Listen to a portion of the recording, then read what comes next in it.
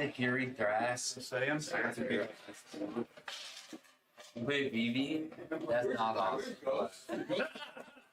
That's less awesome. That's less awesome. It hurts. Did you not drop notes? I put the drop on. There's two on there. Oh, your table. Yeah, he should have already been dropped. We should be by Yeah. Somebody sent me a random case.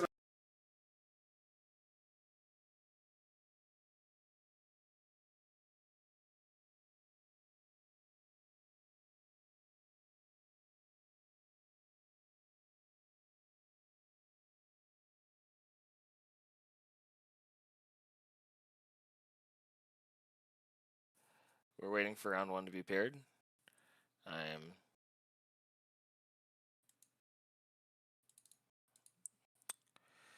I'm Isaac from Squandering Resources, and I'm joined by Dalton from Squandering Resources. Hello. Getting ready to go. Yeah, we're live. We are live.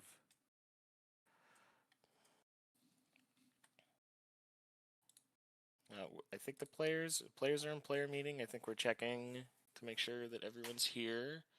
I see a round up.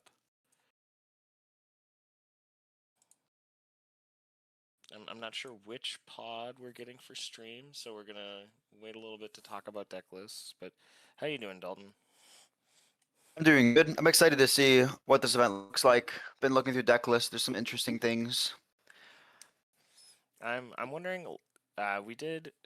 Me and Jax did Bake ZD a couple weeks back, so I'm wondering if and it was run by Tim. So I'm wondering to see if this event will also be. Let me see if is it Japanese points? I'm not sure. I think it was the normal point system. Normal points today, system? At least based on the top deck account. Yeah, I like the listing. Okay, well that'll be good. That'll be interesting to see. Yeah. Yeah, I mean, looking through these deck lists, I've seen very few duplicates. It seems like almost everyone is playing a different commander, which is kind of crazy. And that's kind of what we saw at Bake ZD. So Bake ZD had, I think, literally only 2 duplicate deck lists in top 16. And our duplicate deck lists were almost like completely. There were very few. Like, I think there was a couple cannon, like 3 or 4 cannons out of like a really big event, and then we had a couple of rock grasses that were duplicate, and almost every other deck, like it was cannon, rock grass, blue farm, and then I think maybe 2 VVs. Oh, and we're getting table 1. 6. So we have Notorious in seat 1, Una Bomber in seat 2, John Reardon in seat 3, and Rose in seat 4. Want to talk about these deck lists at all? Yeah, let me pull them up. So I know Notorious is definitely gonna be on his classic. He's on Arkham. Pretty standard Arkham list overall.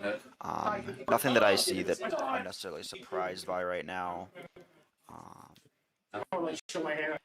Surprised, I guess, we're not on Commandeer. That's a card that in a mono blue deck seems so powerful in meta right now. I don't know if he's ever been on it. I haven't really looked into Notorious's previous lists. I look. I mean, I think the majority of the deck is actually colorless. Triggers me when I should have kept. Deck it is. I don't know if that would be the correct quite there. But go ahead. That's fair. Like one city of brass, and I can do this, and then you. Yeah, like a lot of the blue cards that aren't counter spells that you can use instead are going to be some kind of combo piece you might not want to pitch. It's always top card. Yup. Yeah. So then in seat 2 we've got Akiri Thrash. Una Bomber. Yeah, it's like a very Thrasios pill. I definitely see this that are like full slop. This is much more on the actual Akiri Thrasios game plan. Yeah. I'm not seeing Like when you have one there's extra no Zerda. over and you're real sad. Yeah. I think that's like a big part about playing this list is you get access to Zerda. But For sure. I mean, and we're also still not on Commandeer. as well here. I think this would be one of those decks as well that is very blue tilted. We are on Thoracle though in that deck. So we're Thrasiosing into hard Thoracle, I guess. Yep. Yeah, and that's like something that I definitely have seen before. I feel like a lot of players opt to look for different ways to win, where Thoracle is just not a bad card, but some people like the security of it, so I get it. I mean, we'll talk about weird card inclusions. So Shang-Chi, new from Marvel. If anybody doesn't know, this is a green and a colorless. Green and a colorless for a 2/2 human warrior hero. That says your creatures can activate abilities until they hit haste, and he taps for 2 mana of any one color to spend on creature activations only. So this card, I've been playtesting with it quite a bit because I play Rockgrass.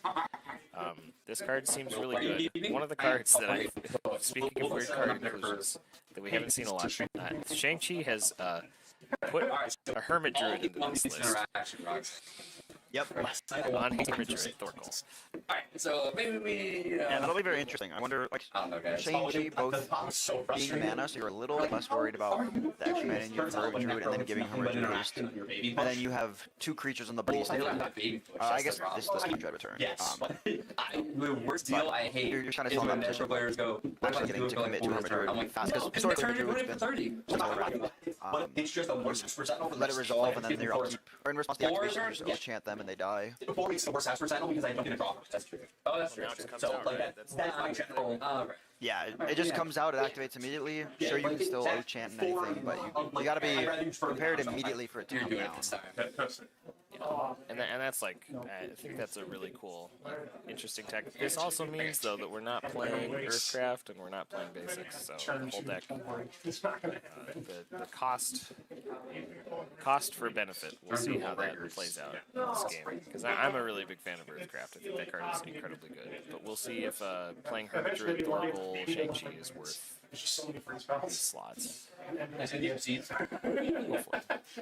Every draw is active. Then we have John and seat 4 on, or seat 3 For a on little while, I was Rockside. playing Esca 5-color. There's a lot. I know you've been messing around with a lot of Rockside stuff. It's like rock. Yeah. Literally. But it's 5 colors, so I got all counts. Yeah.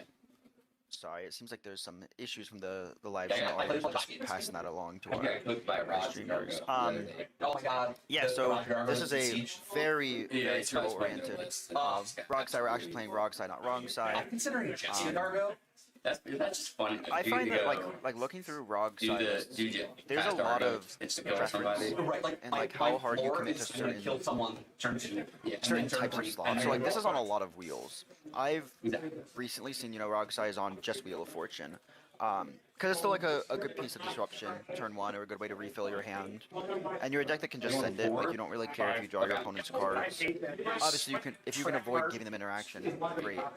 But like here we're on Time Twister and Windfall.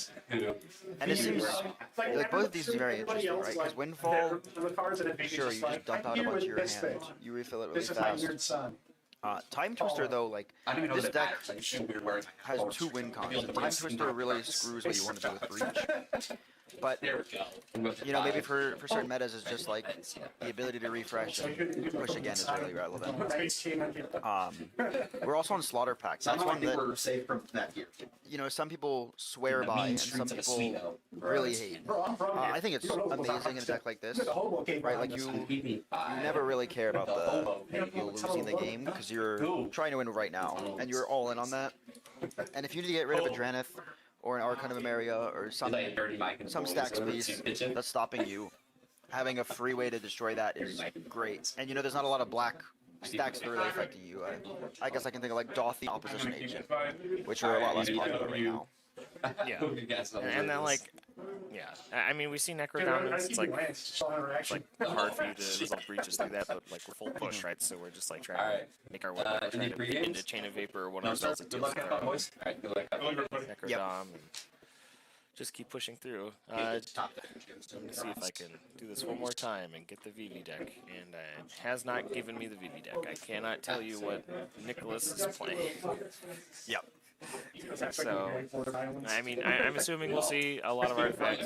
We'll see a lot of these. I think VV's starting to play more board wipes, like we've talked about Cave-In. I know Critical's talked about Cave-In quite a bit. Like this card, like, will just give you enough tempo to get to where you need to be in some games, and that's kind of just enough. So I'm interested to see, like, kind of the card selection coming out of the VV mold. I think the 5 or 6 is mold a little lower than normal, but. I do want to recognize, I got DM, and then I'm also looking in the live stream chat. I do see that the audio from the player seems a bit choppy. I passed that message along to people actually managing from on site. Unfortunately, Isaac and I don't have direct control over that, so I hope that gets resolved soon. Hopefully we'll figure it out. Alright, we talked about Shang-Chi before the game started. Look at this turn on Shang-Chi. Kiri Thraz. Yep. It's just, Dude, that's an awesome art. yeah, I know. This card is sick. And I mean, like, I don't think there's almost anything, like, other than we have turn 1 early ramp in Mox Diamond, and we have a turn 1 enabler in Shang-Chi. Like, we already have Thrasios activation on next untap if we try hard enough. So I think Uno Bobby is exactly where he wants to be. For sure. Rock side to play him, resign to Paramantle. Not very explosive start for VD. So Yeah, and the Rogs are really interesting here. Like, for an undergrounds, and typically you're really sending it, you're fetching for bad lands. So we're obviously depending on the land. But we still have the option to play next turn and just cast the Do not comment. another rock coming out. We're chrome mussing, pitching Valley Flood Caller. I got nothing in hand. Thrasios. All the 3-drop. It's a risk study. I knew it's We got a turn 1 Shang-Chi to turn 2 Ristic Study. The only thing, I don't know. I don't know if I can think of a better start. I think, like, your hands have to be perfect to have better starts than this in what this deck wants to do. And it But looks we've like we're commandeered commandeering it. Wow. There's what VV was playing slow for. But we had commandeered the first turn. Wouldn't it make And it you looks feel like we better pitched a if force of will and a I brain would say, wouldn't it make you feel better if I'm also playing Hero 6? So, interesting. I mean, the force of will is definitely risky going to Rogs side. Is that freeze or is that snap? Maybe it's snap. I think that one might be snap. It's too early. Sure. So, I mean, here the VV player's just hoping that Ristic Study will make him survive the Rog size turn. Well, hopefully. I mean, we're set up to. I mean, this deck pushes or it doesn't, so we're going to either see a big. It's also like we didn't see anything counter the Commandeer coming in or the Ristic set turn. Like, it's always good to try to 2-for-1 players. Like, I think you're 4-for-1 in here, technically. This guy's pitching 2 blue cards, and one of them's a Force of Will. You're just taking VV out of the game. But then, of course, if it's Notorious setting a Force of Will there, that's another piece going down against Rogsite and just opening his window immediately. Yeah. I mean, I agree. Like, Notorious is set up to have a decent turn. He has a Mannequin in play, I believe is what this card is. And then we're 2 mana off Arkham, so we're getting close. And Commandeer doesn't do anything to Arkham, and he's pitched the Force of Will that really is the card that interacts with Arkham on the stack, so... Yeah. He's feeling good. And then Rogsai, I can't see his hand size, but I don't think we mulled pretty low. I think we're either second 7 or 6, so we're going to see he has a chance to push, and hopefully there's a chance he just gets through the Ristic Study, because there's only one. Yeah, and it is in the hands of a VV player, right? Like, obviously we can't look at this deck list and see for sure, but at least in my experience, VV is not a deck that's super high on interaction, and it's got access to exactly 1 mana.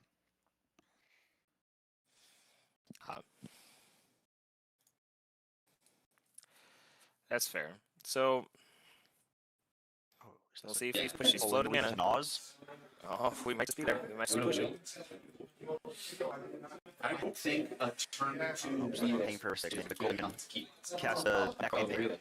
Seems like a very good position to be in. Just refill a little bit and then fully send the turn with the VV not having developed. But you also open the rest of the table doesn't just be the Ristic to answer you. He doesn't have a wheel, he has a will. I tapped the black mana off my Evergravity for color. He did say, okay. And Roger. Yeah. Doesn't that cost 2? No. It's only Hearing the clicky You're clacky not- keyboard. Yeah. My bad. Wish my keyboard was Yeah. quieter. Yeah. You're good. So we Oh, have we're last resolved. Yeah. 5 mana. Yeah. That looks like an ad nauseum to We me. will. Yeah, we are coming on. No, I have no mana plug. Yeah, like I said, that's an interesting choice. I'm curious why he didn't pay 1 for the Ristic versus try to just send the Nas here with a extra man available. No, it's pretty rough. And like maybe part of that decision is he's already committed to not pushing this turn into the Ristic and exploding, and he just wants to untap with a little more, maybe fit a red past the Ristic. True, and I mean, like, there's a chance he finds mana and can push anyways, right? Like, he's got options. He's not just like stuck doing exactly one thing at this point in the game, right? If I hit some mana on school, We're not railroaded into choosing a game plan. He can just dig down to would you just take some a point where he has enough value to keep playing out the rest of the game, That's the new answer. and then resolve a combo later. And I know it's not a thing make that sense? Rockside typically does, but we have the option to Okay. play some of these I will games. just go for Sometimes seven. these decks And I will show him built the in interaction and value just say, no, engines. I'm not like messing with you. Yeah. And like this deck is running, I believe it was Fish and Ristic. So yeah, you can kind of just sit back and push on top later if he wants to. He's also running 3 extra turn spells, it looks like. Last Chance, Warrior's Oath, and Final Fortune. Days.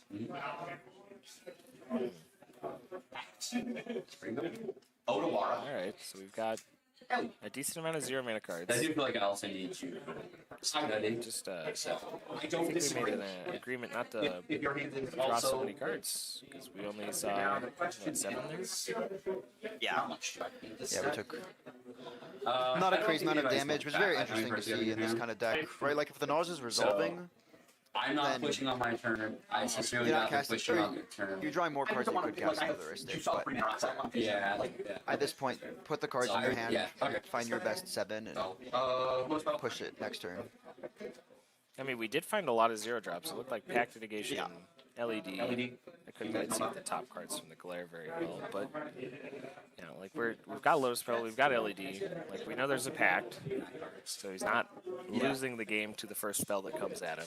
He can also offer draw in situations, so the deck's kind of feeling okay. It's probably not happy about only nosing down 7 cards, but could have been worse. I mean, he's got absolutely nothing. Or all of our high mana interactions took like 12 or 13. crack the LED and paper? You're right. That is true. These are validated actions. I'm guessing yes. That's fair. Good on. Alright, this is pretty on now. Inference, I will get rid of the days that you're talking about. Yeah.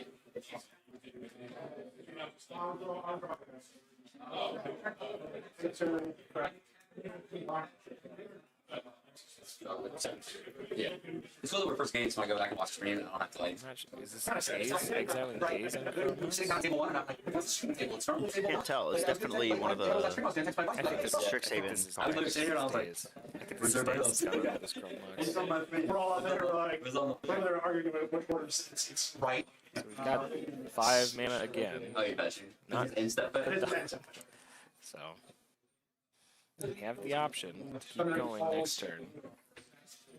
For sure. Yeah, I mean, lands. he just needs a single tutor and he wins the game on his next turn. Yes. And that's like It sounds like a lot. Rockside's very tutor dense. It's not my mechanical watch. It's not me. I'm not wearing a watch. Let's see, is he But on clearly counter? there's I'm not wearing a watch. clearly there's a piece of interaction somewhere at this table where we wouldn't have just ad nosed for Oh, 7 I thought cards. it was. Yeah, I mean, I saw Notorious show C2 a card from the hand. I don't really know if like that could just be like, hey, I got this for next turn, or this is what I'm thinking of doing. But it seems like some information was shared over there. So even just the sharing of information is enough to maybe stop someone. That's not a mistake. Looks like Mr. Golden Niv is in the graveyard. Yeah, I was gonna say, what does Niv hit the graveyard for? Don't we That's usually it. keep that? It's another Ristic study. Oh, stay with me. Stay with me. Yeah. It's Final Fantasy Risk Study. Yeah. So the VV player went from hoping someone plays a draw engine to now potentially having 2 and just hoping to blow Rogsai out and untap and win. I mean, this is not what you want to see after making a deal to add Nas for 7. You don't feel good about seeing the second draw engine land after you spend your mana on one of your probably the best value pieces or advantage pieces in the game. Players untaps and goes, check this out. I have a second Mystic study. Use the Arkham.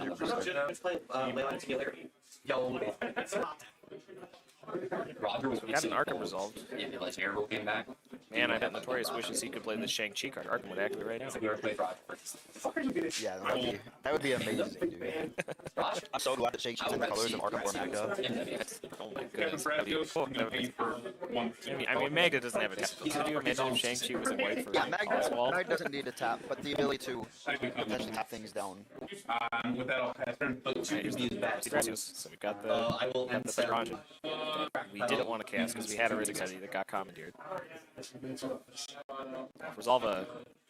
Of all the cards in the world, could we resolve a training grounds right here? That'd be really cool. Tap for a blue. It looks like it was, I think it was a payment for one of the Ristics. I think Vivi only drew one card there. Which is interesting, because we're going into Rog's next turn. Look at that, we talked about the tutors, there's a mystical. Yep. Flashback though. Again. So what are you tutoring for here, Dalton, if you're mystical? What are you tutoring for? Yeah, I think it obviously depends on what hand. I think most likely you can just mystical for demonic tutor here. And then demonic tutor lets you find breach, and then crack LED to find freeze.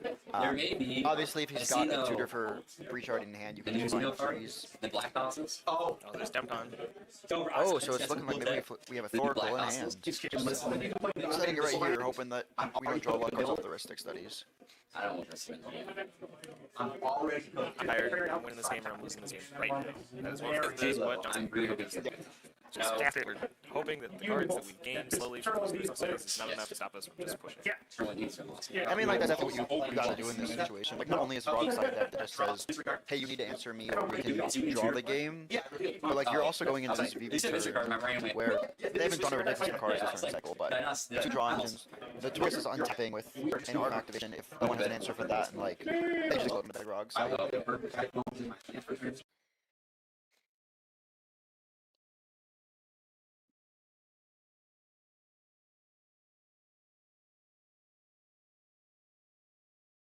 It looks like there's some discussion about whether or not he's able to move the draw if you want to interact before. Yeah. So, played a land for turn. The top card, we've drawn a Demonic Consultation from turn. We know there's a Pact of Negation in this hand. Do you think he thinks he just has enough to get through? Do you think we're just putting it on the stack and asking for a draw? I mean, I know we didn't go super deep on that ad nauseum, but we had cards in the hand before. Maybe this he has got a second piece of backup. Not that it's super great if you're already using Pact and having to pay for it, but like he has the LED as a way to pay for heuristic studies on the decon, so he can deny card draw. And like maybe to him that's enough to just say like, hey, I'm gonna crack LED and pay, but if you show me you already have the piece in hand, like let's talk about a draw. Let's talk about me not continue to fight. No, I mean like I don't think we're just gonna. I think we might just push for draw here because I don't know if he wants to try to continue playing through the ballistic study. Right, like it's gonna be really hard. For sure, but I mean that's the benefit of a deck like this, right? Like you push for the win, and then if someone goes to stop you, then you offer the draw. You don't need to like before you put the Thoracle on the stack actually offer the draw.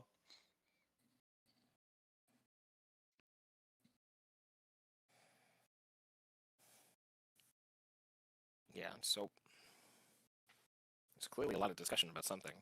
We just so you guys know, we cannot hear player audio or it would reverberate back through the stream, so we cannot hear what they're saying at this table. If you guys can, you can let us know. And like I said before, for anyone who's new into the chat, we can tell that, or we've heard that the audio is scuffed. We let the people actually in charge of the stream know, so hopefully they can get that fixed. Isaac and I are both not actually on site and don't have control over audio balancing for this, unfortunately. Yep. And it looks like we're ended here. Yeah. Like Isaac said, we don't know if there's a pre-game discussion or a pre-action discussion to draw. I would assume not from a deck like Rogsai. But we'll see. I think yeah, we're gonna see what we've talked about. Where I think he's just gonna push. If Vivi draws actual counter magic in between, like we'll see if we get stopped, and then they'll probably have another discussion here on if the player puts interaction on the stack. I don't think Notorious has shown a card twice at either side of the table. That's not right. So Vivi and Akiri Thras have seen this card from Notorious's hand twice now. I don't know if Notorious wants to just throw his only piece of interaction away, especially on top of a VV with 2 Ristic studies. Like, he probably doesn't want to just give up his interaction for free. He's going to either make some sort of deal on this resolution, or we're just going to see Rockstar get there through 2 Ristics. Yeah, if I'm in a notorious position, I'm definitely either offering a draw or, I'm not an Arkham pilot. I don't know exactly what sequencing looks like. But if he's using a spell in his hand, like he has to ask the entire team to not do anything and let him activate Arkham on his turn, which is like kind of put him between a rock and a hard place if he's going with interaction. But it just opens him up to winning the game. He gets rid of the whole library and like. No, I know. Yeah, it's just like. Unfortunately, you do have to like. You probably have a good card you don't want to pitch. I'm assuming. I it went right, interacted with it, and it was like. Yeah, no, I can stack laid out with the Thorkel trigger and the Demcon perfectly representing the game states. We're showing each other hands.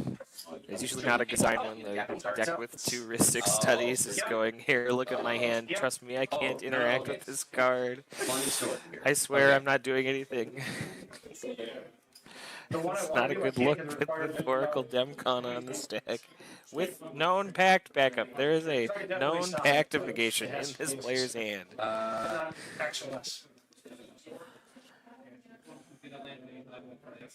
So this is it. Oh, we're looking. So I wonder what we're doing with the cards. I'm unsure. Are we looking at?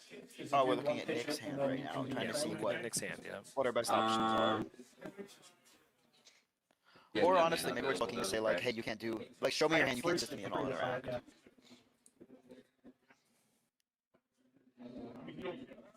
Don't need to copy heaven. I can cast a spell. You can do your thing. I'm very interested in how this game will progress because right away from turn 1 we're thinking that Akiri Thras is just sending the value down, has the Shang-Chi stick, and immediately we're turned around to this position where Vivi's got the only value in play, but they gotta talk about Rob's on the stack. And like I said, you're untapping with a Arkham activation, and Notorious could just completely change this game. I think That's true. If we don't see the game right here, because I don't know what all of the circles hit or move stuff from place to place. Like, what do you think Arkham does for I don't know how perfect these hand is, because there's a chance that the player just untaps and wins, right? Like we're double risk study. Our hand is huge. Like there's a chance we just see V Curiosity spell. Like, yeah, I think like. Arkham's put in a very interesting position, right? Because if this is possible to get in, then John has a great way to send another Oracle. Like looking at his deck list, he's like you only have 2 free spells. Get a blue card. Chain of Vapors and Well, if it was not a great amount of ways. Like, he doesn't have a clone or anything for the floor. Right? So if you stop his win, then he's going for a breach line. And against both Vivi and pushing for a breach line, Arkham's searching for God Pharaoh statue, just shuts them both out of the game super fast.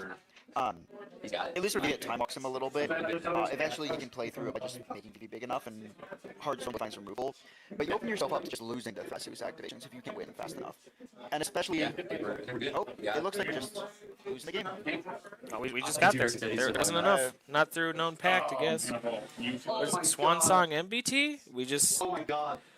We let her go. We didn't have enough mana to cast something. We were exposed to MVP.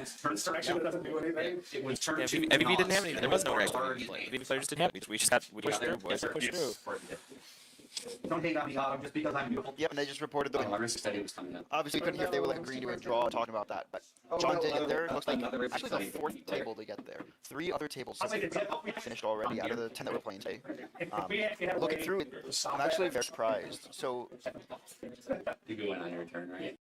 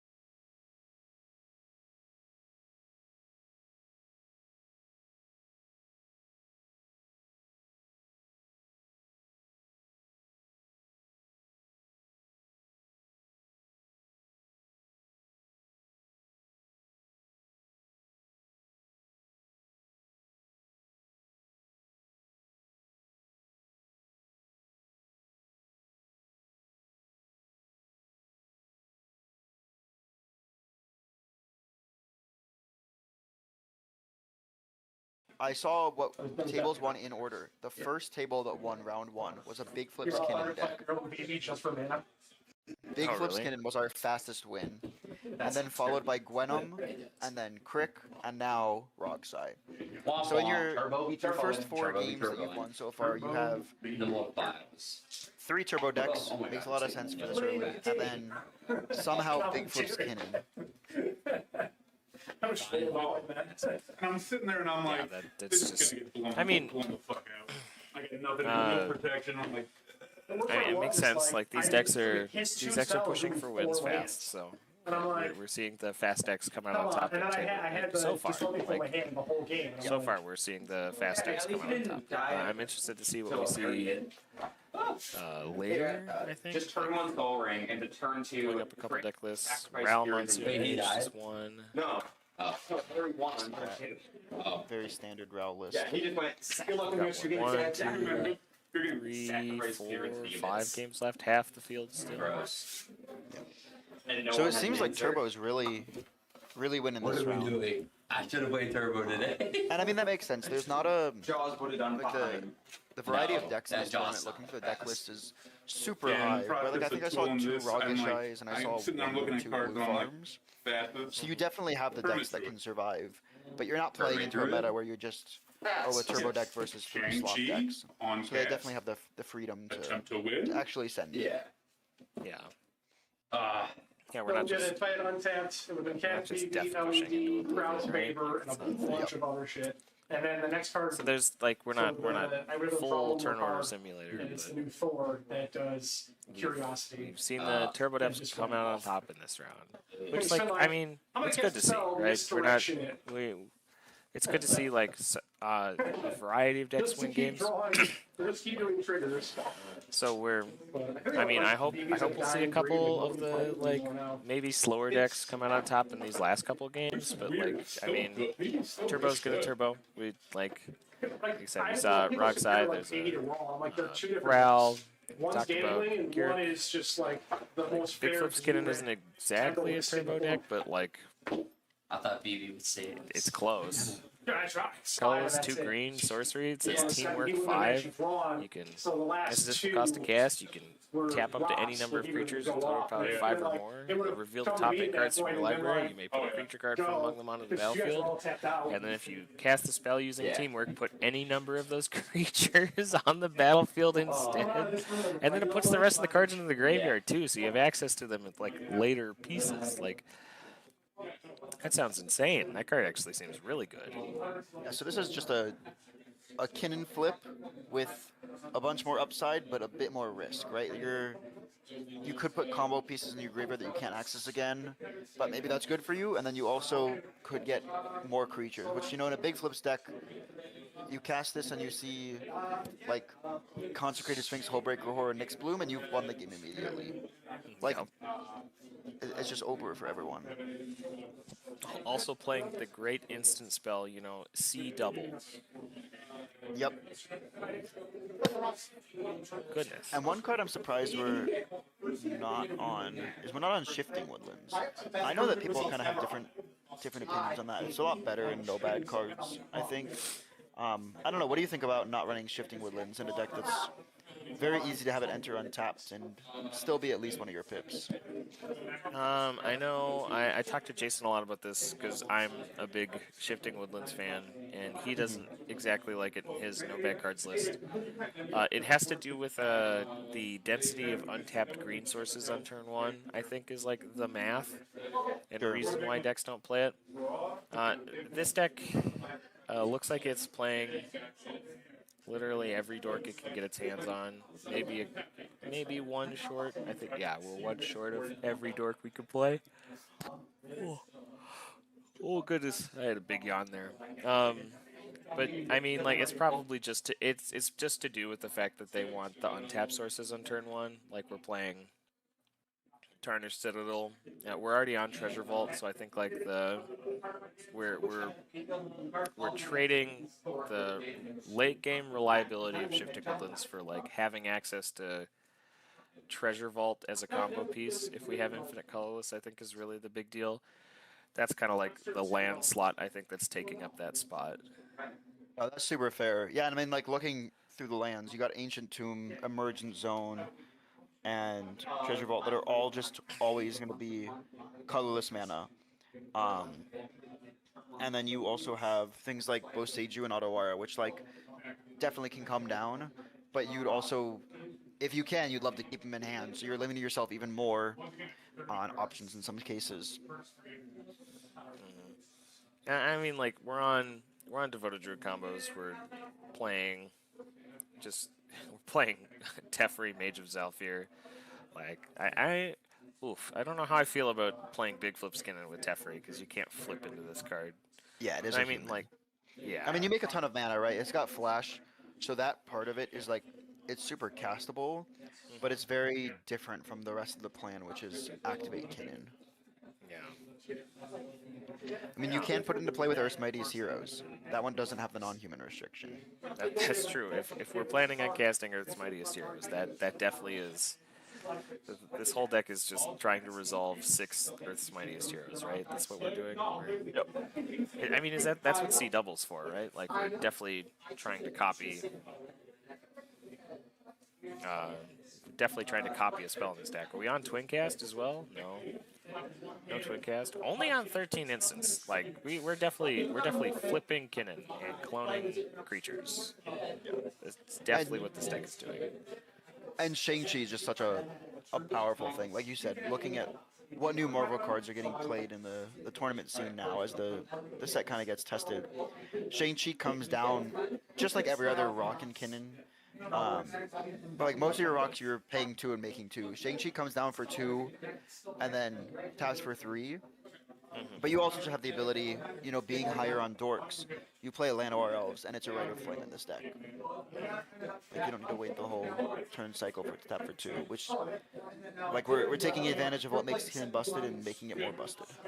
Yeah, I mean, I think that's why we're also seeing like Formidable Speaker isn't usually a Kinnan card either, like because it doesn't.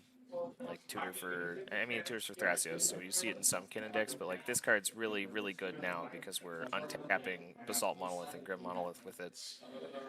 Probably, mostly like Grim, but like you're untapping Grim Monolith with it. It has haste now on top of Shang-Chi, so it's like really easy to activate like a lot of these cool abilities. Also the ability to untap Shang-Chi, right? Like, you tap Shang-Chi for 3, you use one of it to activate Formidable, untap, tap for 3, and now you're at 5 mana. And that's true. almost a Kinnan spin right there, right? You just needed like one more dork, and now you're really committing to this Big Flips plan, which I obviously paid off for him. Unfortunately, we didn't get to see how he won, but he was the first player to win a game, and it was 15 minutes ago. Oh, I think this is a new report. Oh, there's a Gwenum that won. Yep. Is this new? Let's talk about this deck a little bit. As we're both local to Austin, as much as he doesn't play this deck anymore. Love seeing this deck. For anybody who doesn't know, Gwenum, 3 colors, 2 black. For a Death Touch Lifelink 4/4 that says whenever Gwenum attacks until end of turn, you can look at the top card of your library and play it, and you can play that card from the top of your library. If you cast the spell this way, pay life instead of its mana. So it's a Bolas Citadel on attack. Yep. And it's a very much similar deck to similar in other turbo decks. Instead of counterspell checking them, though, you're bounce spell checking them. If they have a bounce spell when you go to move to attacks, then you stop the deck. But if they don't, you're probably losing the game unless they brick. And bricking in this deck, I mean, how many lands are we on this list? 21. Definitely possible, but it's not a very high expectation either. And most of your lands here also they're like Hall of the Bandit Lord. They give Gwenum haste, or their Crystal Vein. It's a ritual. Vault of Whisters for mobile count. Like every land in this deck is picked for a reason. So we're taking the risk to have I think some of these decks will go really, really low on lands, but we're taking the risk with a couple options to get us farther ahead in the game.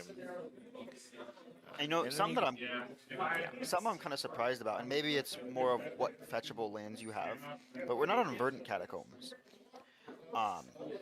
And that, like I said, there's only 2 swamps, um, and we're on 3 fetches and prismatic vista, so we don't want to fail to find. But at the same time, fetch lands just let you, like you play it as your land for turn, and you get a fixer top deck once more with Gwenum. We talked about it. I think that's a calculated risk. I think we're not. Also, a thing we don't see from this list is the what is it called? Mortuary, the enchantment that loops one of the creatures. We're not playing that strategy Yeah. stack. That's another. That notably, that strategy's not here. We're just pushing. We're just full send, I think, or we're on Witherbloom Chain. I think is sorry, not Witherbloom. Professor Professor Onyx. Onyx. Yeah. Yeah, and then we're also on Aetherflux top, of course. Yeah.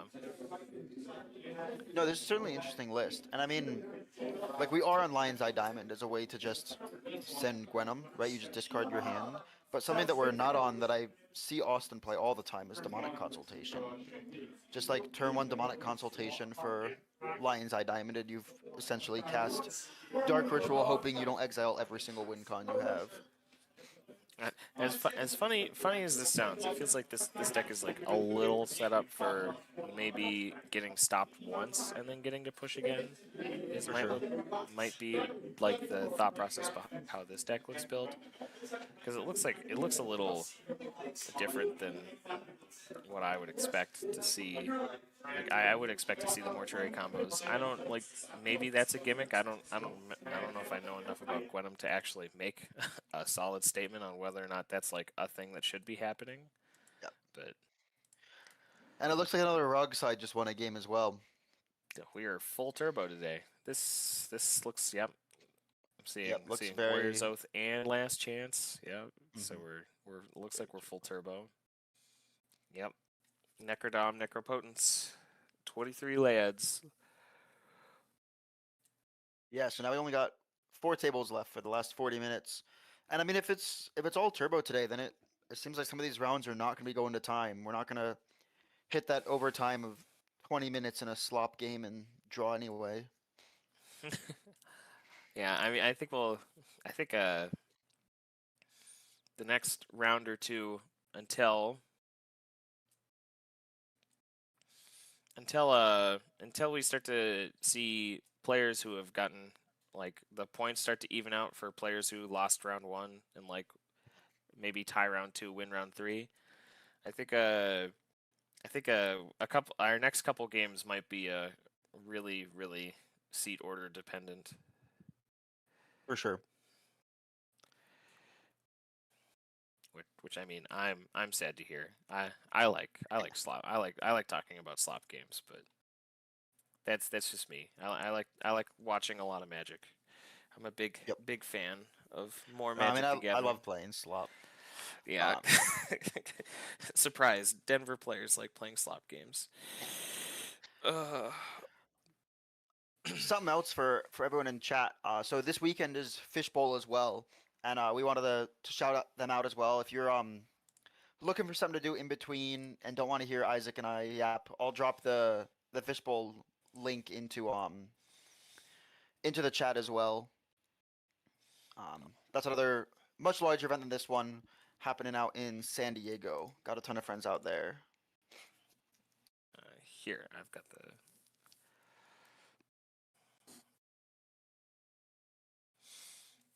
Maybe that didn't work. I just sent a link to the live as well in our chat, so you can drop that if that one doesn't work. Ooh. That should be correct now. Alright. Who's interested in? And we've got Kyle and Ya from That's a Good Card are casting over there. So if you guys want to watch, if we're down in between rounds, like we may be in the next couple rounds, because hey, it looks like Turbo's pushing through. I say that as Gold Sabertooth pushes his game in for Rakdos the Muscle. Good lord. Yep, he's switched it up, and I'm very interested to see. I mean, at Big ZD, you were casting, and I was watching that, talking in chat, and it seems like, he kind of just steamrolled his own event. Just got there. Yeah, he just got there. So I mean, he just got there again. We've got this win on. So it's been Rogsai, Ral, Big Flips, Kidden, Rakdos the Muscle, Gwenum. So we're looking at a very fast set of pods. You're gonna hear a lot of yapping. And if you're not sure if you want to hear a lot of yapping, you can go listen to Kyle and Ya yap about their stuff as well over in the Fishbowl stream and MTG Basics. If you were wondering, Dalton has dropped the link in the chat if you want to look at that as well. They look like they're starting round 1 soon. And I think that event passed 200, but I don't know if it actually hit up to Diamond. Mm. Oh yeah, 208 registered right now. It's a plat. Yeah. Alternatively, though, I mean, looking at how it's going, there might be a lot of downtime if our stream game is one of the first. But Oh, we got we another also match. just seeing a ton of turbo just ending it. So maybe all the rounds will go fast. Well, here's a Rocco deck winning in its round. Nice. We've got it. It's full send today, baby. We're full tilt. We are winning the game in 3 turns, or we are not winning the game at all today. Is what it looks like. Oh goodness. I love looking at spell selection for Rocco.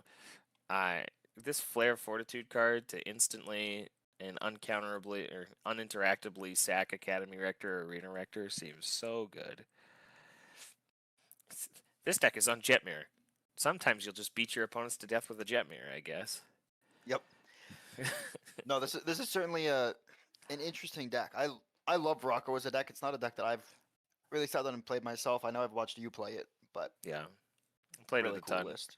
I think we saw this player at Baked CD, and I was talking to Jax about if they've resolved a turn 1 stacks piece, we'd probably see them win the game. And I think they put a Deafening Silence into play on turn 1, and I went, they've got it. Yep. It took us a little while to get there. Somehow this man politicked a table to let his Vivian on the Hunt resolve with a 3-mana creature on board, and Yep, I remember that. yeah, I don't. Quite the game. Oh.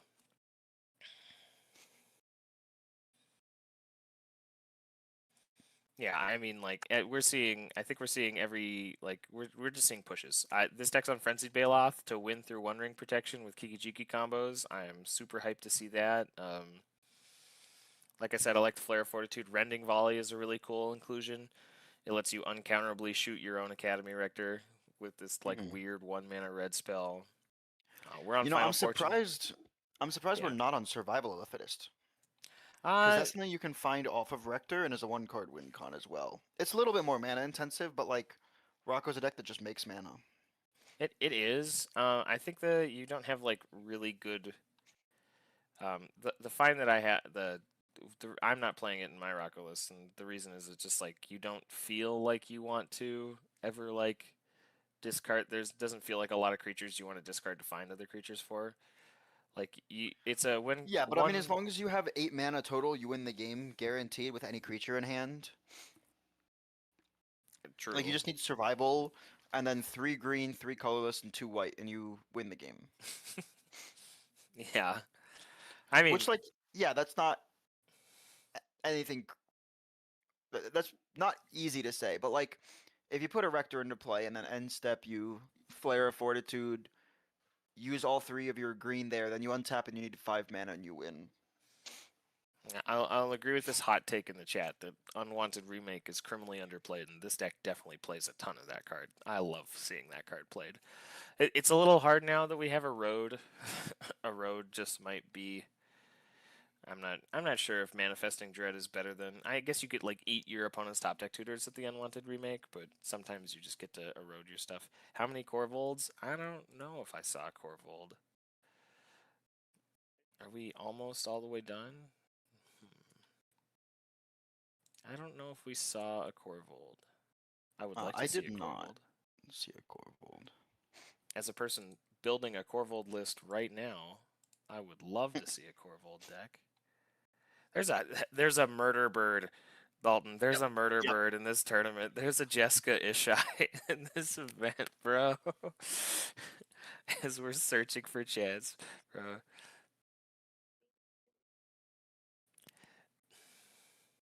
Oh my gosh, I can't wait to see someone get bonked by a 8-8 Ishai for 24.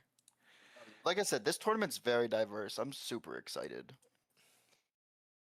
Oh, there's a I'm- Winota. There's a Winota Yep. player. I'm personally hoping we see the Celeste pilot on stream. Oh yeah. There's a Clue Farm deck. Guys, we are looking for interesting stuff to talk about. Here's an Omnixilis. What's going on in this last game? Why is this last game? So there's a TNT. There's a couple games left. Why is this game taking so long? Left. There's a Kenrith. It's Kenrith TNT Lumra. Oh, I hope we get to. I would love to talk about a Lumra deck on stream. And a Rocco. There's another Rocco player. Oh, sorry. The Rocco player that won that I was talking about was not the Rocco player we saw at Baked Ziti that me and Jax talked about. This deck that's still in the pod with the Lumra deck it's Morgan. It's the player who was at Baked Ziti that we talked about a ton. This is the deck. And this deck looks like it has a ton of new and interesting conclusions that I have not seen before in my life. What is Hawkeye's Bow? What is this? That's the card that's a Pauper combo. I don't know what it's doing in CEDH. Equipped creature we gets on- +1/+0, has reach. Whenever equipped creature becomes tapped, it deals 1 damage to each opponent. Attached to target creature you control, equip only as a search. Sure, it has equip 1. So we You're are on Seeker of Skybreak. So you just put it on Seeker of Skybreak, and then you tap it to untap Seeker, and it just does damage to everyone. So it just yeah, kills that's a- players. It just eventually kills players. Yeah, but I mean, it's just like as long as Seeker, so Seeker's a 2-drop, and the second that you can activate its ability, you just pay 1 to put Hawkeye's Bow on it, and you instantly win the game. Wait, why? What? So hold on. Seeker says Hold on, tap. let me reread Hawkeye's Bow. Yeah.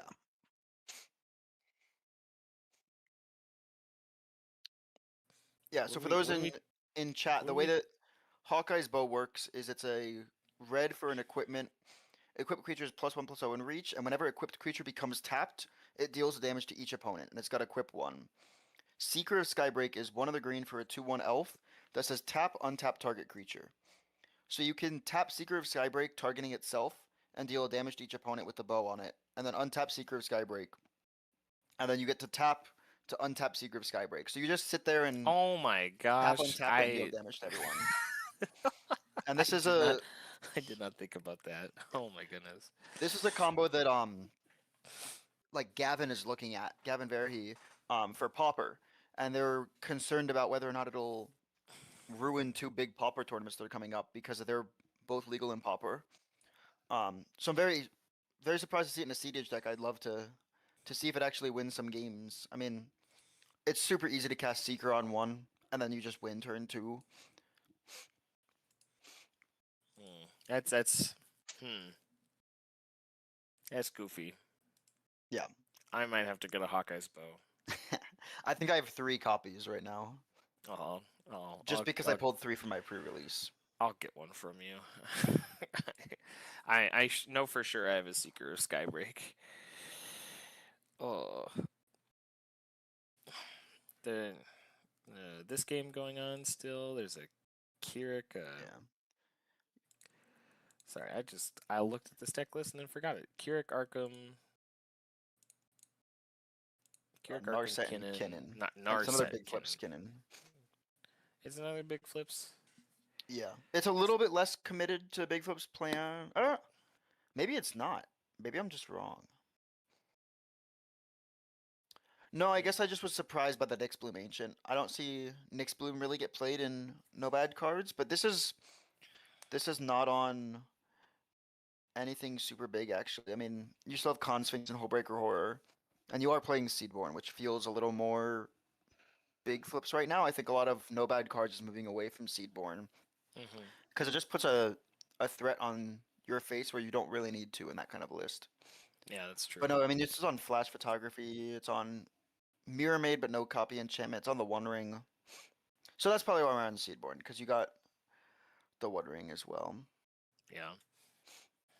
And like I think there's a lot of nope, I keep clicking on the wrong deck. Come on, Isaac.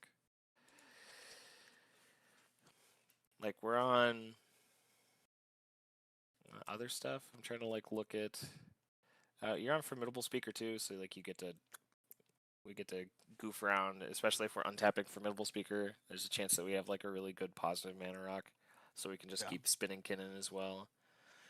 No, it definitely seems like it's kind of a hybrid list now that I'm fully looking through. I mean, we're on delay as a counterspell, but we're not on like commandeer or misdirection. No, So I think this is what Abomination is tending towards, the weird Kinnan list that's devoted druiding things all the time. sure. I think this is what this deck looks like now. Because we're just I don't know, we're really low on our dork density too. Like it's a little interesting. And it's interesting. This is on Seat of the Synod and Tree of Tales. Is it all for Bopal? I'm looking through to see if there's anything else. I think it is just for, well, you have a little bit more flexibility in a deck like Kinnan, because like if you need to, Tezzeret or like your artifact tutors can find a land drop, which like usually you don't want to be doing because you can just find a rock that taps for more. But like depending on what you have access to, especially if Kinnan's not out and there's like a Dranith or something, sometimes just getting that land drop is important. Oh, this iteration doesn't look like it's actually on Tezzeret.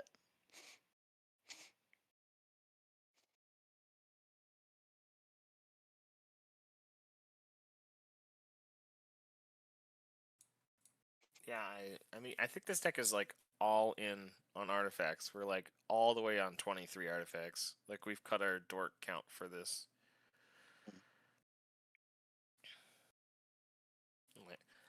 Yeah, we're on Birds Delighted Findhorn Elves.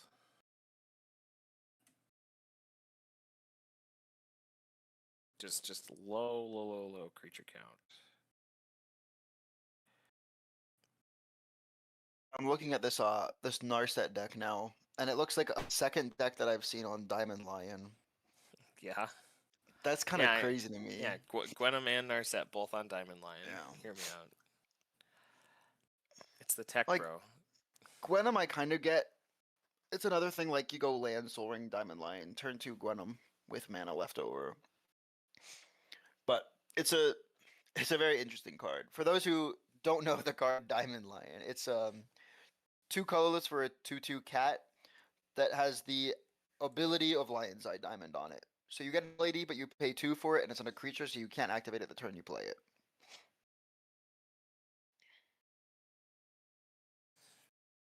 Yeah, just why? Hey, listen. We have Shang-Chi now. Diamond Lion does things, you know. That is true. Neither of the decks on Diamond Lion are in green, so they can't play Shang-Chi. But it's the new tech, I swear, guys. It's that'll be the new Rogfast thing, you know. You'll play a Diamond Lion and then activate it on the turn it comes down. It's mana positive, guys. Trust. Oh. Goodness. Ooh.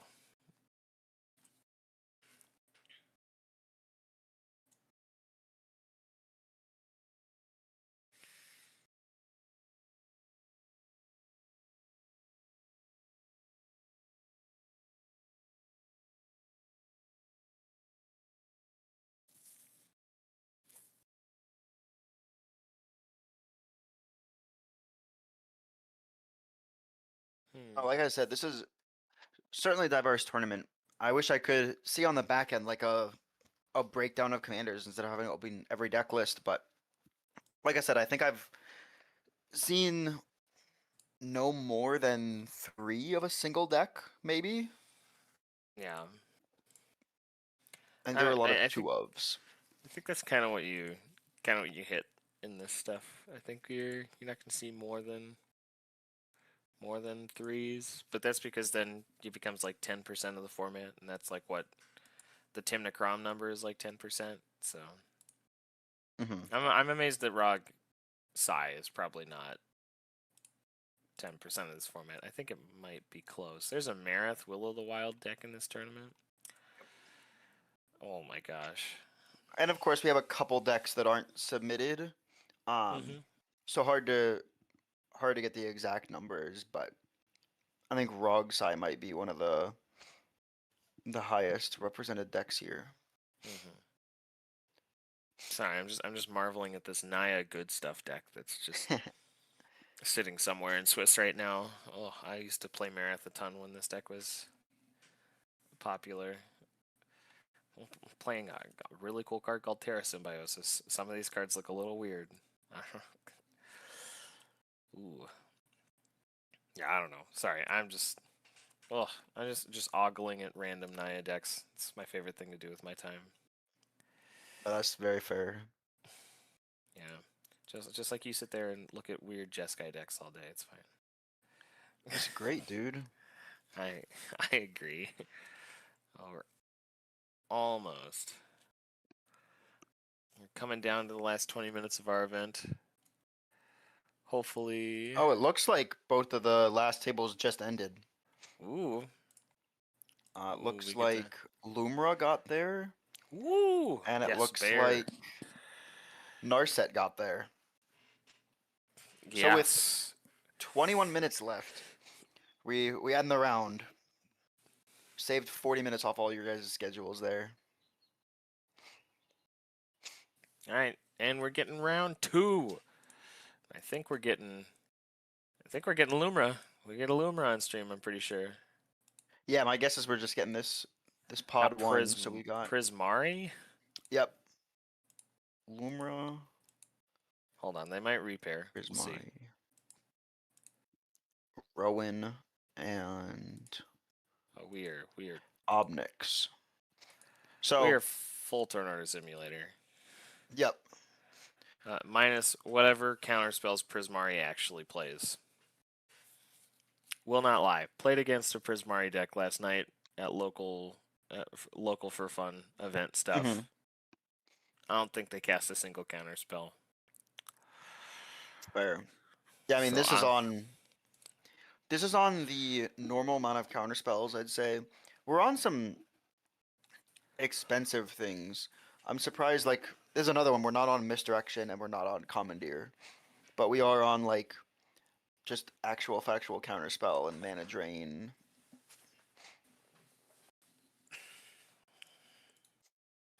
Yeah, we're getting. I think this game will be interesting until it's not.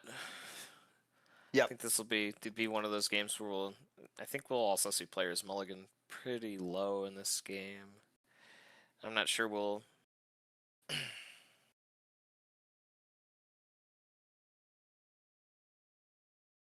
So hopefully we see something interesting. Like the development might be like Loomer resolving a Trinisphere on turn 2. That'd be pretty cool. That would throw a wrench into a lot of decks' game plans. For sure. Yeah. Let's see if we can find some new Marvel cards in these deck lists. Yep. I'm gonna look through this Obnix deck first, see if I can find anything spicy. I'm not seeing anything. One of the cards I was talking about a couple people with Lumra was the Mole Man. It's just another. It's just Ramunap Excavator, but different. But this deck isn't even on Ramunap Excavator or Crucible, so I guess it's not like truly caring about it. Yep, we've got Lumra seat 1, Prismari seat 2, Rowan seat 3, Obnix seat 4. So at least out of Obnix so far, they are playing Hex Magic. That's one of the new Marvel cards. It's 2 in a red for a Sorcery Arcane. Exile all cards from your hand and draw that many. Until end of turn, you may play cards exiled this way. Yeah. So it's that a card seems pretty cool. self-wheel. They talked about it for, I think RAL decks are also talking about that card. Yep. Some players think it's good, some players don't. I mean, I think it looks pretty sick. I managed to pull a foil in a couple of my collector's Nice. packs, so Yeah, that looks like the only Marvel card in that deck. is See if Rowan Rowan's on playing the any thing. cool Marvel spice? Is this deck? It's playing MODOK. Oh, it's on MODOK. It's on MODOK. Interesting.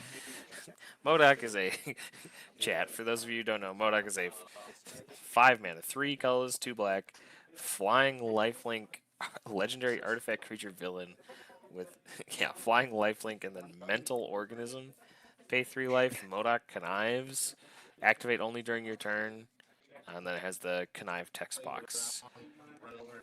And it's designed only for killing. Creatures your opponents control get -1/-1. So it's like Karavek and really, really, really bad Griselbrand. Well, this thing actually seems insane in Rowan because you pay 3 life to filter through your deck until you find your outlet, and wow, now I've paid like 30 life into this ability. Activate Rowan, my outlet is 30 mana less. This deck is also on Hex Magic. I am seeing a decent amount of like between these decks, Spider-Man and Turtles cards. So we definitely are getting new cards for this kind of thing. Splinter's Technique is a good big one, right? Like we're seeing Rowan on Splinters. I thought I saw 2 new cards, but it was Dark Ritual and Lightning Bolt in the Marvel printing. Yeah. Don't let Disappointed. Doctor Doom and Thor prove you wrong. Those are old Magic cards. Trust. Yep.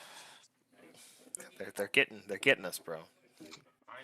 They're getting us. This multiversal passage seems pretty good. A colorless shock land, or a monocolored shock land. The land base in Rowan always just every time I see it, I'm just like, oh, it does hurt you, doesn't it? That's good. That's a good thing. I keep forgetting that this deck wants that. Yep. Like the amount of I'm amazed. Every time I see this deck, I'm amazed it doesn't just like raw dog ad nauseum for fun. Like Sure. But then again, like the upper mana curve is like we're on what? Peer into the Abyss, Behold the Beyond, Beseech the Queen. I thought I missed that. I thought I tongue twisted that name up, but I did not actually. Inspired Tinkering, Increasing Ambition, Illicit Shipment, Final Parting, Demonic Collusion, and Dark Petition. Coveted Prize. Like, and that's just the 5-drop slot or higher. It's 10 cards above the mana cost of 5. So it's like 10, 20, 30, 40, 51, 65. Yeah, like just like there's 10 cards in your deck that cost 65 mana. So I guess ad nauseum sounds like, and then we're on Villas, Keurig, MODOK, Pinnacle Monk. Yeah, like, I guess I'm being dumb. Oh my goodness. One card that I'm surprised the Crick Tech that this deck isn't on, and I wonder if the Rowans are, is Blood Celebrant. So Blood Celebrant is black for a 1/1 cleric, and it's got black pale life, add a mana of any color to your mana pool. So in Crick, it's essentially pay 4 life to add a mana of any color, which lets you pay for like the colorless pips that Crick can't pay for normally. In Rowan though, you just go black pale life, add a black, use that black pale life to add a black, and you just keep activating this mana ability. And because it's a mana ability, you can like tap Rowan, hold priority, and just activate it like 20 times, and then let the Rowan ability resolve even if they go to remove Rowan. Yeah, I mean, our local Rowan player plays that card. Yeah. Yeah. And Alright. I think he did pretty well at Siege. I think he top 16, right? So, like, Yeah, I believe so. that card's real good. I think at least.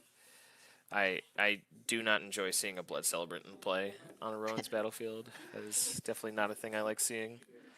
I mean, like, I don't know. I'm so interested because, like, from personal experience here in Denver, playing against Rowan, we have such a different style of Rowan deck that exists in our meta than the normal ones. Like, our our Rowan pilot is a specialist Rowan pilot that plays a specific version of this deck that is not the same as other decks. Yeah, and he's an excellent pilot at it too. Yeah. Like you mentioned, top cut siege. Yeah, Just this like overall is highly ranked. Yeah, and so I don't get I'm interested to see how this deck works because I don't think I've seen the normal Rowan win conditions. I mean, like, if you want to tell me how this deck looks to win a game, I'd be interested to hear because I'm really bad at spotting it because there aren't 3 dragons in this deck that win the game, so I don't know what I'm looking at.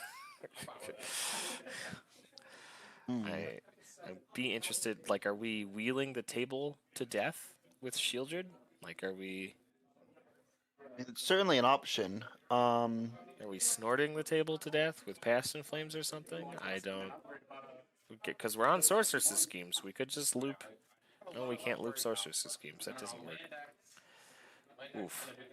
Oh no. Oh no. I don't know. I don't know how we're winning. Is it Plunge into Darkness? What is this Vendetta card? Hold on a second. Oh, it's a kill spell. Okay. Plunge into Darkness. Plunge is sick. I love Plunge. I agree. Plunge is a sick card. Is there? It looks like it's just Searing Touch that I've seen so far. And then you also have Lightning Bolt Reiterate. So, okay. Looking at, doing like the Reiterate cost reduction with like a ritual, kind of like how Ral does it. You just iterating, making mana, and then you. Jessica's Will then. I don't see many other rituals.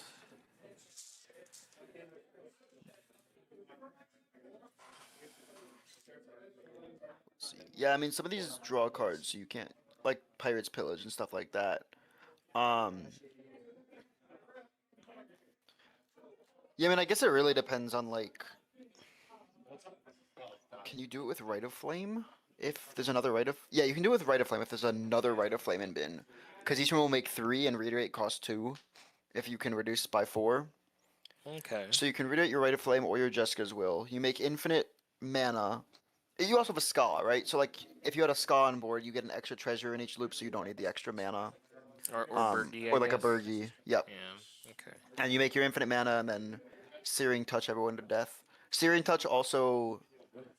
Or Lightning Bolt or Searing Touch. Searing Touch also just works with if you have a reduction of 4 or a Ska. Okay. So it seems like you have to have one of those 2 spells to win the game. Okay. So I'm just like reading all of the cards that I don't ever get to see. I'm trying to read this Demonic Collusion card. I'm like, oh, it's just another tutor. Yeah, it looks like we have a pretty slow start from this game. That's true. We've just started, so we've gone turn 1 halfling. Prismari plays a Volcanic Island passes. Rowan plays a City of Brass passes. Obnix plays a Fetchland passes. We're Mycosynth Gardens into Uncounterable Tezzeret Cruel Captain into oh my gosh, the Loomer deck is loving its time. I wonder if we are tutoring or we're gonna untap the halfling. I imagine we'll tutor for what rock is it? Zurn or is it's Zurn or Amulet? Yeah, I think, right? Yeah. So it really depends on like what that. Well, he could tutor for Vexing Bauble here as well. Sure. Right? Like that's a. Hold on. There's the amulet. There's the amulet. All right. Yeah, we are on Vexing. So he could have tutored for a Stacks piece if he wanted to play Stacks.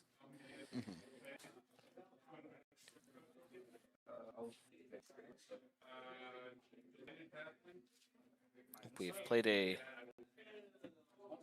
weird card from Prismari. That went by really quickly. So I'm unsure of what that card was. That looks like It's a flow state. Well, Is it a flow state? Okay. It looks like a swan song to me, but that doesn't make any sense. So I don't know what it is. I think it is a swan song. It countered the... Oh, there's a vampiric tutor from Rowan. Okay. We Swan Song to Vampiric Tutor, and it has a Swan bird. Song Yep. to Vamp Tutor. Yeah, sorry, it all just like that play happened really fast.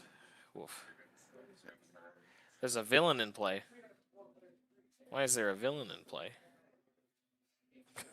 I think that's the bird. Oh, We don't okay. have a bird token. All right, that makes sense. And looking at this tournament overall, like looking at the pairings, I'm wondering if like something's different about how they're doing pairing. So we do have 3 pods now. We're at 37 players, but it looks like none of the wins got paired up against each other. Okay. So came in here in seat 1 on Lumra has a win, and no one else in the pod has any points. But it looks like every single table is 3 zeros and a 5 or 2 zeros and a 5. There are no, there We weren't might be draws, but full random. yeah. That would be interesting. If we're doing full random in Swiss, you just have to get your wins. Good luck. Yeah. I mean, even full random though, they've perfectly distributed a win into each pod. Like there's exactly one winner in every pod. Oh, okay. I So I'm oof. curious in how they have that set up. Okay. But I will say it's not distributed by seat order. Like it's not always the winners in seat 1 or seat 4. There's a bunch of seat 2 and 3s as well. That's true.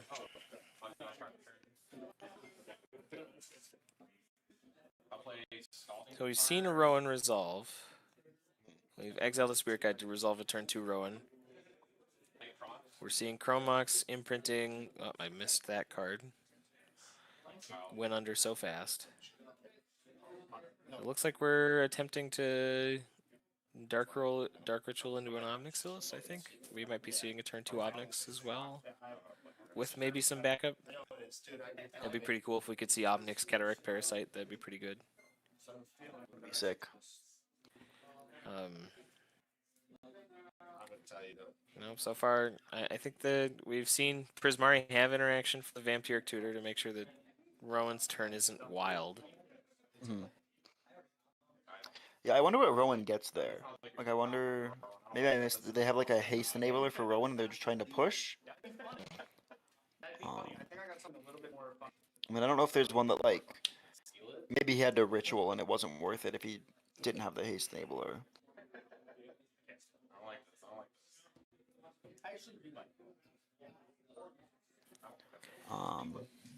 What are we on? We're not on like anything like Lava Spur Boots or. We're on Skateboard, right? Lightning Greaves. Skateboard's the big one? Which card? Skateboard? Is that not a card in this deck? Because that's I been don't the know what big that is. haste enabler. That, nope. I mean, you had mentioned we're on Hall, maybe? Yeah, we're on Hall of the Bandit Lord, but that would have entered tapped. Yeah. It doesn't look like this deck is on Hall. Maybe it's the other Rowan. If there was another Rowan. I mean, I think there are 2 Rowans. Okay, so I think this one's on Hall of the Bandit Lord. What is that? What deck is on Hall? I swear there was a deck in this game on Hall. Maybe it was the Gwenom. Oh, it was We the were looking Gwenom. at when we were I think looking it at. was the Gwenom. Yeah. Oh. I don't know. I think Hall of the Bandit Lord would be an incredible card. Rowan. I think it just guarantees like it costs life and makes her tap for reduction. Oh, So we're a seeing an Null Rod. amulet and a null rod. Oh, good luck. Your artifacts don't do anything. Have fun. Oh, we Cabal ritualed into Obnixilis, so we didn't have the dark. Okay. But we still got there with the turn 2 Ob. And then this is a Horizon of Progress is the land in play. We've eaten the Tezzeret to tutor for another card. Is this just Zernorb, or are we just like assembling full push? Or is this Like a really Vexing good Ball? position too, right? Because like Mycosynth can become a second amulet. Amulet, yep. I mean, we also have our Dork is Delighted Halfling, so it's uncounterable Lumra. Mm-hmm. The question, are we tutoring for an artifact land to put another land into play? There's Snapping? snapbacking. Is that snapback or snap? This Yeah. is snap. We've just snapped. Okay. There's the vexing bobble.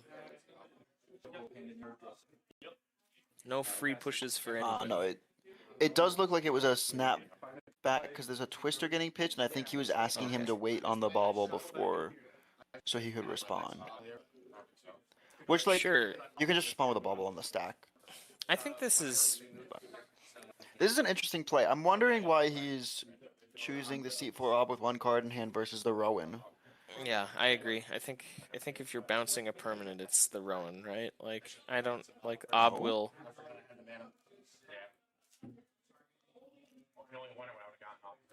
Did I miss something? Oh, we're casting this time twister. I think you were correct. It was a snap. Oh, yeah, okay. I think I just missed. So I think he snapped him with time twistering. Snapped, played mana confluence, time twistered. Yeah. No, so we didn't. Oh. I So we think didn't we might actually have cast that ball, but we just revealed it. Yeah. Which means we wanted to crop rot, I think. I think Lumra was sitting on crop rot and just didn't want to reveal to the table they were. Yeah, either that or they want to like the Prismari player asked them to not play bubble so they could interact with the two. I don't know. I think snap time twisters. I mean, I guess it's a fair ask, but I think if we had the snap, we just had to snap the Rowan and then didn't have to worry about actually finding interaction to try to stop Rowan from pushing. Like I think we had it the whole I time. mean, that's true, but like definitely refilling the ob hand if you know your time twister is also super scary. And like I guess Obnix is a little bit harder to fight on the stack because they just play like random crappy creatures that you can't interact with and then drown you in value versus Rowan you just mind break trap some scary spell and take them out. Yeah, I guess it's true. We're also not. I'm so used to losing to storm spells that don't exist in this Rowan list. Yeah, for sure. All right, so we got 63 minutes left in the round. It looks like none of the rounds have ended yet, so definitely not as much of a turbo round right now. That's what I like hearing. We're steadying. I think this is one of the games I thought we'd see go fast, but Yeah, no, I agree with you. And I mean, I think like Lumra has a chance to untap and win here for sure. But like Rowan has Rowan online now. I don't know. There's an. I think Lumra has to have very specific cards in hand. I think to untap and win. Like, there's a chance you just get lucky and hit off the Lumra, but.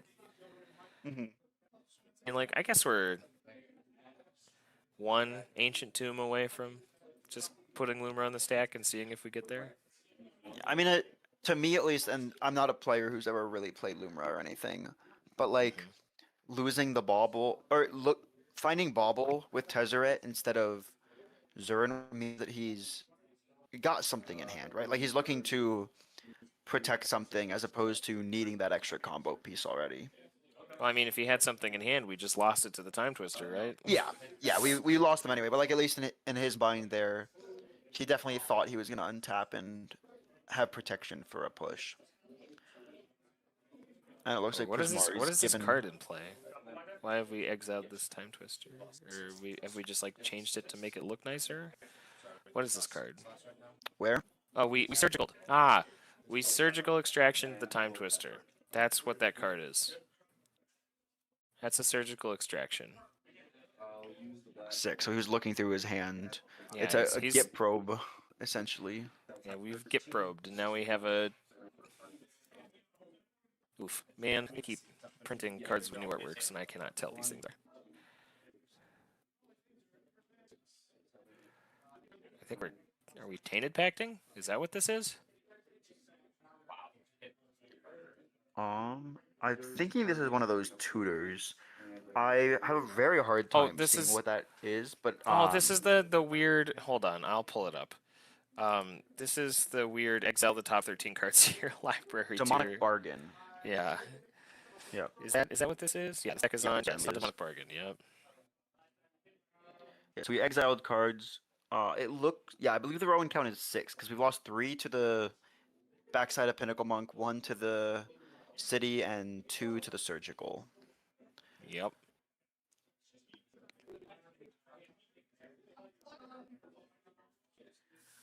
Yeah, I mean, like we were saying before, looking at his win cons, like he needs to cast Bergie and Searing Touch and he wins the game here. Yeah, We're certainly in the danger zone, and he's getting to tutor, so we're might be seeing the end of the game here. Oh, this is Keurig? What is that? That is very shiny. Oh, That that's is Keurig. definitely That's a Keurig. Yep. That's definitely a Keurig.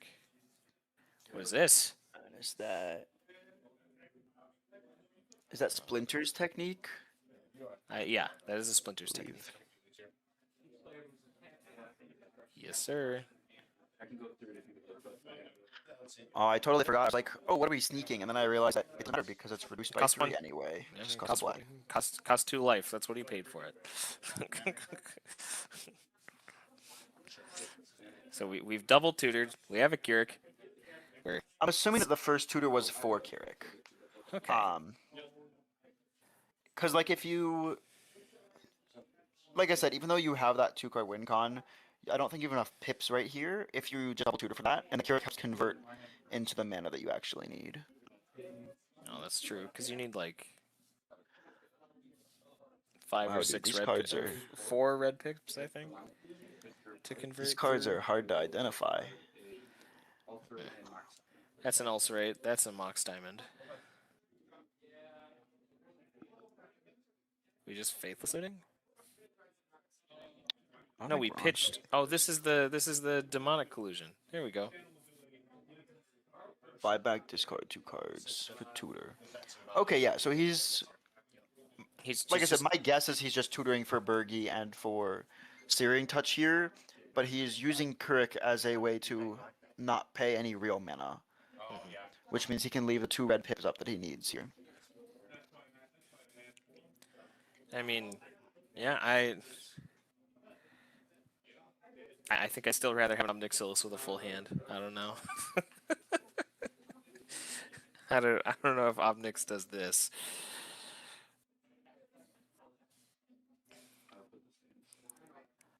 So that's very fair. This deck is very tutor dense. You give him a full hand, and you're just opening yourself up to getting exploded. But I mean, you're also Mari's hoping to find a counterspell, and maybe they just didn't see that. Or maybe we're waiting. We're just waiting for the right moment. Like, I mean, we could be waiting for the right moment. We know that Rowan knows what's in Prismari's hand, so we know there's at least that's not knowledge of what to play around. We're playing a and we have a bird to eat for the. There's a Villas and everything. I think we're just cooked unless this player runs out of life magically somehow. What is that card? That's the demonic. There's the demonic collusion again. Yeah. Sorry, different glare makes the card look different. Yeah. No, we're certainly getting low on life as well, though. Like, obviously Rowan wants to be there. I'm surprised that we haven't just found a win. I'm curious what he's potentially playing around what he saw from the Prismari hand. I mean, there's not enough damage to kill him on board, so he's allowed to go really low and set up to push again, like he has Villas and Keurig. Yeah, I think the only problem is once you go super low, you can't activate Rowan your next turn. Like, you don't have the life to... She costs how much? Or She doesn't cost any life, but like you don't have life to pay first to like get a significant reduction, and then you also can't really be paying into Keurig. Okay, so I mean we're trying to. Oh well. We got a shield. If we draw cards with Shieldred and Villas, if we draw cards with Villas, do we need a life total? So now we're going neutral, right? It's pay 2 life for a black, pay 2 life for Villas's ability to target something. You draw 2 cards. Oh no, you draw 4. And then So you every gain 8. time, so we're every going time positive. you lose, we're going positive, and it's just like we're putting a ton of black pip spells on the stack. That's what we're doing now. We're not activating Villas or anything. I guess we could be. Well, he might need something to start, but Yes, I mean this has certainly been a very resilient way to actually push for the win. If he's seen something that counters a searing touch but not a creature.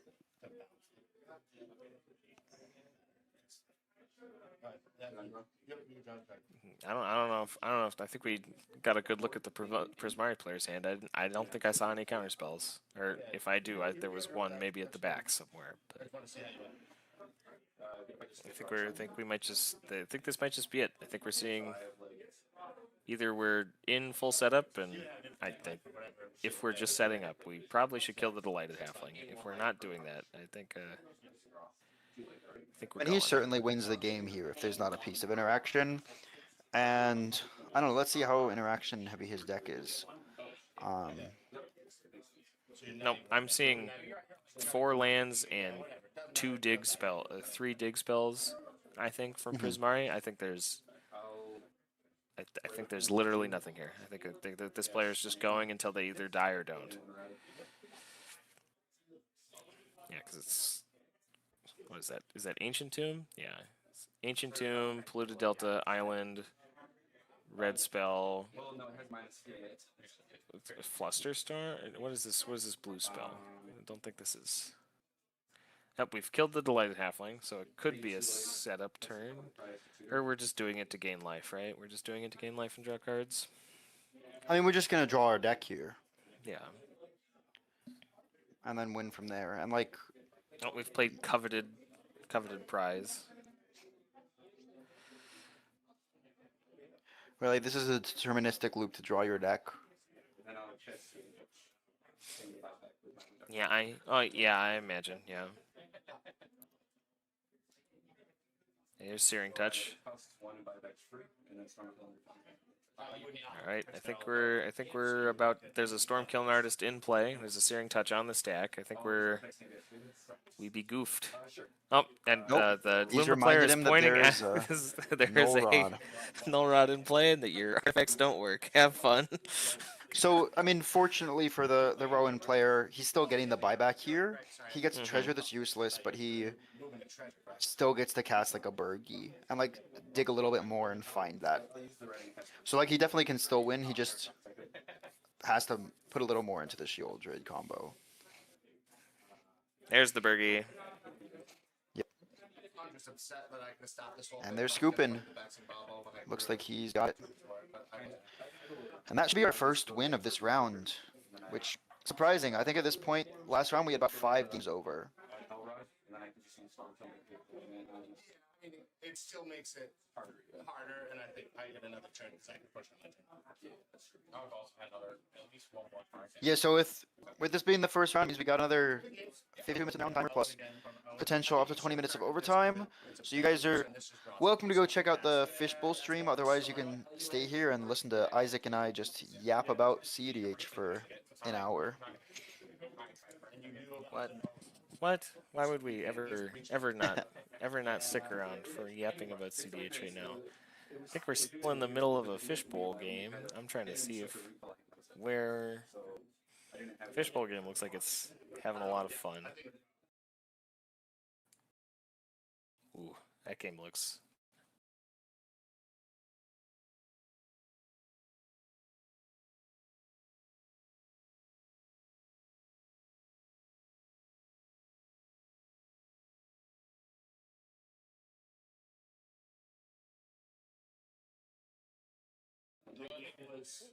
That game looks sloppy. Yeah. Yeah. So yeah, we've got our first. We are in first wins. Like it only took us about half an hour to resolve that pod. I mean, but I think by this time, I think we'd had. I think 4 pods done at this point. I think. Yeah, it was like 4 or 5 pods done at this point in the round. Yeah. So and I mean, everyone's playing turbo, right? Like it's not like, oh, rounds have gone half an hour. That means they're going to the end of the game. We could see 5 rounds end right now. Yes, that's true. It's usually about the 40-minute mark where, like, once we get halfway through time, usually that means a player hasn't, like, taken a very long turn and won the game. It usually means that we're like in the section of the game where we're going to start going towards the ends.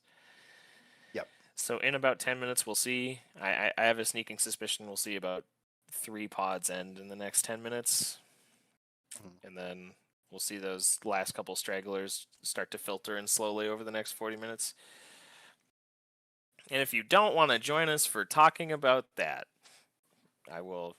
Dalton's brought it up. There looks like there's an incredible Blue Farm versus Rogthras versus Blue Farm game. Oh, sorry, Cabbage Merchant. It's Blue Farm, Cabbage Merchant, Rogthras, Blue Farm.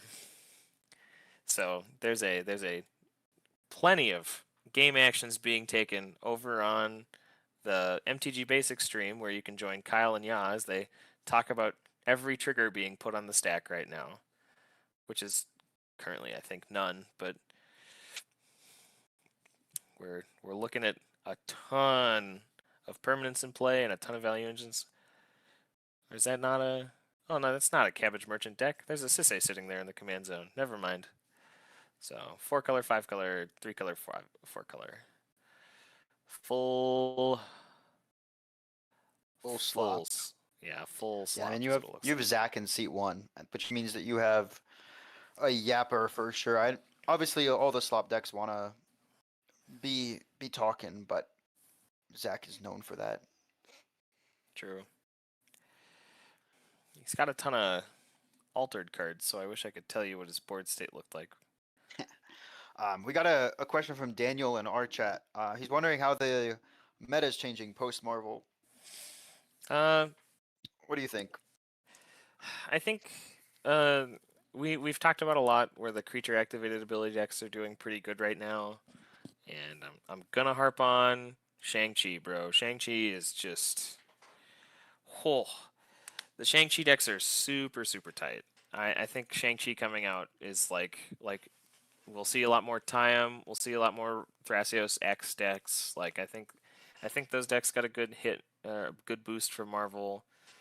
What else? There's a ton of like weird artifact stuff I think in the Marvel set as well. I don't know how good any of those things will be, but like Yeah, we I mean, might. Yeah. Yeah. No, I think there are a ton of cards from superheroes that people kind of forget about. There's a bunch of things that are kind of just good for specific decks, but you're right. Like Shang-Chi is definitely one of the most universal cards, I think. Oh, we did have a game finish. Oh yeah, Yeah. A Keurig deck. of course, more turbo. More turbo. Mono black. Well, I would say mono black turbo, but we saw Rakdos turbo get there. On the back of a I mean- Keurig nonetheless, but Yeah, I mean, looking through the Marvel cards that we have, I think, like I said, there's a bunch of one-off cards. You got cards like World War Hulk, that I feel like I haven't heard anyone talk about in quite a while since it got spoiled. But it's a saga for 3 green green, and the only thing that matters is the first chapter. This is the next red or green creature spell you cast this turn can be cast without paying its mana cost. So it's a 5 mana Atali, it's a 5 mana Raff and Mikey. It's just another way to accelerate into those aggressive turbo Gruul decks. There's a ton of commanders. I think Bruce Banner people are interested in, but it won't see a crazy amount of play. You've got 2 notable commanders, Crystal Inhuman Princess and Nick Fury. Is it Agent of Shield? Is the full Yeah. name? I believe so, both of yeah. those I think are just gonna be crazy. And then you got like King T'Challa, which is the fairy mastermind. You have that Doctor Doom that's technically a win con. You have Jennifer Walters, which is a legendary voice of victory, so we're looking at that for maybe decks like Sisay. Theoretically, you can put that into play with Nick Fury, which is definitely the thing that Nick Fury is trying to do, right? But yeah, I mean, I think overall there's nothing that like is gonna break our format, but I think Shang-Chi will just be crazy playable. I mean, yeah, talking about like some of the decks I mentioned, Isaac, UI, and Hazen on our channel, we brewed some like a mid-range crystal deck. I think that deck has the potential to be like 4-color turbo VV and 4-color slop. Like it kind of can just sit anywhere as a fine deck. Nick Fury is kind of in the same boat. You're a 5-color, 1-drop commander. Who knows if that'll actually be good in the meta? I think Austin was thinking about playing it this weekend at Fishbowl. I don't know if he's actually on it right now.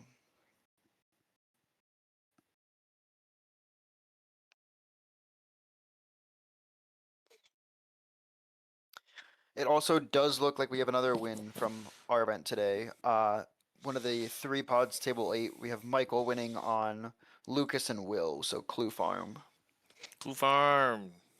And this deck's interesting. We've got an Exhibition Tide Caller. We got Blazing Fire Singer, which is the Seething Song prepared spell creature. Mm-hmm. We're playing King T'Challa. We're playing Vivi and Displacer Kitten. I mean, like, Displacer Kitten. We're playing Displacer Kitten because of Will, right? Like the clue maker.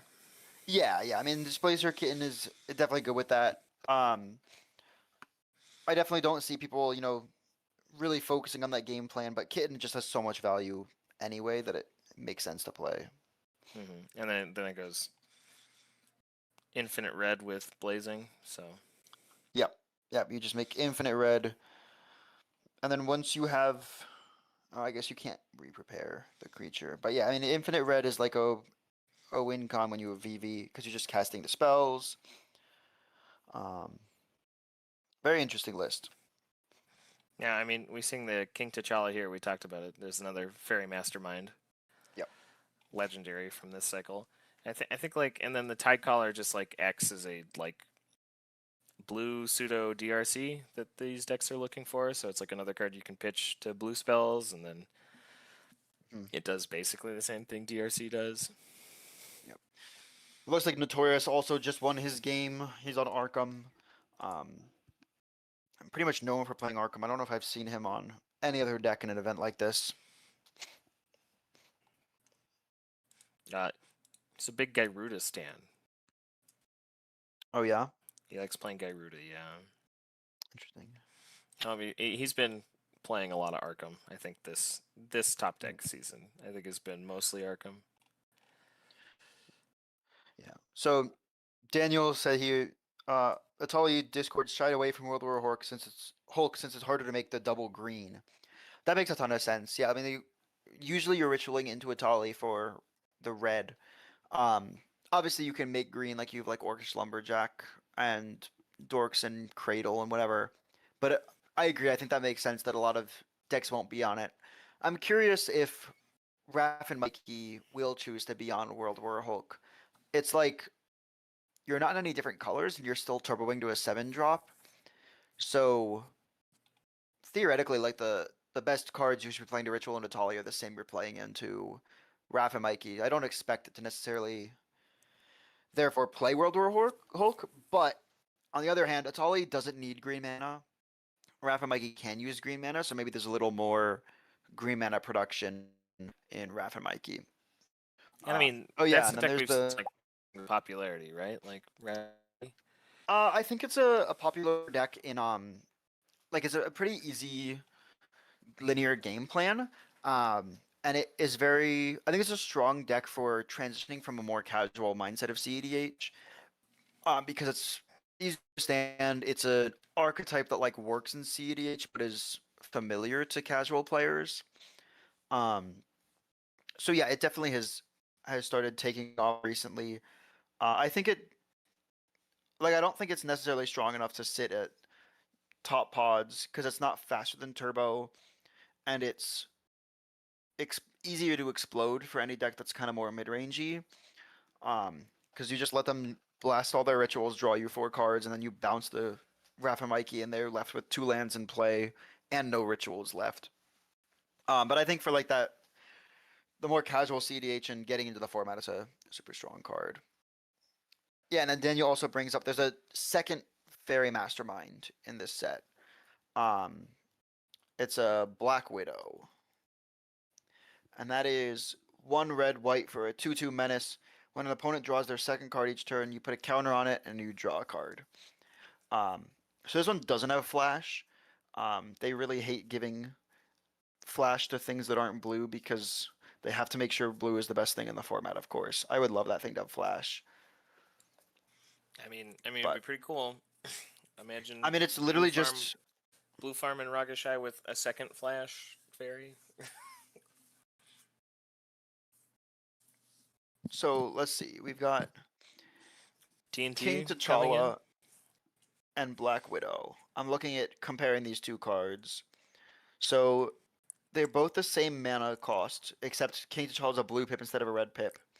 King T'Challa is a 3/2 instead of a 2/2. It's got flash, and it can transform, and it transforms into 4 white blue for a 3/3, which so it's one of those transformers that you can cast it back as well. It's got flash, double strike, prevent all damage dealt to it, and when it deals combat damage to a player, draw a card. So while Black Widow does get a +1/+1 counter and grows with menace, like to me, King T'Challa is just so much more powerful. Generally, also being in blue, so I'm surprised that like they're willing to give a creature like that flash and not Black Widow. But I mean, I get it for the design space. Yeah.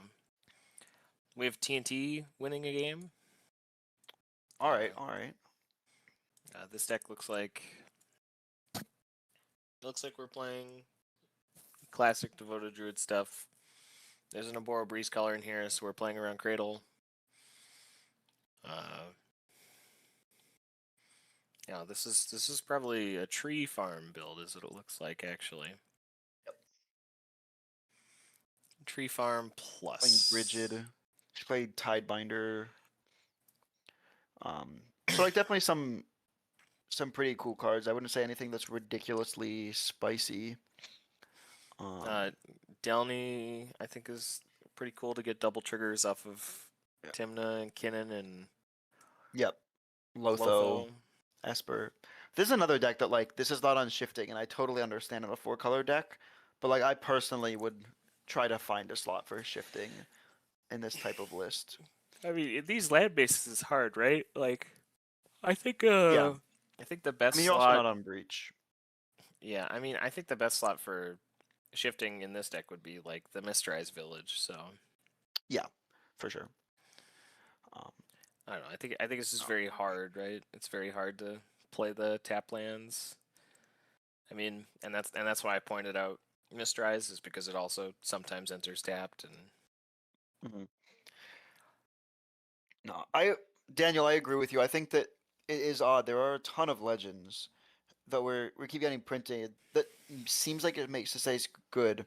I think that there definitely is a lot of turbo that Sisei just can't beat.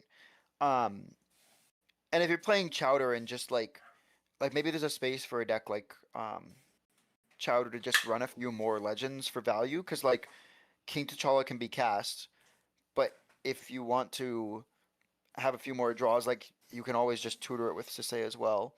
I don't think that's necessarily like ever the goal of the deck. And then like actual legends Sisei, I think the big problem is like at least for our local meta, we've definitely gotten the mindset of like you never let Arkham or Magda activate, and I think people are starting to do the same with Sisei more. Yeah. It's just like, yeah, I know you can help the table, but it's in a way that I have a hard time dealing with. I'd rather just help the table myself and stop you as well. So I feel like a lot of people are just like prepared to deal with Sisei. But in certain metas, I mean, like I know Atlas is a very, very different list than different meta. But up in the Northwest U.S., Atlas plays Sisei and it performs super well there. Yeah, I don't know. I'd be very interested in seeing also kind of just where the meta goes. I think we're in this space of like there's definitely a lot of turbo, especially today, looking at this event. But like we still are in a world of there's a lot of Ragishy and a lot of just slop decks that I think also are doing really well in the meta. And since it kind of just doesn't lean enough into one or the other, the benefit it has is trying to go through slop. But now that we've got like Word of Seizing and Wipe Away and things, Sisei just gets blown out too easily. Like you need that Teferi play. Yeah. I mean, it's very interesting. I don't know. I think like we've we've worried about Sisei for a long time, slowly gonna like becoming the best deck in the format, right? Like, because it just keeps getting new legendaries over and over and over again, and we just see that like I think like the big gatekeeper to this deck is the fact that it like the reason Magda still like it gets new dwarfs and it doesn't quite get there. Like it just costs so much to activate Sisei. It's so pip intensive and it costs so much mana that it's really hard for you to just lean on Sisei only, because if you don't have a way to make that mana, it just becomes like your game plan doesn't work. And the players, like as much as your card quality is, they still have the ability to interact with you plenty and try to slow you down. Like you can't be a turbo deck. It's really hard to be a turbo Sisei deck, and the way the turbo Sisei decks are built, it's really hard to lean into interaction that saves you as well from there. You're so right. I totally mix up my legendary white activated ability decks. Atlas plays Kenrith. That's true. Yeah. No, but yeah, I mean, I agree that Chowder also getting that 2 mana value silence creature, like, very strong.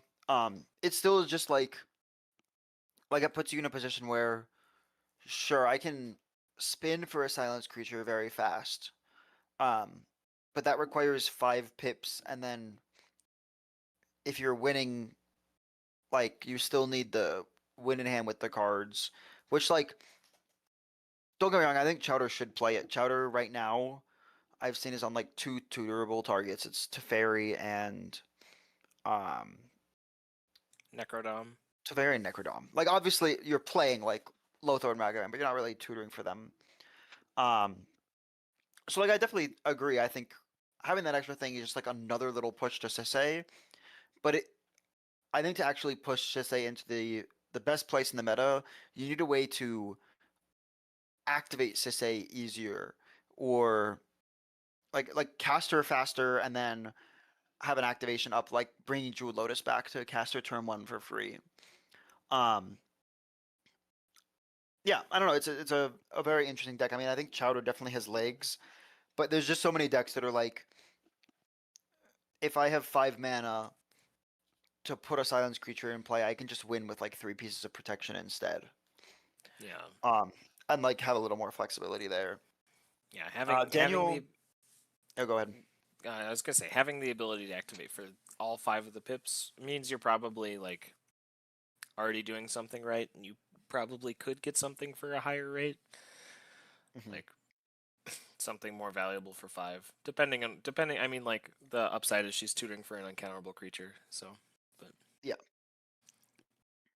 Yeah, and like I think one of the things that's also interesting is most 5-color decks aren't split in the 5 colors. Like Sisei has a hard time getting up to super high power, which you don't need in Chowder. But like for a more trad Sisei build, you usually have a hard time finding 2 of your pips because you're focused on a 3-color package, which also means you're focused on that 3 colors of mana. So like maybe one of the solutions is looking ways to diversify the color base of Sisei and a little less efficiency on some legends. Like in red, what you have Ragavan and Deadpool, and I guess some people play Ruby. But I don't know. I definitely would be interested in people exploring and pushing that deck a little more. I just see, even though there's a lot of legends, like I have a Sisei spin. Am I putting King T'Challa into play, or am I winning the game? yeah, yeah. I mean, and that's like the hard part about that deck, right? It's like your decision making is so fluid that you have to know kind of what you're doing at all times. Yeah. It looks like an Arkham one in table 2. So we're up to, let's see, 1, 2, 3, 4, 5, 6. 6 games are over. We got 4 games left in this last half hour of normal time. Daniel also asked, he said, do you think CDH is starting to become more like 60 card formats? We're guessing the meta pre-tournament is a larger part of skill expression.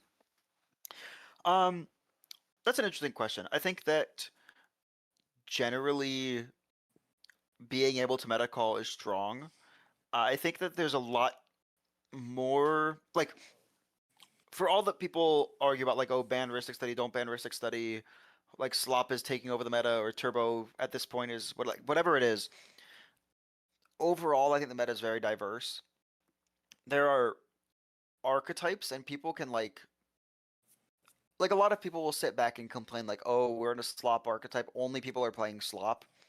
But that's still like does like a bunch of different decks that are playing the slop game. They're playing it slightly differently. There's people trying to break through that, and there's still like always Rog side that tries to go underneath it. I think people kind of forget in like 60 card, you still have archetypes. Um, and like sometimes you'll have an archetype that's a little more biased. I think it's maybe less biased than how we swing, but because we have such a bigger diversity, I think it's much harder to meta call. If you can effectively do it, like it's a very big part of skill expression, but I don't think it's enough to really define skill expression in our format, and like we'll ever get to that level of 60 card. And like Siege is a perfect example of that. Everyone like everyone thought it would be slop. And when I say everyone, it's not just like, oh, all the people who play in Denver know the meta. Like watching videos from like Zach and Ian, like they all prepare decks for this meta that they keep hearing about, which is Denver is one of the probably the strongest meta there is. It's the most competitive, most grindy. Like people do not want to lose the game. And at Siege, we just didn't see that. Yeah, we that was talking to people a lot. I remember I think I talked to Charles Beck at that event, and he'd brought Cabbage Merchant because he was expecting to see a lot of non-creature spell interaction pieces and value engines that you could take with the Cabbage Merchant deck. He walks up to me. I'm like, "How are you doing?" And I think we're in round 3, and he goes, "I haven't seen a turn 3 all day." And I went, "Oh, that's wild." And yeah, I mean, like the Turbo deck showed up to that event. Like they did pretty well. I mean, I think the player skill rise to the top in that event as well, which is so like we saw what Pigeon on Ral made it out. So like Turbo made it into top 4, and then there was the lo and behold the activated ability deck in Oswald Fiddlebender.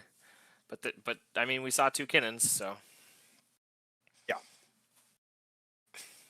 yeah that yeah I think it's like I think the meta is like pretty open. So like really I think the best thing right now is to make sure that your deck is like has solid answers to get out of places I don't think your deck would expect to get put. Like I think you'll see a lot of weird stacks pieces that you might not expect to see, and then it's your job to in Swiss to find your way out of those weird sticky situations and have enough interaction. Like your deck probably needs to be a pretty good jack of all trades in this meta right now. I think it's important to have ways to get out of bad situations because it's more important I think than teching for a meta because even if especially if you go to big events, there's going to be a ton of different stuff there. I think that's really really important just to be aware that like your deck has more than like 1 or 2 outs for things that you like should have outs for. It's kind of like the big deal I think there. And then And I mean like you said, the meta is super wide open, so I don't know if you can prepare for everything. yeah, there definitely is some level of like talking with Jason about Siege and like his choice to play Kinnan over Blue Farm because it just like can jam Basalt Monolith really eerily and like that's not the game plan, but like sometimes you just see the hand that does that. And not that Blue Farm can't also jam Thoracle, but I think you just like there is that level of meta call that you can do, but I think a little more of that is on the like the personal choice side than it is true like these are the decks I expect to see and this is the breakdown and like I expect this to be full turbo. It's kind of just like, oh, I think people are kind of leaning a little more turbo. Maybe I switch between one of my 2 main decks that I play as opposed to really trying to like tech for it or find a new deck entirely.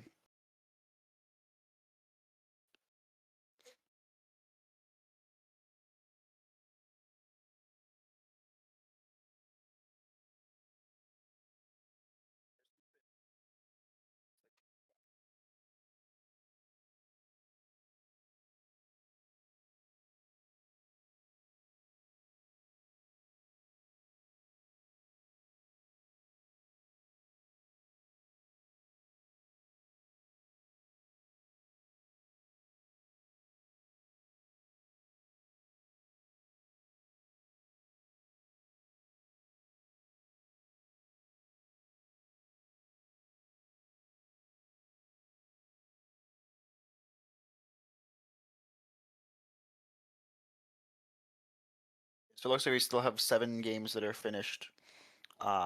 Waiting on these last 3. Let's see. So table 3, we're looking at what pods? Why is this game going so long? So we've got Rogsai, Turbo Rogsai. We've got TNT. We've got Raph and Mikey, and we've got Ishai. So my guess, at least from here, is that the TNT and the Jessica Ishai are probably holding down the fort, able to stop that fast Rogsai and Raph and Mikey. Obviously, we can't see this game or know exactly what's going on. At least in my experience in these pods, like most likely here this late, Raph and Mikey's been blown out and just like has no chance of winning. Versus Rogsai is probably at this point pivoted into Fisheristic and is doing their best to hold their own and make sure they get to another turn and see it. I mean, this Murder Bird build, like, we're pretty high on interaction, definitely able to stop people from winning. It looks almost like a Rogish build. I mean, I think it is just Rogish, but with Jessica in the zone instead. It's just not leaning on the Rog stuff. Yeah. I mean, it has like infinite mana outlets for winning the game through Jessica. So you definitely have a little more of leaning into a bit of a different plan.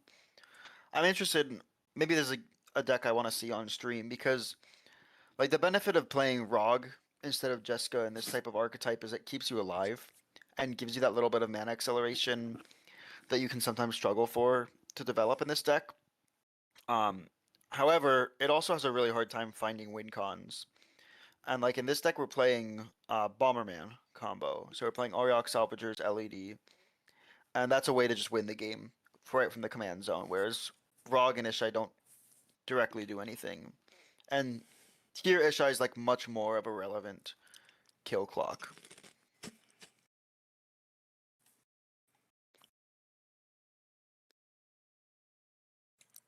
Yeah, and I think I don't know. I think that like it's interesting playing the Jessica over the Rograk. Like you're losing some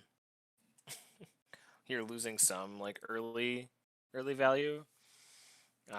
And that's like probably kind of a big deal. Like we've seen just some of the fastest stuff we've seen all day.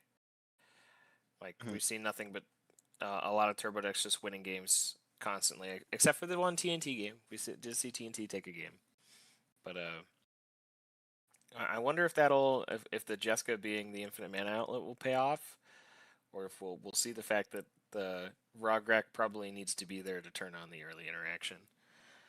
Mm-hmm. Oh, what was it?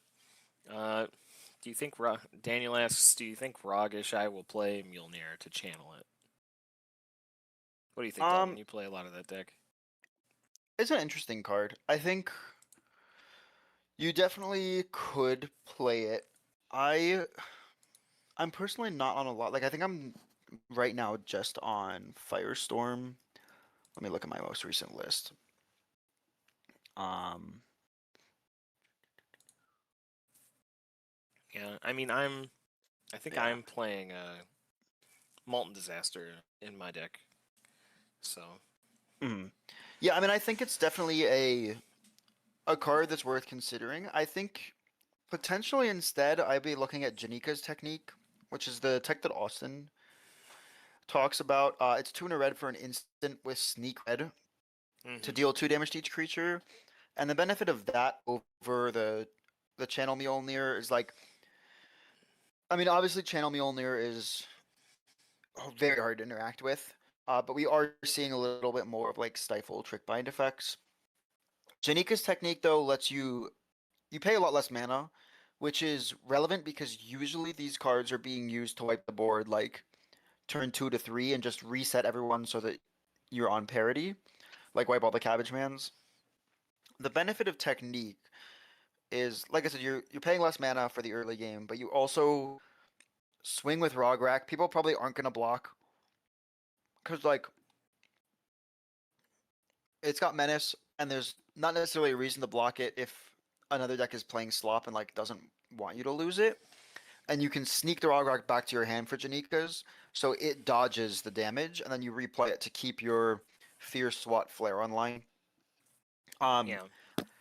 Granted, like I said, I definitely see people, like I definitely can see people playing Mjolnir in this type of deck, and I wouldn't be opposed to trying it. Yeah, I think we'll find. I think the Mjolnir will find its niche in CDH. I don't know if it'll be Rog-Ishai specifically. I mean, like it might be something like that, but I think we've seen that like channel ability cards, if they're at a good rate with for like a decent effect, like I think they've found good spots in CDH. So I think we'll see like maybe VV plays it because it's a And channel. I don't. like maybe there's a world where I play it in Slop Farm. So I've been playing a bit of Slop Farm recently, and because I don't have Rograk to um return with Janika's technique, I don't have that sneak ability. And like Janika's again, it's an instant, and you're playing it at the same rate as channeling Hammer. Mhm. And so there it doesn't make sense to play Janika's over Hammer because it's much more easy to interact with Janika's. And it also like if you're trying to wipe things like Cabbage Mans and Lothos, you're casting one less spell, so you're feeding them less options to answer you back. Yeah. And that way, like it's I don't know, like also uncounterable ish. Like as long as you're not Yeah. like there are very few cards that counter the channel abilities, and Mm-hmm. they're at bad However, rates. killing Yeah. your own Timna is a lot worse in that situation, What? unlike Slop Never. Farm. Never. But you do what you have to. I mean, yeah, understandable. I don't know. I looked at Mjolnir an amount and then went, well, because I play Rock Thras, so I'm like, well, it's bad for me. Like I don't know if I'll ever need a board wipe. Mm. I looked at Janika's technique a little bit because you could return Rograk or Thrasios depending on like the situation, but Well, Thrasios never dies to the technique, but not true. Yeah. I mean, at the same point though, like in a Rog Thras deck, I'm maybe looking at playing Firestorm over Yeah. that anyway. Like Mjolnir's Hammer is already the second card to Firestorm in like slop decks, just because Firestorm can deal with so much more, but it is much easier to counter. Dude, I was playing a game last night where it was two Firestorms got put on the stack, and I had Squelcher and Voice of Victory out. I was on Celeste. Yeah. And I was debating if like I swat one of the Firestorms. I eventually let them all resolve and then just continued my entire board back to the battlefield. It was so sick. Okay, that sounds pretty good. Yeah. Oof. Well, it looks like we're wrapping up here. One of our games has come to a draw. We've got Yep, that's our first draw of the day. and Table one of the 9 did also have a winner. Yep. Let's look at this deck. It's Blue Chimnocrom. Farm. Yep. Looks pretty standard. They're on Necro. They're on Naws. They're also on things like Facebreaker. So it's like a pretty standard middle of the pack farm deck, not super turbo or super Yeah. slot So, oriented. yeah, full flex. There's no commitment to no game. Neither the game Yeah. plan. You're just looking for what you can find early. Yeah, which like I mean that's definitely the strength of farm is the flexibility, and like this tournament, if I saw what the breakdown was, is a tournament I'd bring farm to, because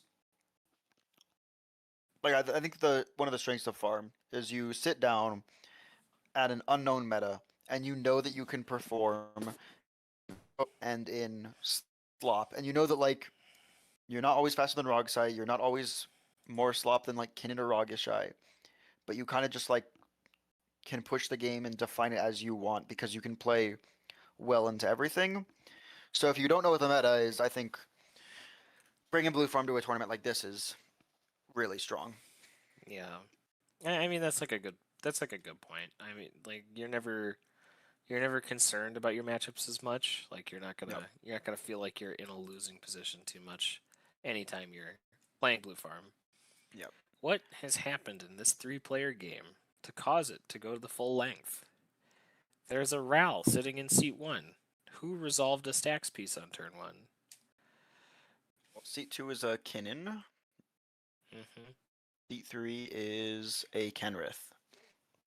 Did this Kinnan player magically resolve a turn 1 Oko and Oko Ral? And and just never let the Ral our player play? Kinnan deck. We're on Neta Hall, Seedborn, Wandering. This is on Mystic Snake. That's tech. Dude, that's hot.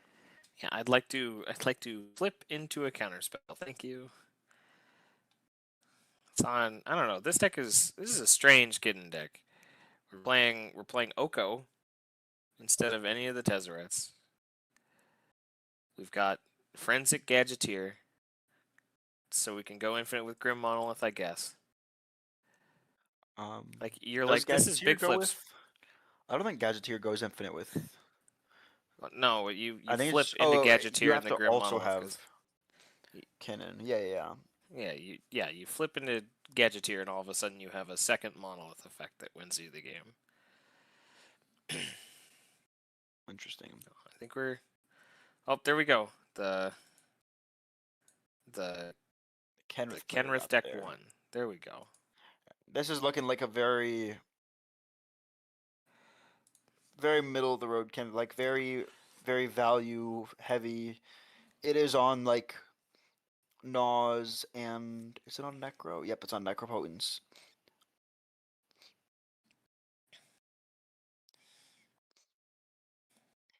It's so funny. We got 6 enchantments. All 5 colors. We have at least an enchantment in that color. Yeah. Love to see it. The rainbow enchantment package. Yeah, what's Smythe, Breach, Ristic, Naws. What is the green one? Carpet of Flowers. Makes sense. Carpet's an interesting card. It's like very good sometimes, and then sometimes it's just like, wow, this card sucks. Like drawing Carpet of Flowers turn 4 when you're looking for like closing your window soon, absolutely awful. But Carpet of Flowers turn 1, not in seat 1, feels great.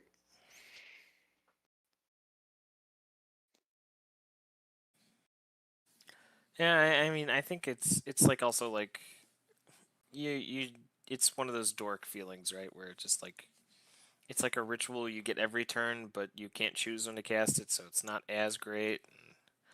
I like it in like the green low color decks. It's definitely one of them. I like Carpet Flowers a lot. It's interesting. I thought about playing it in Thrasios, and I guess like the Kenrith decks think about it the same way, where sometimes you just get to activate an extra time because of it. So that's kind of like the big thing, right? Thanks.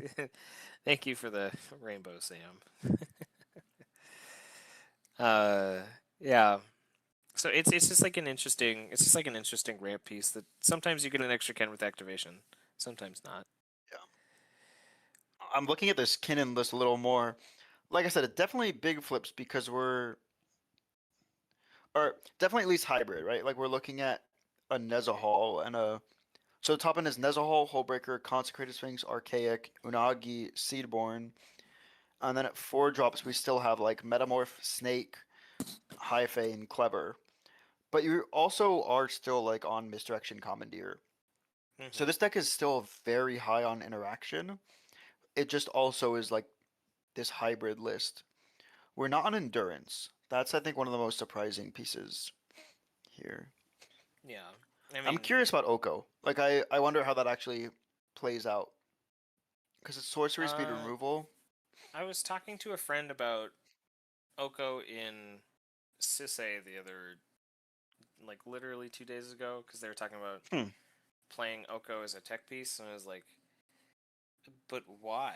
And they went, well, because you can hit Curse Totem with the Oko ability. You can hit artifacts with the Oko ability.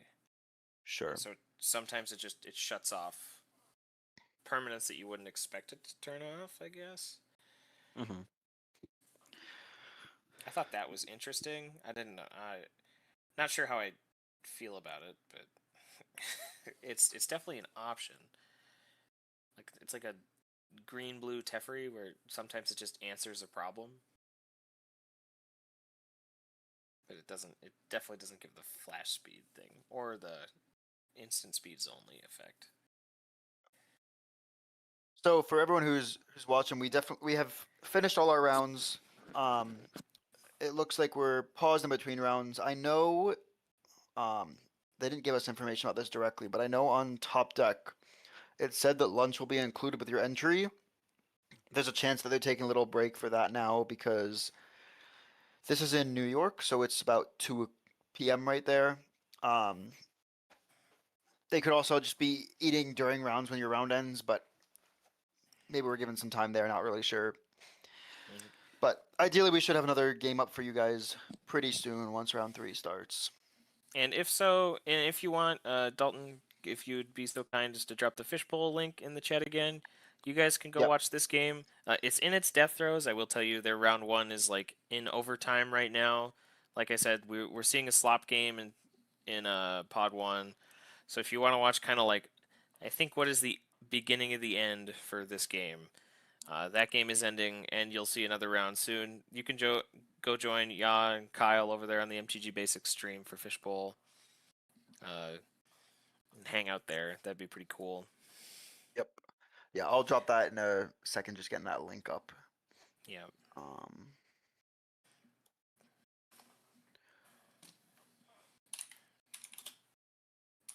Let's see, where is this? All right, here's the one that got shared.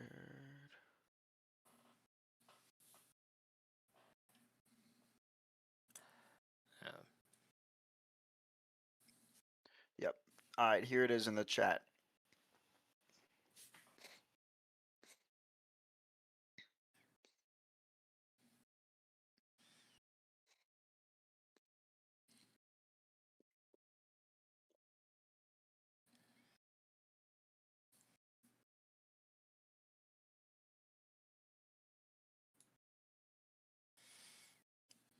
All right.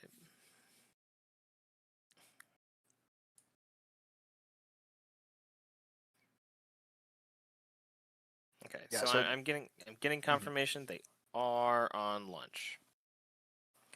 So we're gonna take. I think Dalton. I think we're also gonna go on a little bit of a break, but let's do 5 minutes quickly to talk about top 8 in the end of round 2. So we have a Rog side deck at 6 points, sitting in seat 1 on John. We saw him earlier. He's our round 1 winner. We have Ben at 2 playing Kenrith. This is the deck we just saw finish its last game that it clearly ground through the end of the game with. This deck looks to be more of a classic Kenrith deck, not the kind of Atlas control version that I think we've seen recently. There's no like hyper stacks pieces. That deck just looks like it's pushing. Our VV player from round 1, whose deck list we can't check, is sitting in position 3. Notorious is in 4th overall right now with Arkham. We have Cayman playing Lumra in 5th. That deck we saw earlier on stream too. We see Austin playing, this is the Big Flips Kinnan deck, I believe, in sitting at 6th. No, Austin is playing, this is Narset. This is the Narset. Sure.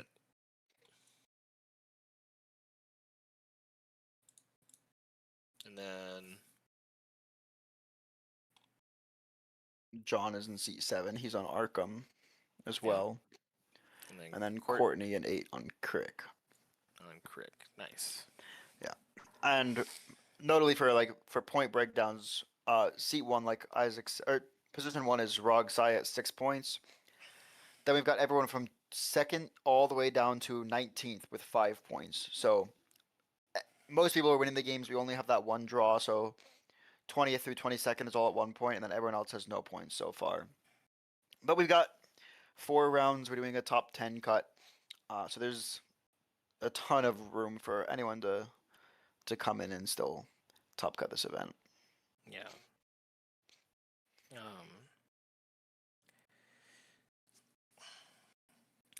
Dalton, I'm not seeing our fishbowl link in the chat. Am I blind? Interesting. I certainly sent it. Where did I send it then? Okay, I want to make sure it's getting there. I'm not seeing it. Where did you send that? I'm very confused now. Sorry, guys. We're Did it gonna get try to get that deleted? fishbowl link up to you as well, so you can go view the games over on the MTG Basics YouTube channel while we're on break, so that you can have something to watch while we eat lunch over here at MISFIT's Mayhem. So you have something to do while we're waiting. This game is definitely ending soonish, but I want you to know that we've been through 2 rounds and a lunch break, and this game is still going from game 1 at Fishbowl. So hopefully, as we go on, you'll start to see these longer games where there's stuff to talk about. We'll hopefully start to average out our game time, like I think as the rounds go on as well. But hold on, let me see if I can post. I got it again. Let's see if this gets sent this time. But yeah, please go over there. We talked a ton. Just so you know, the Fishbowl stream is also sending people our way. Notorious saying that Arkham's better than Magda. I think that might be a little bit of a hot take. I mean, we like the Arkham activations. It's just like his mana cost sometimes it's just so hard. It's so much easier to resolve Magda than it is to resolve Arkham. I think it'll be a lot more political. Get Arkham to do its thing. Like you have to convince the table a little bit more that you're helpful versus Magda. You kind of just keep pushing for activations. I don't know if that makes one of them better necessarily, but just kind of different style of how you play them, even though they're both activation decks.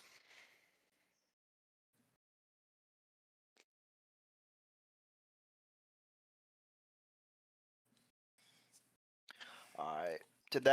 Can you guys see the link now? I'm not seeing it. I also posted, so we'll see if mine comes through as well. That's very interesting. I wonder if it's a moderation thing to keep people from posting links in chat. It could be, given that I'm not actually on the Critical EDH account, because I'm not from Critical EDH. Yep. Yep, Critical EDH has another YouTube channel out here streaming for it. Yep, that's us. We're squandering resources. I believe Dalton just released a YouTube video. For some reason, we were able to. There's a YouTube watch, so I think you were able to post one link earlier. I don't know why it's eating it now, but who knows? But yeah, I mean, if people are looking for that stream, you can just search for.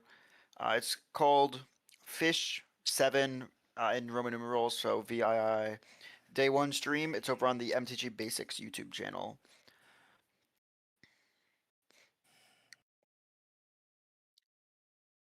Like I said, I set the chat in the link, or the link in the chat. Seems like it's not actually going through though.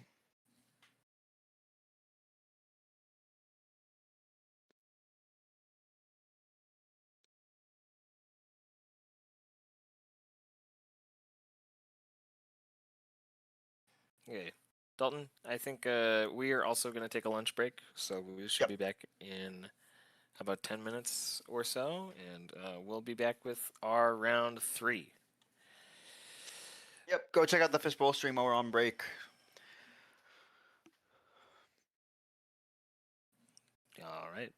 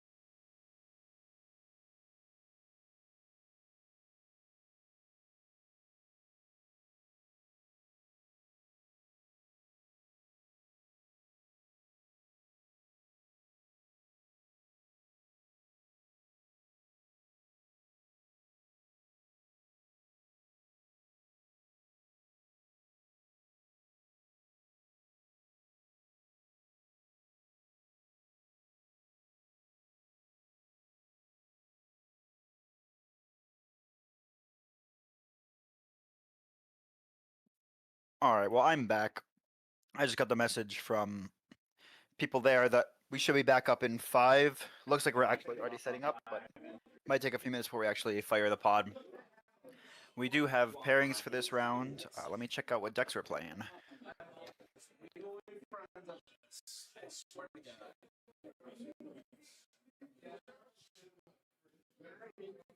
Alright, so I don't know if they changed it for this round or not, but now it looks like our point distributions across pods are a lot different. Here in seat 1, we have our only 6-pointer John on Turbo Rogsai. Seat 2, we've got Cameron at 5 points with Rowan. Seat 3, we've got Alex, also at 5 points on Ral. And seat 4, we have Skylar on Gwenum. So we have 4 decks that are looking to win the game as fast as possible.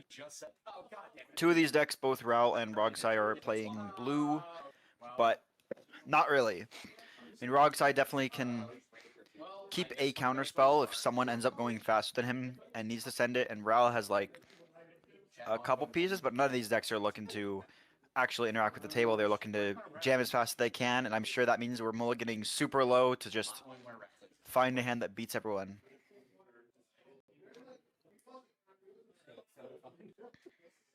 Tutor for Raphael to find. Just waiting for player. Yeah, we are. Well, player 2. I think Isaac should be returning kind of soon. Hopefully before this round starts. How's everyone in chat doing today?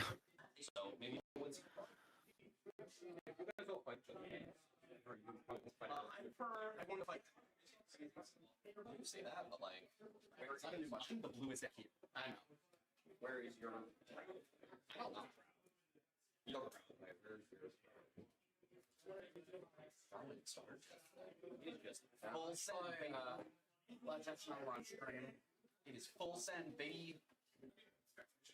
I'm fine. I'm stream mode. I actually have to go token for me.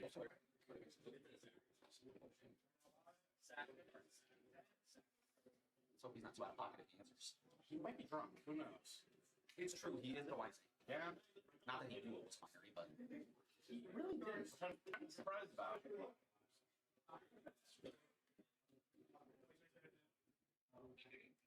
Yo, JP and I are on stream. Oh, like right now? Yeah, we're getting ready for our 4-player to come in. So. Awesome. No, not. Gamble up me.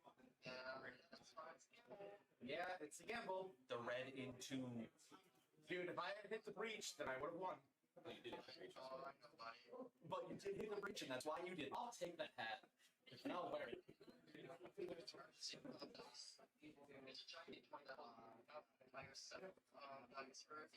I want it. All right, so we should be starting up any minute. Looks like Cameron's not in his seat yet. I think people are still wrapping up from lunch. Yep. But, yeah, so there's a chance this will be a pretty short game. I'm expecting it. If 4 turbo decks don't put a win on the stack in the first 15 minutes, I'd be very surprised. Oh no. we're playing Mulligan and Turn Order Simulator. Oh no. Yep. Rouse counters, right? Rogsai has counter spells, right? Yeah, I was saying that like Rogsai definitely has a counter spell. They can throw it the first win if they don't have fastest thing at the table, and there's a couple things, but typically none of these decks are going to be looking for any of that. I think the only hand that ever keeps something like that is if Rogsai has a turn 1 seat 1 fish and knows that every single person is not going to pay for it, and then they still need other cards in their hand. Yeah, it's only still a +1 ritual. I hate you guys. No, I think this game will be interesting to watch for. I think the opening turns, to see how players navigate the attempts, but I don't know. Once a push comes down, I don't know if there's a lot any of these decks are going to be able to do to stop it. Yep. So this is really about making the first proactive move. Red, blue, mana. Yeah. I also have a stack of tokens. Yeah, I mean, I'm looking through these lists, like every one of these decks has the chance to interact with someone, right? Like Gwenum plays a little bit of removal, they can hit the Ral. Both Ral and Rogsai play some counter spells. Rowan also probably has a bit of removal, but none of that is like the game plan, or more often those turbo decks are looking for removal on their own turns when it's part of their storm and they need to get rid of some stacks piece. Yeah. Yeah, But I mean, hey, we're if not- there's a snuff out, Yeah. We're not going to see much removal other than, or much interaction other than what needs to happen to stay alive. mhm. And everybody else is going to get to do whatever else they want to do.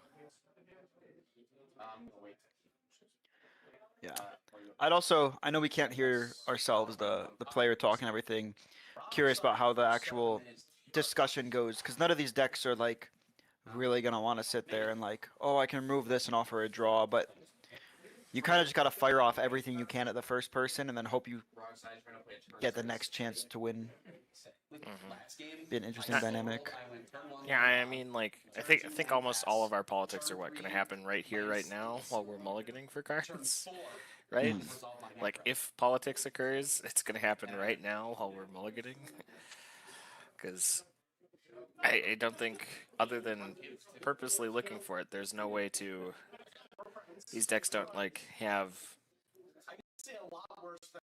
like good asks of other players. There's not a lot of ways to be like, hey, I'm definitely not going to win, because these decks are just other full push decks. Yeah, and there's also no world where like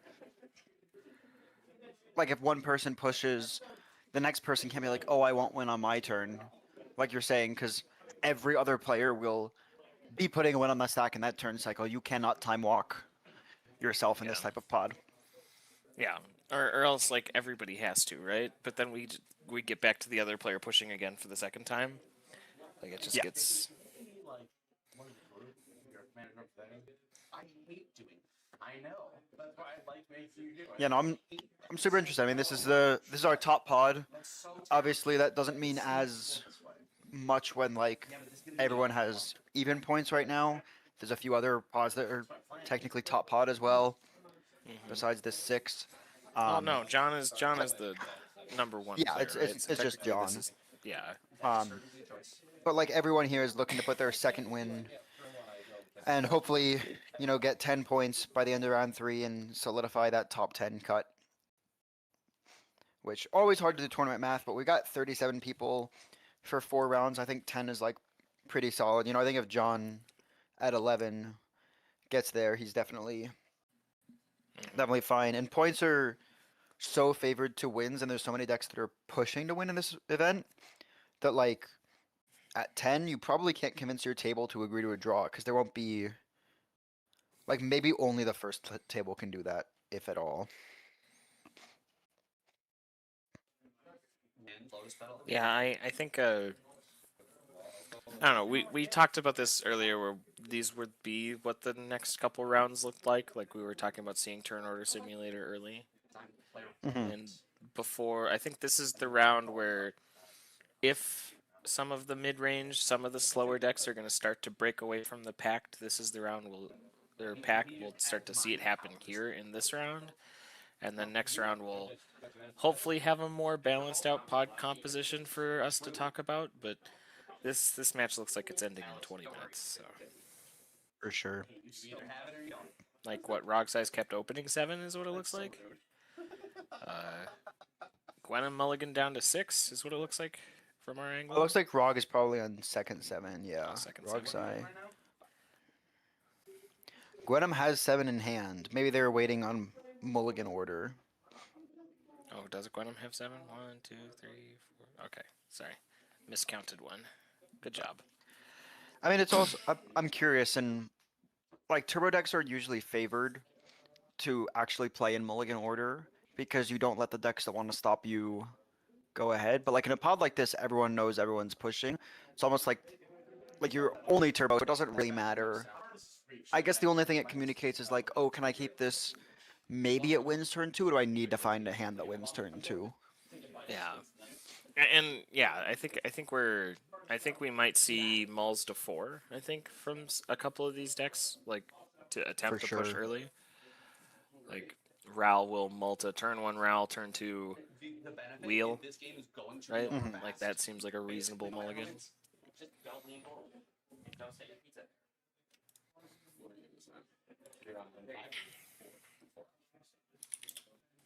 How hard is this reach? Don't lean forward, lean forward.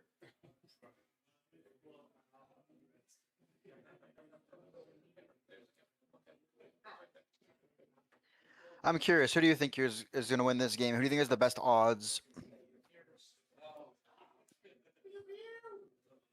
I think it's, I mean, of the consistent push decks at the table, I think it's Ral. I'm a big fan of Ral over Rogsai in these uninteractive-ish pods.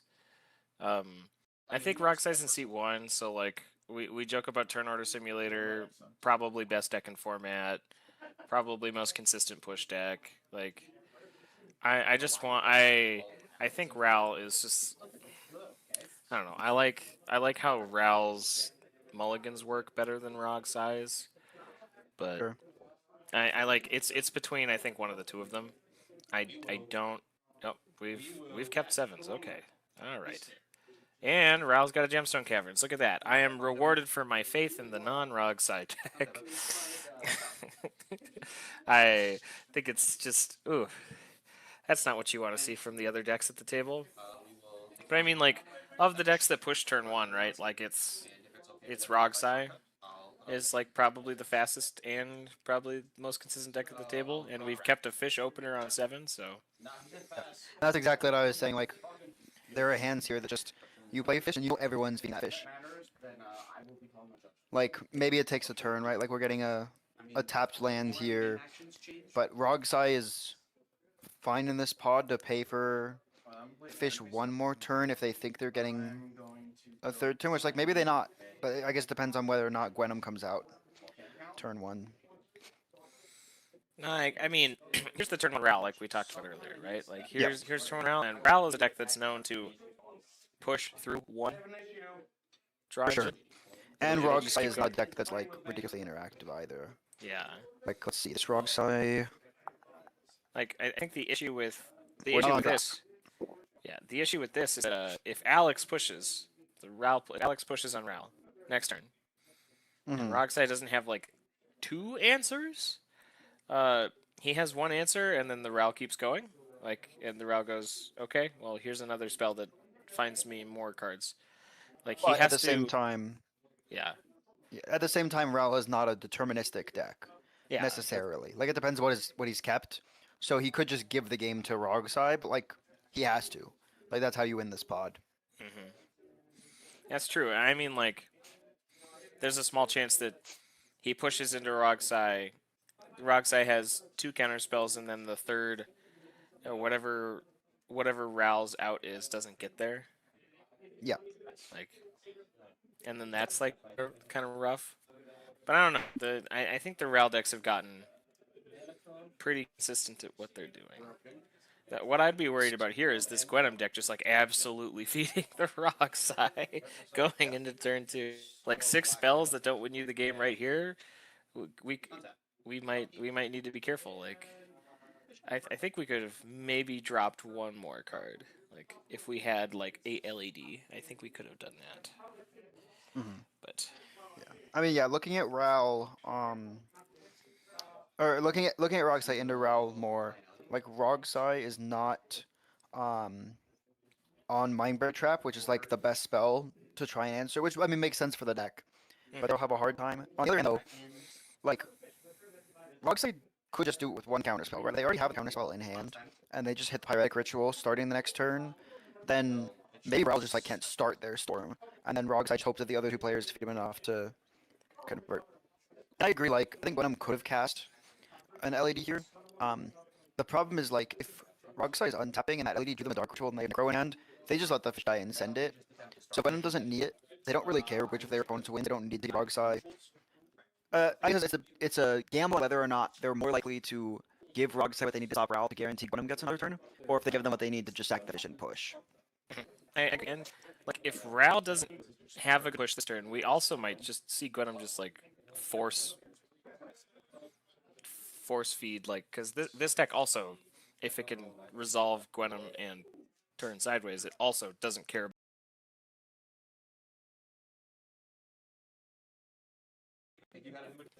If not, we're just necropotencing or ad nausing or something. Yeah, I mean, I guess it really depends. They got a decent amount of cards in hand than LED. Like, they really could just not even need the combo and just full breach right here. Yeah, true. Right, like if they draw Demonic Tutor, yet again, they win the game. They go Demonic Tutor, hold priority, crack for 3 red. I'm seeing Ral show value creatures to Rowan, is what it looks like. I'm very tight on mana, and that's a very restrictive thing. It doesn't really do much. We can't see what Rowan is showing, or what Cameron is showing Alex. Unfortunately, just an unfortunate angle for us here. Yep. I wonder, we talked about politicking. I wonder what, like, I think we're talking about resolving more value engines and not just losing the game. I'm not sure. Or has Rowan finally showed the snuff out, is maybe the potential here. I think there also could be discussion of like whether or not it's worth interacting with like the Ral is trying to counter the Rowan or like do something like maybe head snap versus like that versus feeding the fish. I know he showed the Steamkin. The Steamkin was showed to Rowan, so I don't know what in the pile. Maybe we saw him show Fury. That would be an interest. No, that card's not played in route. There's no way. I don't know what I'm doing. Is the red exile a red spell? Pyrokinesis? I don't think so. Pyrokinesis? No. Like, are they showing each other removal for removal? I don't know.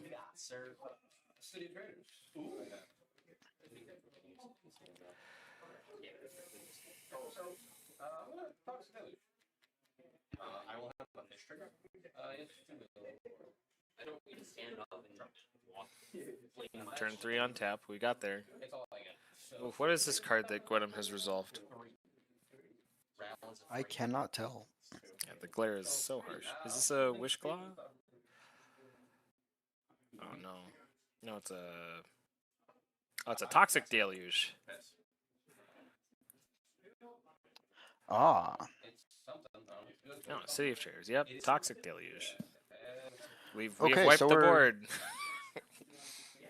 So Gwenum got the.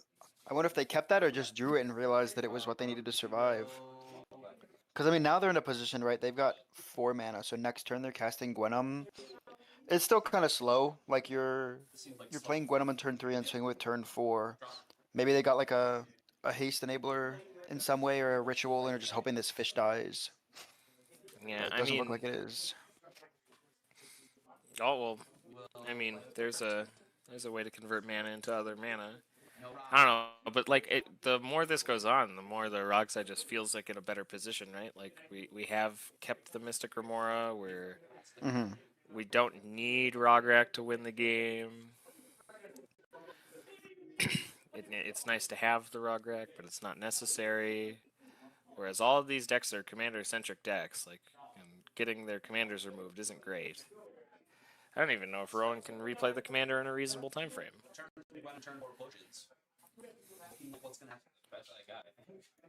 Okay. Is that a Shatter Skull smashing land? I believe is what we see. 1, 2. We're gonna play a Squelcher, sure. I will have a fish trigger. Not. I mean.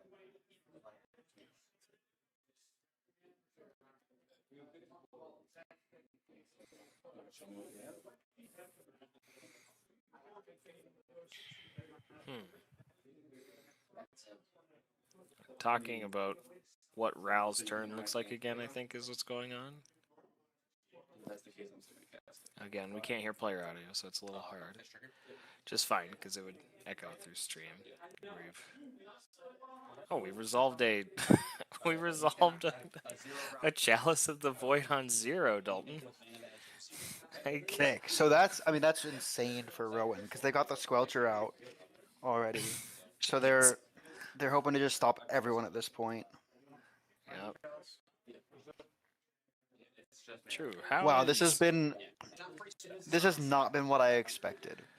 Like I said, I'm not surprised by the Rogsai fish play, but Rogsai's just kept it around. Rowan seems to be in the best position here, and Gwenum using interaction it's quite the game. I'm interested in seeing where this will go. We were worried this game would be over in 15 minutes, so we have nothing to talk about for another hour and a half. Yep. And now we're sitting here under Squelcher. Chalice of the Void, bro. Hold on, I'm gonna clicky clacky a little bit here for a moment so I can read this Chalice of the Void card. Okay, so it cares about the mana cost of the spell. Got it. I was gonna say, it's not like Vexing Bobble, where if you don't pay mana, it counters it. So that means Gwenum still has a chance to kind of force their way through, because their spells are free but cost life, so technically they have a mana value. So Chalice won't eat them. I mean, Roxai can try pretty hard to. He's got a lot of his 0 mana stuff in play. Oh, we're taking. Are we taking the Chalice or are we taking the Squelcher? Oh no! This is Akari Sev's expertise. Do you remember what this card does, Dalton? Do you remember? I'm pulling it up right now. We got 1 red for a sorcery. Gain control of target creature or vehicle until end of turn. Untap it. It gains haste until end of turn. And you may cast a card with converted mana cost 2 or less from your hand without paying its mana cost. Okay, so we're playing a 2 mana spell. What is it? Well, here's our uncounterable Lotus Petal that gets countered by Chalice of the Void and then goes. I wish I had drawn better cards, to be honest. Alright, nope, we've decided not to put Lotus Petal into play. We're looking at. Well, I mean, it makes sense to put Lotus Petal into play here with a Squelcher out while you have it for the turn. What is this spell? I think he's trying to. I think that's a Ren's Resolve. Yep, okay. Yep, alright, there you go. I can see the picture better. It is a Ren's Resolve. Flashback and. Is this Pyretic Ritual? I Silver believe it Scroll. is. Yeah. There's an uncounterable Lotus Petal now. We're swinging 2. I'm assuming it Rog. It's actually the Sigh. Gwenum here. Oh, is that the Gwenum? Okay. I could be wrong. Well, we'll see. We don't. Oh, it's at Rockside. Look at that.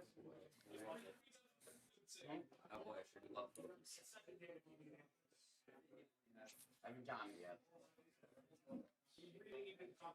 There's also on its string, so. Got anything else, sir? Yeah.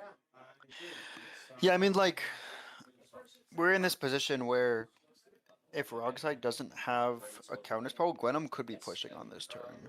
They could be playing, like, let's see what haste enabler we have. Is it just Lava Spur that I saw? And Skateboard, yeah. Skateboard. Coolest. And card Lightning ever Greaves, is- right? Like, so if Gwenum's untapping and going land, Dark Ritual, Gwenum Skateboard, or Gwenum Lightning Greaves, like, we're now in a position to just push right here. Okay, we're fetching for a swamp. We've got 2 colors floating. You put a gorgeous swamp into play. I mean, this is certainly a Gwenum. I'm just curious if there's something coming down with it, or if we're just Gwenum pass. I mean, you can kind of feel comfortable with Gwenum Pass here, right? Like, there's a Chalice of the Void in play. Well, you gotta be a little Gwenum concerned, gets I through guess. Chalice.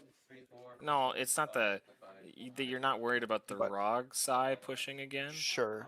I mean, you're still worried about just like having Thos as decon, right? Like Yeah, that's the flexibility is like you think they're gonna storm off and their stacks pieces in play, and they just go, here's a Thassa's Oracle. No one I has mean, interaction. he could play his own Squelcher too, right? Like we could Oh, see for Squelcher sure. come down, and then we're also that table's also still losing that game.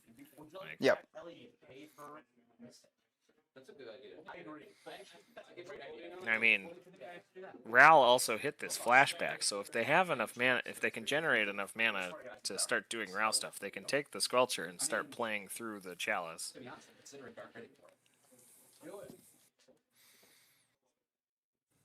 I think it's the correct play. We are contemplating on the fish.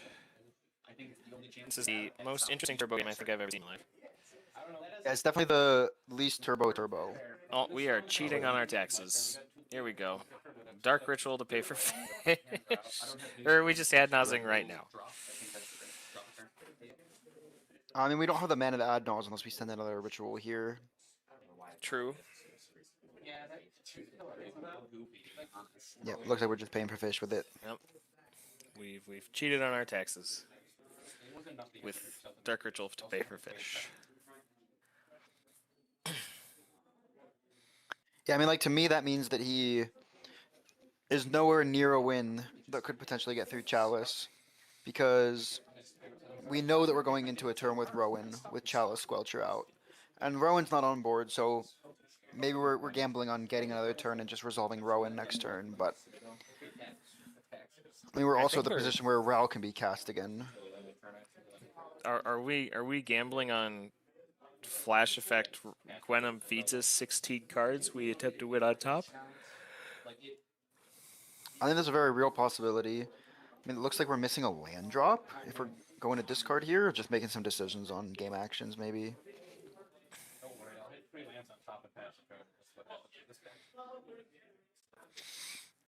Yes, Daniel. Yes, me and Dalton could find something to yap about for an hour. Trust me. Trust me. We could yap about Magic cards for too long. Like the Mole Man, my newest inclusion to Rogthras. I'll talk about that all day. Yeah, someone in chat just throw down a magic card when we're in between rounds, and we'll talk about it forever. Yeah. Yeah, if you guys want us to talk about a deck in chat and there's nothing going on this stream and you don't feel like watching the inevitable slop games that we're seeing from Fishbowl, I say as Joel Holland has actively resolved a Necropotence in Vile Thrasios. You know, so that game's totally not going to be a slop game, I swear. Oh, but Charles has 6 cabbage tokens in his cabbage merchant deck. That's scary. Oh goodness. What turn are we on? I played Charles at Siege. It was quite the game. No, listen, that deck is.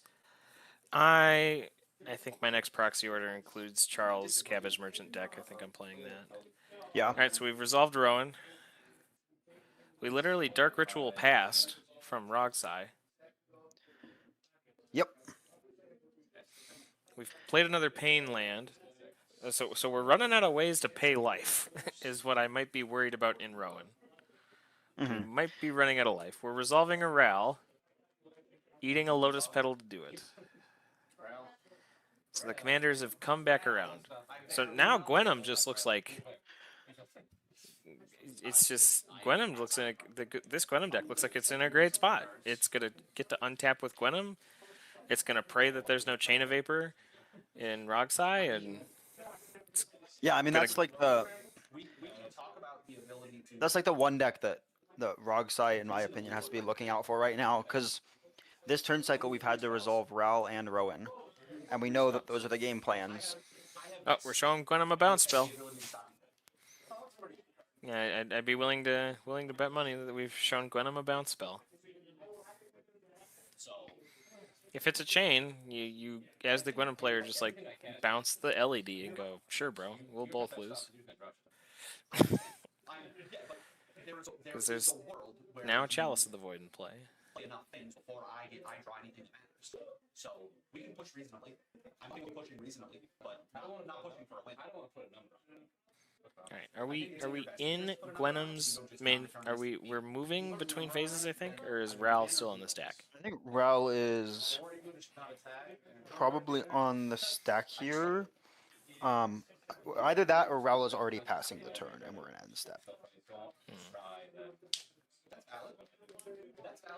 Both Rogsai and Gwenham have exchanged cards, so it looks like there's a little more to the conversation than just don't push here. On the other chance he doesn't do anything, Rail's the next game, like returns. I mean, like, as Rogsai, you haven't found another land, and we're clearly not out of the woods. So I think you just need to get,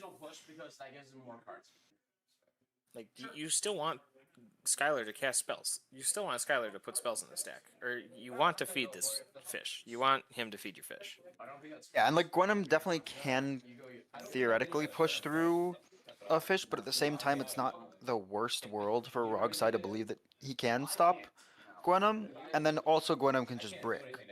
Like if Gwenham just sees 2 lands on the top, it doesn't do what John does, but at some point they might just get stopped anyway. I mean, I think there's, because I think for sure that we've shown a bounce spell. Like this has got to be what we've shown Gwenham before we untap. Now we're all looking at each other's hands now. Rowan's showing Ral their hand. Yeah, I mean, my estimated guess here is that Rogsai is trying to politic with Gwenham to use his interaction on blowing the other 2 players out of the game, and because of that, the other 2 players are trying to work together and be like, hey, we can't get 2v1v1s. We gotta have someone on our side here.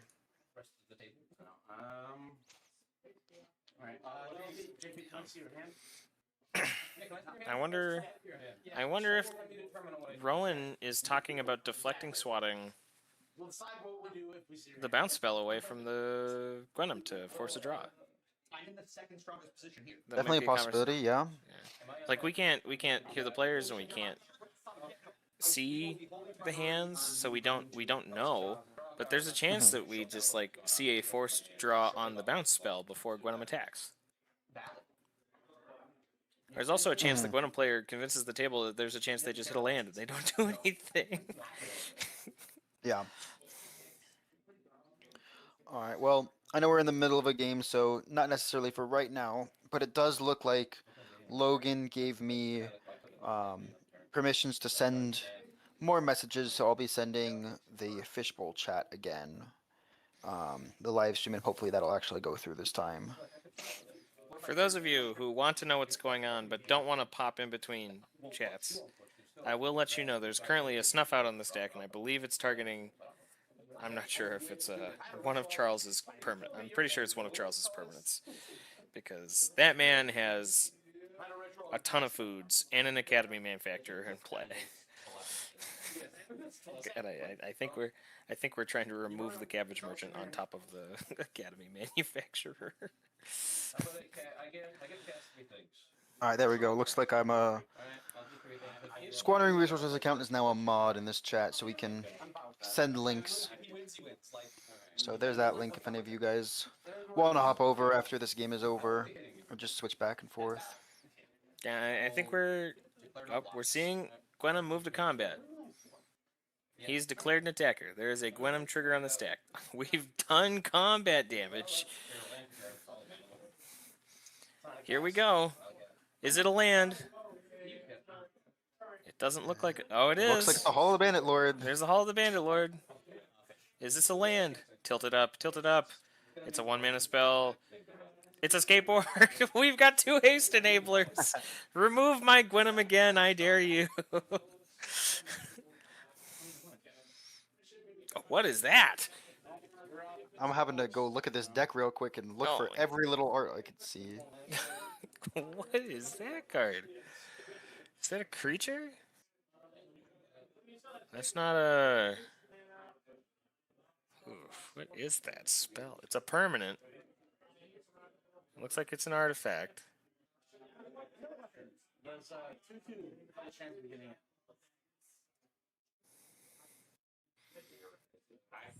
It looks like it is a power and toughness box, so it is a creature. It is a creature. Okay, I'm blind. Don't mind me.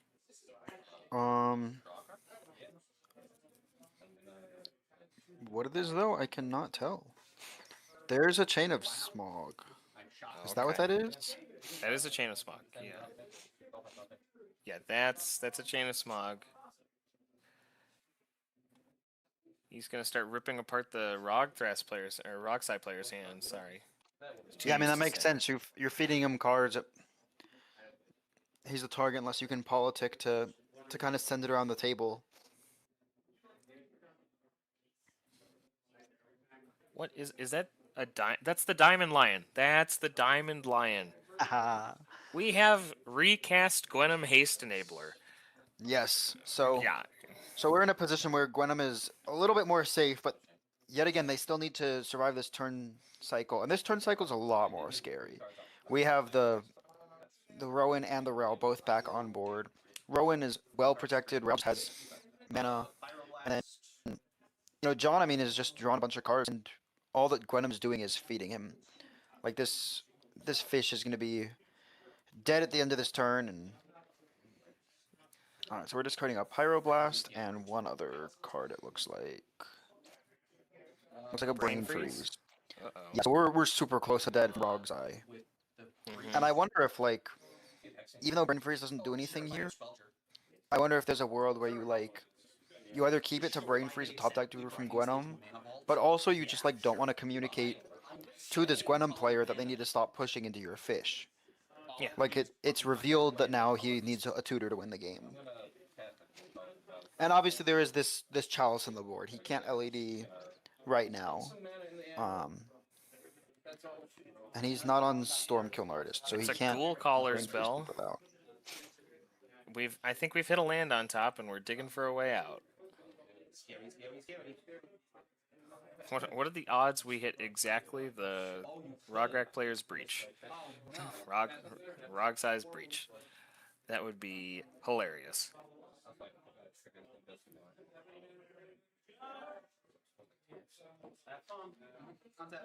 And I think realistically this is just going to be left up until someone top deck tutors. Every single one of these decks has some very powerful targets.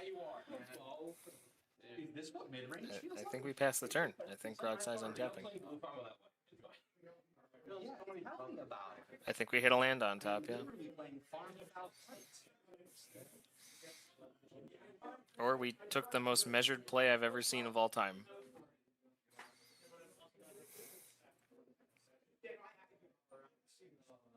Yeah, so I mean, I think in my mind, for Rog's side, they're hoping to keep this balance spell up for the Chalice if they're pushing.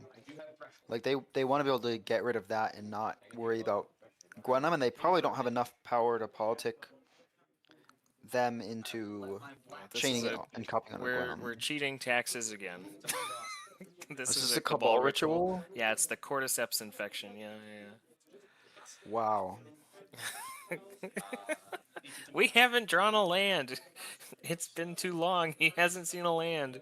He's looking for a land from Gwenum.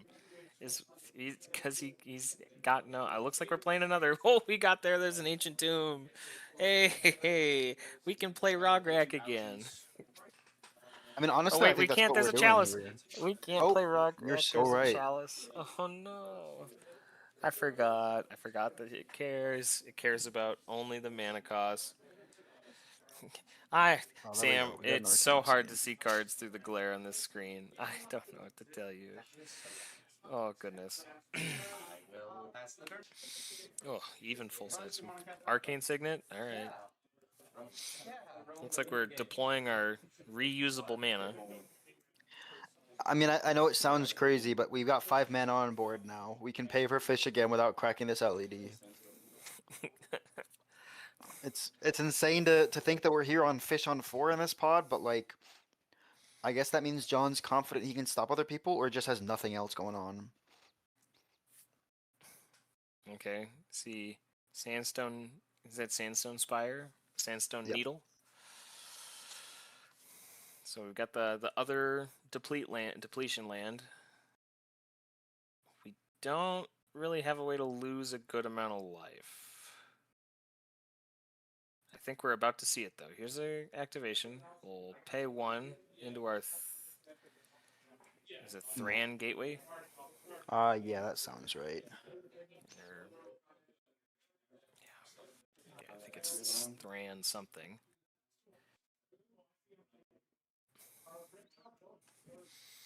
Cast a Grim Servant. This is after cost reduction. We're entombing something. Right, that's what this card is. Grim, Vile Entomber or whatever. No, it's Grim something. Violent Tumor is a 4-drop. So this should be Grim Serp. That's also a 4-drop. This Yeah. is also a 4-drop, but yeah, it's Grim Servant. 3 and a black menace. When it enters, search for a card with mana value less than or equal to the devotion of black. Reveal and put it in your hand. Then you lose 3 life. Okay, so we're tutoring for a 3 mana or less permanent or spell. Sorry, it's a detutor. Oh, and we're seeing more interaction being shown from Rogsai. I think John is confident that he's got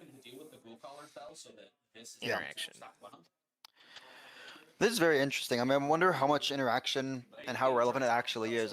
If he actually like has shown interaction that stops players, or if he just says, "Hey, I have a piece in hand," and is hoping that the threat of being the first turbo player to get blown out by John is enough to scare them all off, and he's really just sitting on one very niche piece that's not deterministically stopping someone. I need to be able to do it in your end step so that he doesn't get True. I mean, the best thing to do right now is force me to use it. That's not it. I'm just like that's. I mean, the only way I'm going to do that is if I promise something On a turn cycle, at least.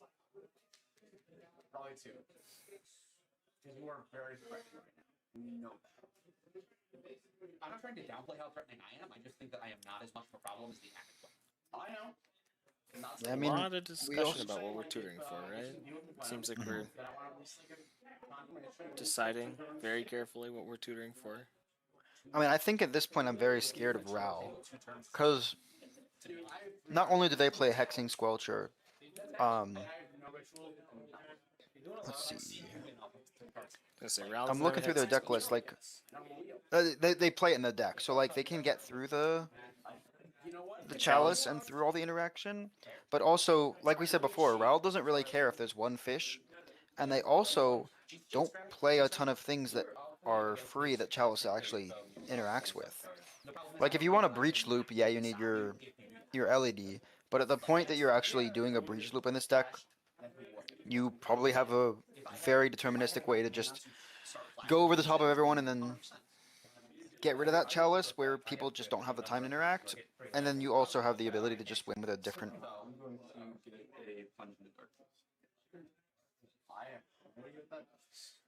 I think life, look at the top that many life cards, and then I exit out all.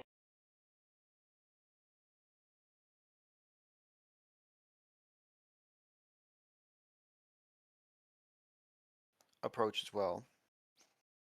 Yeah, that's very true. I think like, yeah, I think we're a little concerned. We're plunging.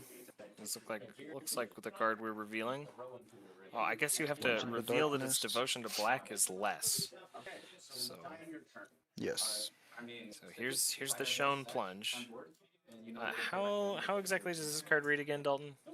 Yeah, so it's a 1 of a black for an instant with Entwine black, which means you can choose both modes on a card. Your choices are to sacrifice any number of creatures and gain 3 life for each one. Or to pay X life, look at the top X, put 1 in your hand, and exile the rest. Ah, so we are setting up for a giant Rowan turn next turn, as it sounds like. Yes. Alright. Well, we didn't tutor for a removal spell, so well, Snuff Out and I guess Deadly Relic are too high, and we don't really want to cast Slaughter Pact, I guess, because you can't. There's a Chalice in play. Yep. Oh, well, he's a Squelcher. He can yeah. cast his own Slaughter Pact. Okay. But in this pod, time walking yourself for the Slaughter Pact is just like so risky. And we didn't have the mana to ulcerate Ral, so. Yeah. Okay, well now it looks like we're... Is this demand answers, I believe? This is Rob the Vault. Rob the Rob the Archives. vault. Rob the archives, okay. yeah. It's got Casualty, which he's choosing not to do. We have, I'm assuming, evens are good, and we've won a coin flip because we're not taking damage. This is just another Ren's Resolve type effect. Yeah, It's just exile 2, you may play on this turn. worse. Yeah, it's just much worse. So we It's got a got red Casualty. blast, and... Is that the one I thought it was, the Rob the Archives? Or is that a Faithless Loop? I can't tell. Ooh. What is this card in Ral? Here, hold on. That's Alex's deck, right? Yeah. That might be a Demand Answers. I believe it is Demand Answers. Yes. He's got the full art artworks, so their Yep. art is a little bubbly, but I believe this is, yeah, this is 100%. Yeah, this is Demand Answers. It is And the we don't see a ultimate- ritual. I'm curious if we're pyroblasting this fish here.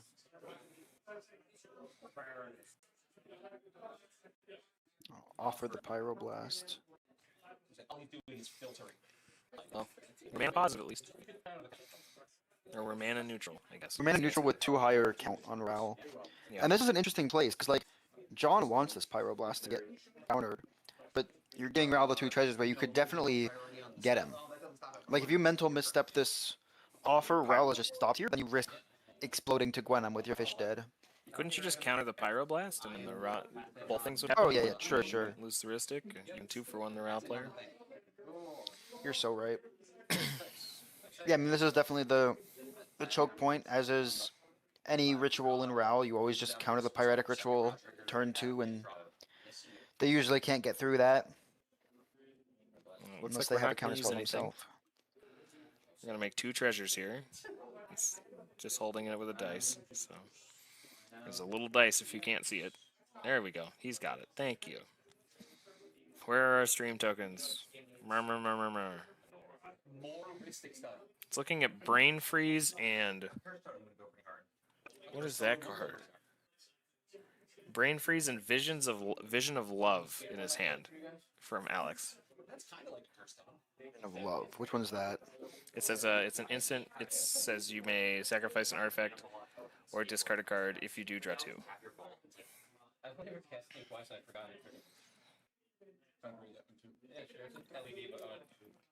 Oh, it's LED on a dime. It's a cantrip. It's so bad, but it's like that kind of LED on a body. Looks like we're casting Demand Answers, sacking the mountain. I will have a fish. Painful watching brother. I wish they were good cards, to be honest. You feel good lying like this. I don't lie. Sorry, wait. Yeah, I'm drawing the other half. I'm showing me the bad hand. It has. How are we sacking the mountain to Demand Answers? I don't understand. It might not have been a Demand Answers then. It might have been... 110% think that's Demand Answers.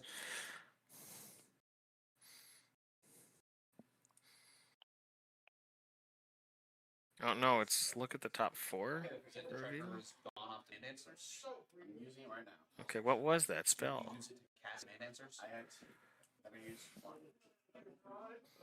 Highway Robbery. You may Ah, discard a card to cycle land to draw 2. okay. What does that card look like? This has definitely been a very glare-heavy game. Hard to see what's on the Ral's board. Is this a ritual? Or... I can't tell what's on board next to Ral right here. I can't either. Looks like a silver I'm scroll. thinking it might be the Grape Shot. Is he on Grape Shot in this deck? I would assume he is. Yeah, he's on Grape Shot. Yeah. That might be the Silver Scroll Grape Shot.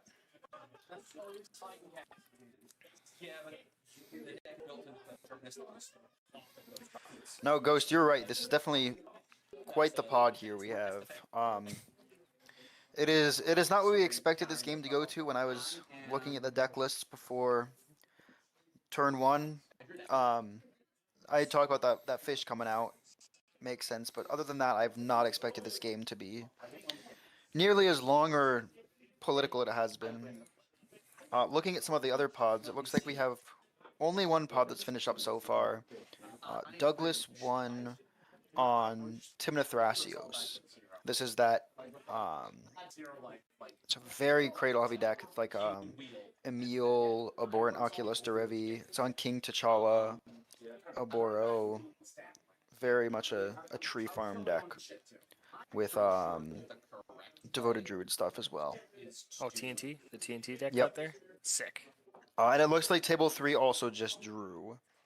This is a table that has, let's see, a Timnacrom. It has a Crick. It has a Rogsai.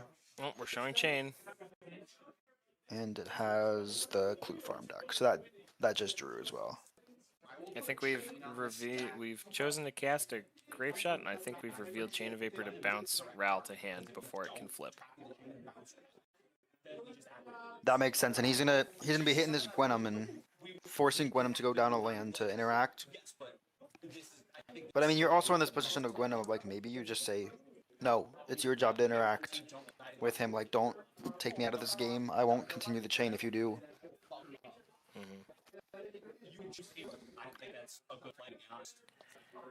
I mean, how much mana does Gwenum have? One, two, three. So we'd be exactly off by 1, but I think he's top decking a land. That's the reason we didn't push. So we really could discard Gwenum, put it in command zone, cast Gwenum, skateboard Gwenum, probably. Well, it's getting bounced. We just have to recast it from hand. We only need 5. Yeah, but you can't crack Lion to do that. It's LED. Is there an LED on board right now? Yes, there's a Diamond Lion on board for. Oh, there's a Diamond Lion on board. Yeah, There's yeah, a yeah. Diamond You're right. Lion. Yeah. Yeah, the issue is the issue with recasting Gwenum, especially if you're eating a land, is you can't redo the Gwenum thing. I think Oh, now it looks like the Chain of Vapor is not getting cast.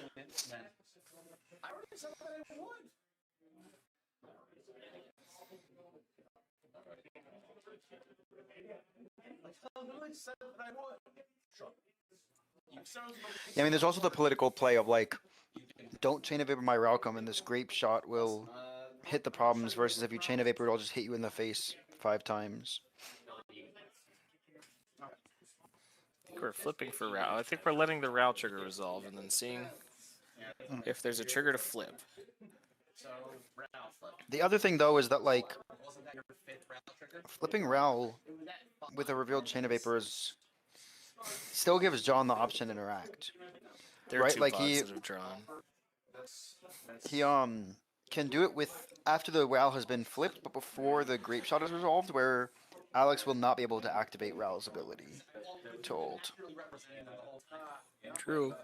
Yeah, I mean, Chain of Vapor can do, yeah.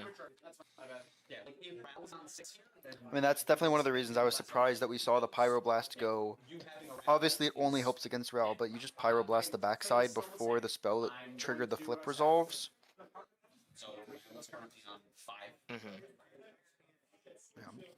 Yeah, so we got about half an hour left. 3 out of the 10 pods have been finished. 2 of them were draws, and 1 of them was a win. It's putting a lot of people up at 6. Here's Visions of Love. Yeah, here's Vision of Love. Let's see what we're...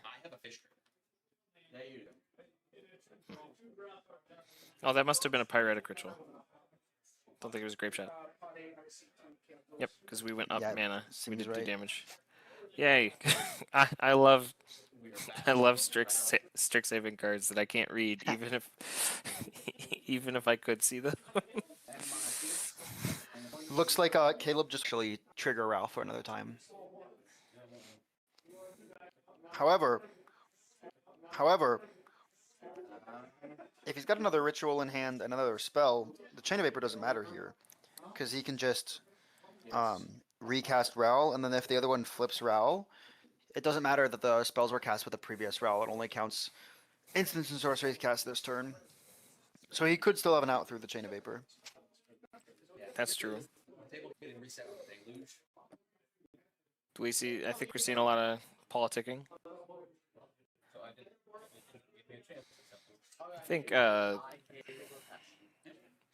I think we might see this Ralph activate. I don't think it's a good idea. It looks like the card resolved, and we're activating we're at Ral sorcery here, yeah. speed, yeah.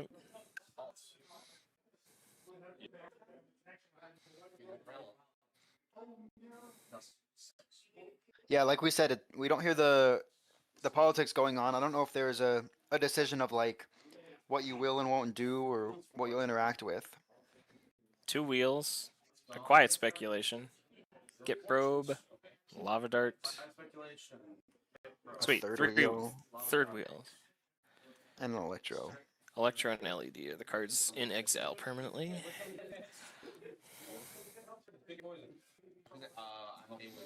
Yeah. Yeah, I think we see a lot. I think we're seeing a lot of politicking. Not being able to hear quite as much, but I mean, I think we're shooting off a time twister, and then Wheel of Fortuning. I think most realistically, do you time twister first here?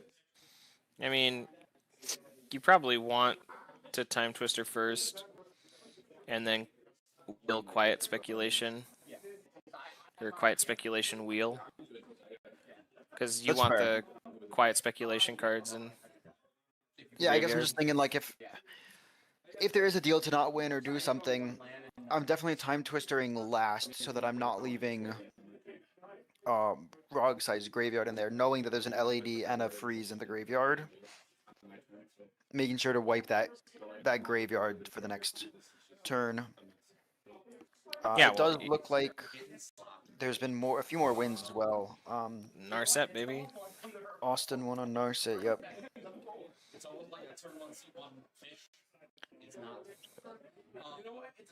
We're down to 4 pods left. This pod, another 4 pod, and 2 3 pods. Man, these 3 pods are going longer than I expect for it being a turbo-oriented day. I wonder if that's because Turbo is winning and putting all the slop decks down into 3 pod slop. I think that might be what's happening. I'll be honest here. I want to draw here because I can wheel and find rituals. Yeah, it looks like it. It looks like all of the mid-range decks have found their way at the bottom half of the tables. So I know. That's the. You know what? I can always lie. Yeah. You're right. On camera, on stream. Yep. Yeah, both of our 3 pods look mid-rangey. I don't know. Is it Pirates? I don't know how fast that deck is. That deck could be fast. I think it has the potential to be fast for sure. I think it's just like I don't know how it works compared to like Grixis Pirates. You just have so many more tutors and get to play like Thassa's Decon. And then Teamer Pirates, you get the creature tutors. Yeah. I mean, like the Kedis lets protection you spells. make a lot more mana out of the command zone from Malcolm. So like as long as you have something in hand, you can just full send faster. Yeah, I was gonna say the last time I talked about Kedis Malcolm was when I was talking to Shauna at Siege. So that deck is definitely not the Pirates variant, but Yep. yeah. For those of you who want to know an update on the Fishbowl stream, the Joe Holland playing Vile Thras has a bajillion mana and a ton of spells exiled off of a J-Will, and has resolved a breach. it looks like Charles has 8 billion foods in play. Yes, he does. There's a heuristic study or sorry, a fish that has resolved while they are politicking about this RAL pile. And it looks like they have, despite Joe's attempts to not get there, have entered full slop in a roundabouts way. I don't know. It looks like there's a... is this Clue Farm? I don't know what this partner pairing is over here because they have altars. But it's Tevesh Thrasios. Okay. So the Tev Thras player has resolved a One Ring and probably felt bad about their experience because they have two lands One Ring in play. I guess we'll approve them. Those are gone. Yes, here. Oh, it's Duke Vitro. Oh, that's like actually like one of the Tevesh Thras players. Never mind. He is like probably in a very bad position right now. Oh, that's a brain freeze that's going on the stack in that game. Oop, oop. Okay, so they're deciding about Wheel of Misfortune right now.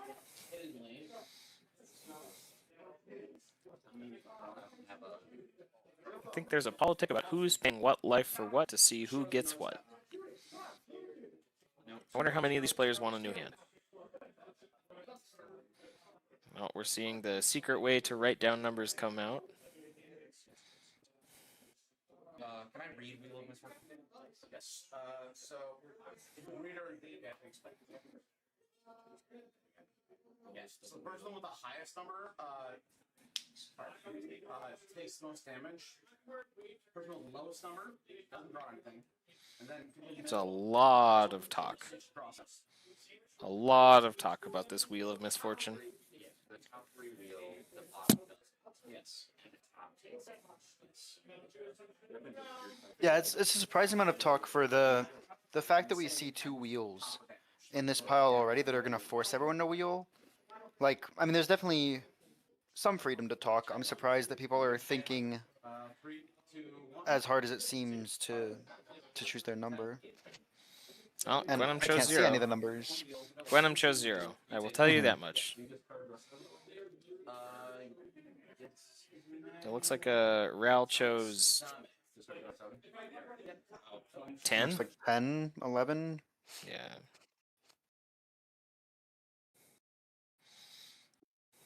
Yep.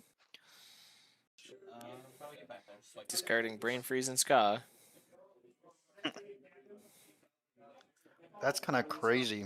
I mean, you got to do what you got to do. He doesn't have the mana to cast them, but yeah, unfortunate.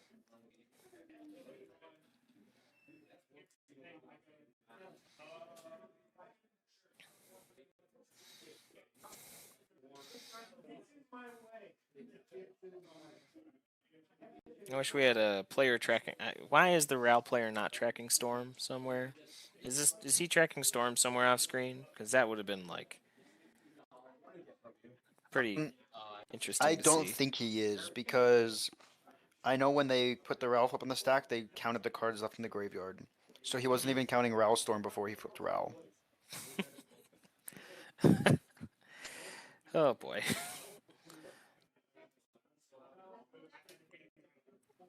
Alex has been given John's hand and is handing John a phone and has taken the phone back. Interesting.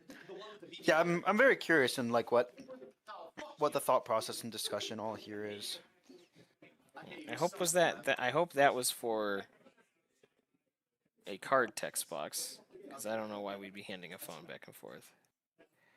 Yeah, like it potentially have outs. That's the yeah. Either way. Alright, so we've drawn our cards, paying 2 red, casting a Desperate Ritual. So here we go. We have a ritual. The Ral turn continues. I have a fish. I wish we would move these spells into exile so we can see what the board state actually is, instead of just like put them there. I think it's just these 2 lands now. This Ral is oh, dead, I think. he get probed John. That's why he looked at his hand. Okay.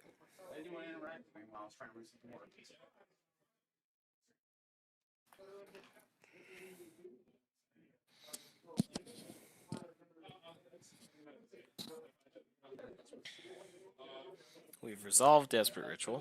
Try and reset the board.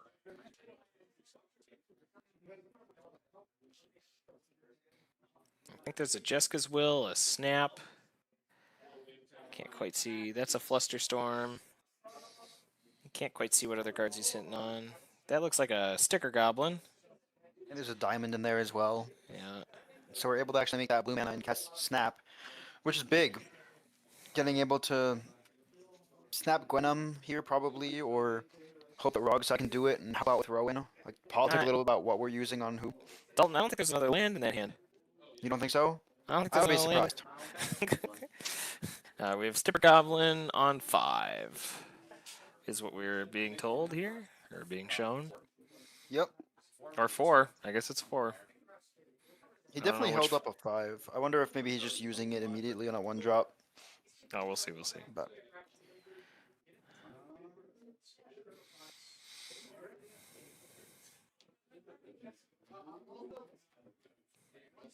I No, mean, we see, also at this can't- point, Dalton, we also still can't cast the Mox Diamond. There's a Chalice of the there Void. is still a Chalice. You're right. Yeah, I mean, even with 4 mana, I'm still looking like this is where you cast Ral again, and then you just try Ral to flip him costs again 6. and costs 6. But you're like, we're only at 4. Okay, yeah, we're not at 5. So we're looking for, I mean, I think just a little bit more mana. Spend all of your goblin Get the recast of Ral, and you still got 3 free spells to just immediately flip and fully send it. I think that. Why aren't we Jessica's Willing a player here? No, for my fish. You can spend it. You can spend I it think for there's a fish. Jessica. Unless that's a Ragavan that I'm not What do you mean? No, I was gonna say for like the Ral, I don't. I seeing didn't well see. enough. No, I think there's a Jessica's Will in this hand. It looks like a Ragavan the more he flips. Oh, can we? It is a Ragavan. Okay. Can't confirm it's a Ragavan. I just thought it was a Jessica's Will because of the frame. Yep. Hidden Strings too. Yeah, no land for the Mox Diamond. all of your goes away.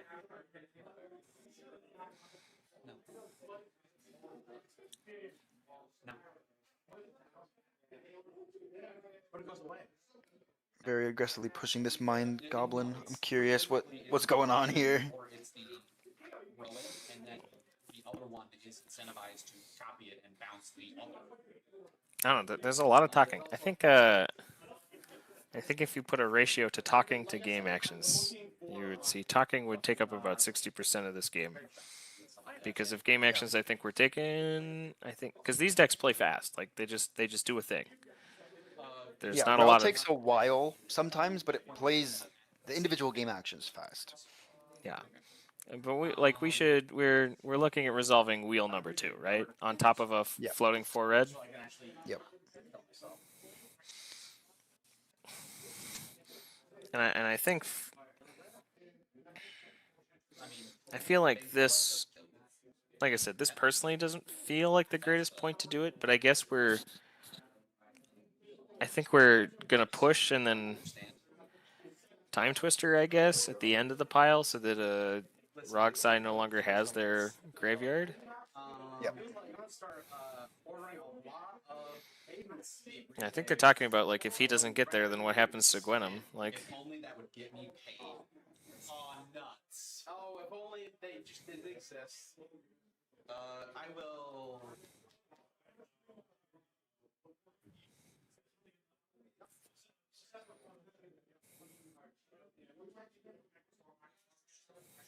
I'll change. like we're still sitting on Chain of Vapor. Are we gonna see that card come out? Yep, here it goes. It's targeting Gwenum. I'm not gonna go to the same thing. You want someone else to force it to use it on another. I'll target chicks. Oh, that's fun.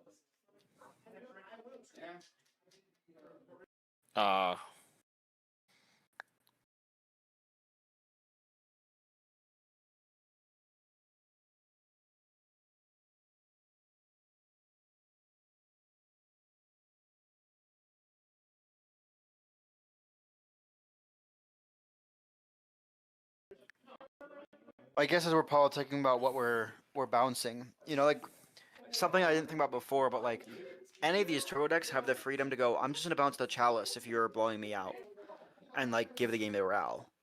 Yeah. Like don't blow me out of this game. Yeah, I mean that is an option. I don't. Because like Ral is definitely. I don't see a world where Ral doesn't convert this turn, unless Rogside draws every single thing they need and Ral completely bricks. Like they draw rituals, whatever, and it's just recast Ral win the game. Well, that's why I'm surprised we haven't done any of the quiet speculation stuff yet. I feel like this card is really strong in Ral, especially with.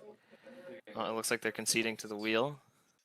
I think they might be drawing. Or maybe this Chain of Vapor was enough to convince people to draw the It is a game. draw. It is just reported. Yep. Yeah. And it looks like table 9 we also had a win from Derevi. Oh, Table sick. 6 is in progress. So we only Table got 10. 2 more tables games left. Yep. Let's talk about this Derevi deck. So a lot of politicsing in that turbo game. But now, let's talk about something super, super cool. Derevi in CDH. What do you think about this deck, Dalton? Yeah, I'm looking through it. Looks like a fairly standard Derevi list. Nothing too crazy. We're on Angel's Grace. Definitely a hot topic card right now, I guess I'll say. Yeah. Yeah, I mean, like, this is a deck where I see the One Ring, and I'm not surprised. Like, so many decks I think the One Ring is just not good for, and Derevi is one of the few decks I think can very effectively run this card still, even though it's fallen off. Yeah, I mean, I don't see anything ridiculously crazy here. We're winning with a Walking Ballista. We have an outlet, like Wan Chitong is an outlet for mana. We have a Boreal Breeze Caller. Are we playing Badger Mole Cub? It does not look like we're on Badger Mole Cub, so we can't do that loop with Aboro. But obviously we do have the Cradle and the Talon Gate, so we can do normal Aboro loop. I'm surprised a deck like this isn't on Badger Mole Cub.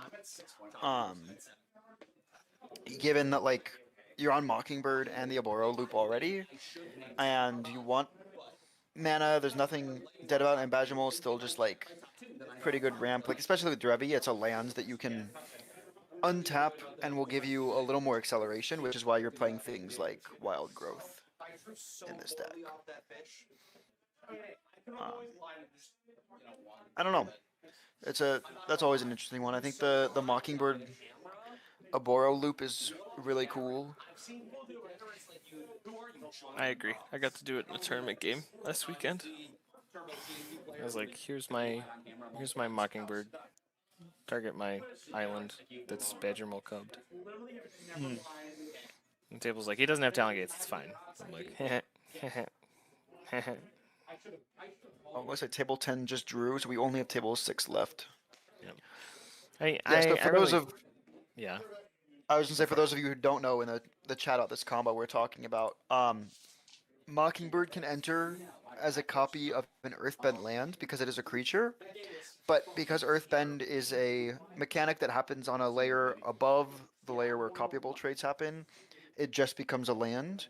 So you can do your loop with just Mockingbird, bringing it in and out of your hand, making it a blue land to recast it instead of needing Talon Gates.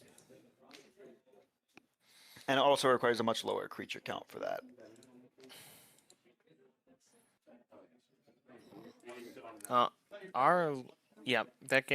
That combo, super sick. Love me, cool interactive, cool interesting lands interactions. Love those cards. And we're looking at, like, I think we've seen, like, some of the turbo decks, like we saw this draw in this game. I think we're seeing some of the turbo decks come kind of down now. I'm not sure every deck that's winning now is turbo. Like I said.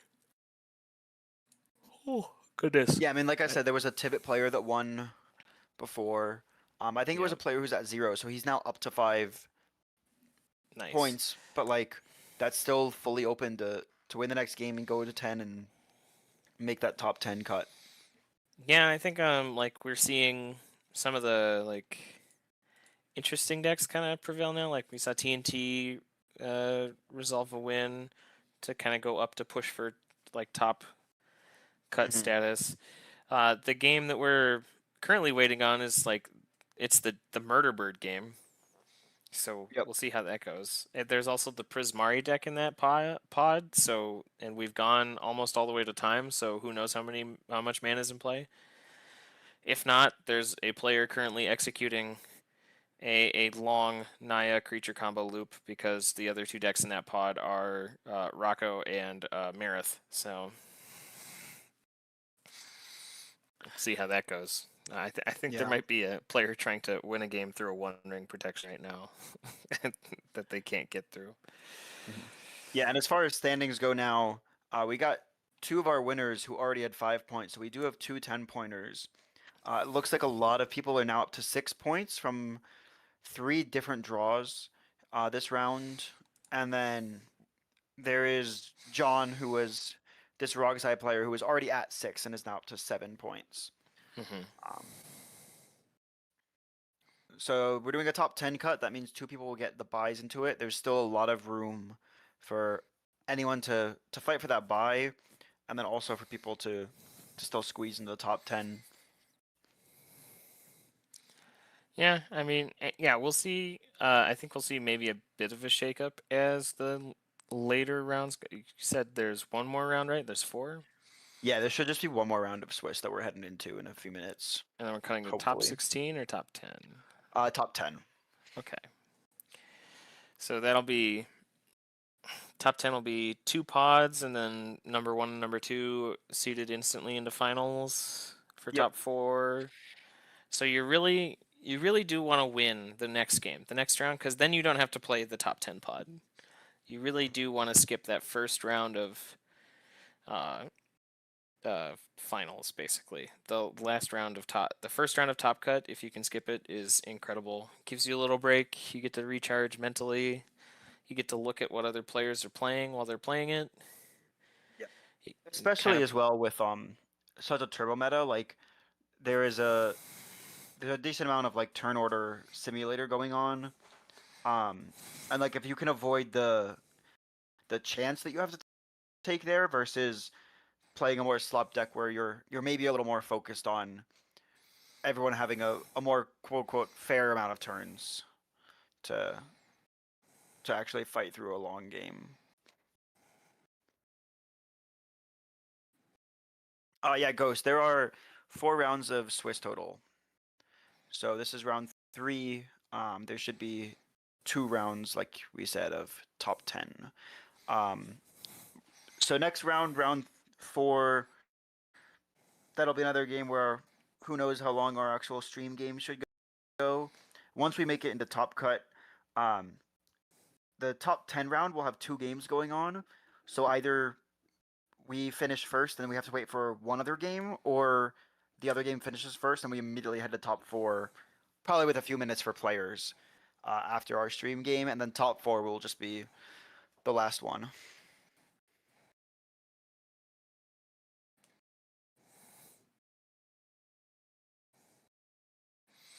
Yeah. And I mean, hopefully once we're coming to the end here. I'm amazed that some of these games have gone like me and Dalton have talked about. We thought that this, like, a lot of the decks we're winning are really, really close to turbo-y. So the fact that we're sitting here waiting for some rounds to resolve in the lower tables, I think is because, like, a lot of the mid-range decks, we're going to reiterate this, a lot of those mid-range control-y decks are kind of sitting in the bottom half of the table trying to get their points, which they should be doing, for the record, where we've got 2 minutes left in round from what I can see, and there's only 1 pod left. Yeah, because the last pod drew, the 3 pod drew. So we're pushing this last round. I think we might be seeing a result of that soon. I can't confirm, but I imagine this pod will report hopefully within the next 10 minutes. I think we won't have to go into too much overtime for this pod. There might be a large non-deterministic storm turn taking place, though, so we'll see. I say there's a Prismari deck sitting in seat 4, so there's a chance that we're just playing value cards and hoping we get there.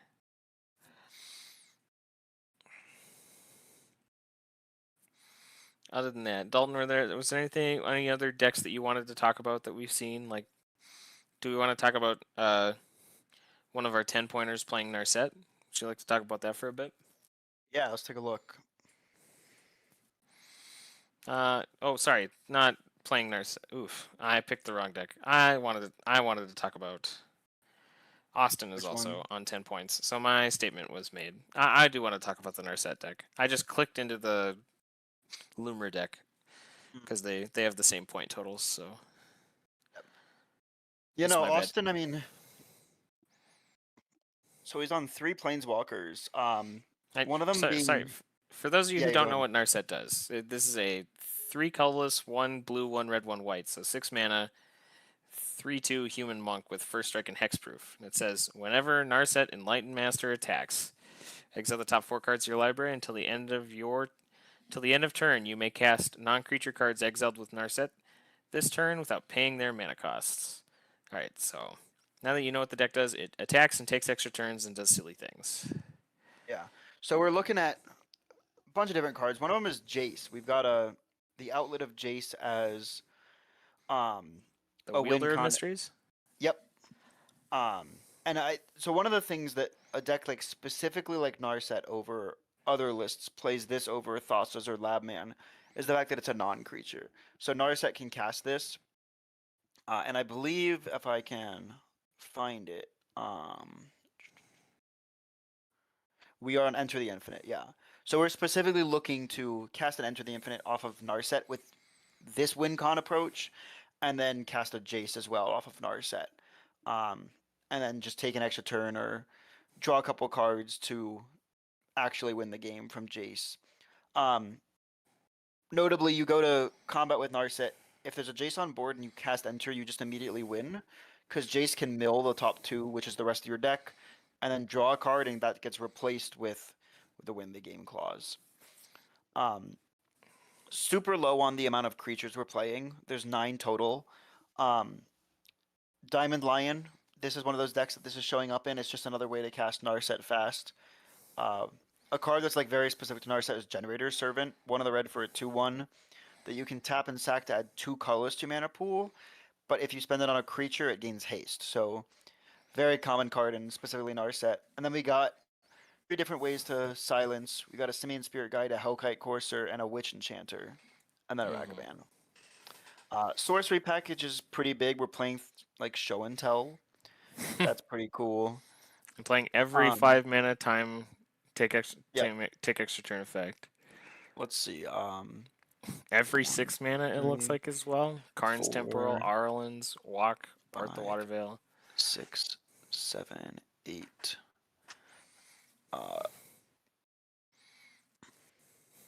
9, 10, 11, 12, 13 extra turn spells are played in this deck.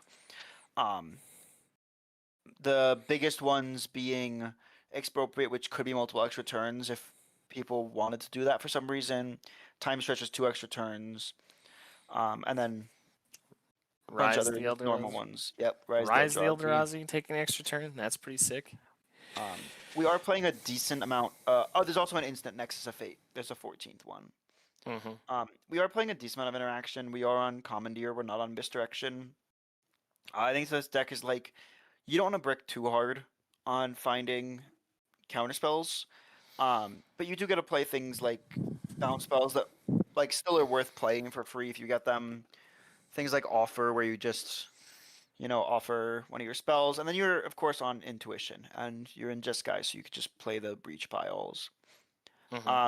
This is one of those decks that's like, every single rock you can play you do. So it's on all the talismans, all the signets, which you really don't see in CEDH. Like often I'm not even seeing most of the talismans anymore. Yeah. And then you're also playing one with the multiverse. Yeah, you're I seeing am like on the it. 4 best talismans, and that's what you're doing. Like, if you're all the way up, like Kennen will play 3 to 4 talismans, and that's it. Yeah, you've got like most decks are on Arcane Signet and then one talisman or Felwar Stone and then one other thing maybe. This is on Arcane Signet, all 3 of the normal like filter signets for like Azorius Signet, Felwar Stone, and then all 3 of the talismans in its color. Yeah. And I mean, some of that's because you're playing a 6-mana commander, but the other part is you just like you really want to be hitting your free mana and just accelerating because you hit rock extra turn and you're in an amazing space. And yeah, you were talking about one with the multiverse, I think. Yep, one with the multiverse and omniscience are like those are really what you're doing with the show and tell. You just show and tell omniscience, and then you just really hope that you don't get screwed by someone else show and telling something. Like most realistically, you get show and tell like Ristic Study or Tithe on your opponent's boards. And like that's what Yeah. you're most scared of. Maybe you show and tell a flood caller and you're like, oh shit. But No, aren't you show and telling Hellkite Courser into play too? yeah, you can do that. Like there's a ton of things. You also like you also have the play patterns of just like cast show and tell and everyone's like, oh, it'll be scary, but we can fight, and then you just put your Grand Abolisher in play and win the game. Like there's things like that. So I don't know. This is a really cool deck. One of my friends played it for quite a while a few years ago. Not a Yeah. deck that I see all the time. You got to play cards like Arena of Glory. Which is a new addition to this deck since MH3. Yep. Such a cool card for this deck. Yeah. Also another Hall of the Bandit Lord deck. Yep. No skateboard though. Yeah, we're on Greaves. I think that like it makes sense to be on Greaves because of how much your commander costs. You'd rather have the free equip and pay more of an upfront cost than you would have the 1 mana when your commander comes down, but get the skateboard out earlier, which is the same as like Lava Spur boots. And you also have the like, if you Hellkite course your commander to play and flip Greaves, then you get the 2 mana for free and you never have to pay to equip again. So kind of same mentality of you'd rather play that. Yeah. I mean, I agree. It's already 6 mana to play your commander. You really don't want to pay a 7th to get haste. Yep. It's good in some decks, I guess, but alright. I think we have all of our rounds reported. Did table 6 go to a draw? Table 6 did go Yep. to Table a draw. 6 just drew. We're like 6 minutes overtime, so seems like someone probably just couldn't get there. Can't see that game, so maybe they agreed to a draw instead. Alright. Looking at top 10. We've got Lumra, Narset,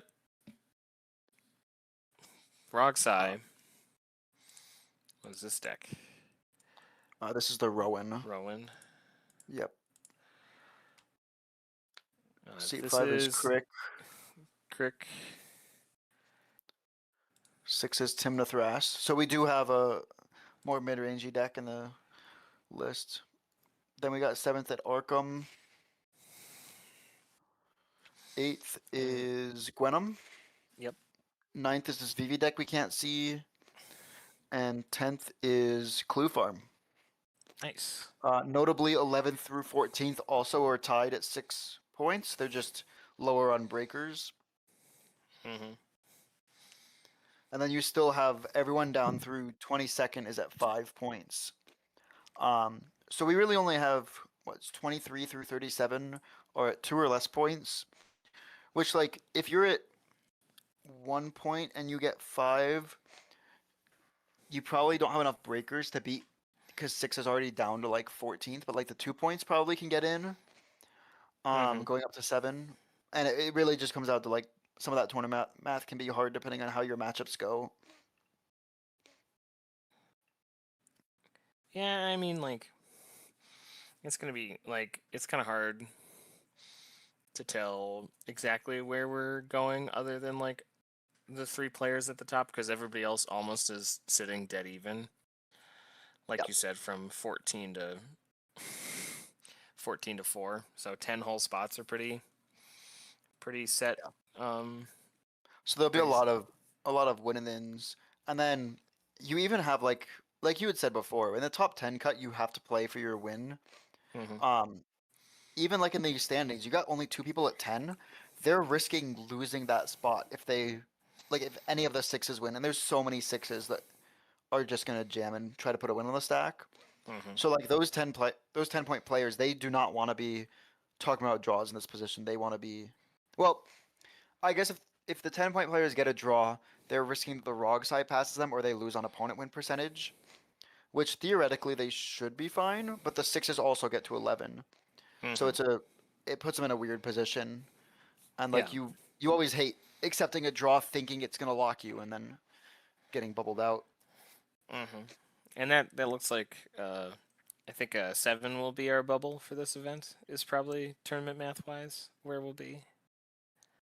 So Yeah, I think 7s will make it. I think 6s are depending on I think maybe a 6 or 2 could make it.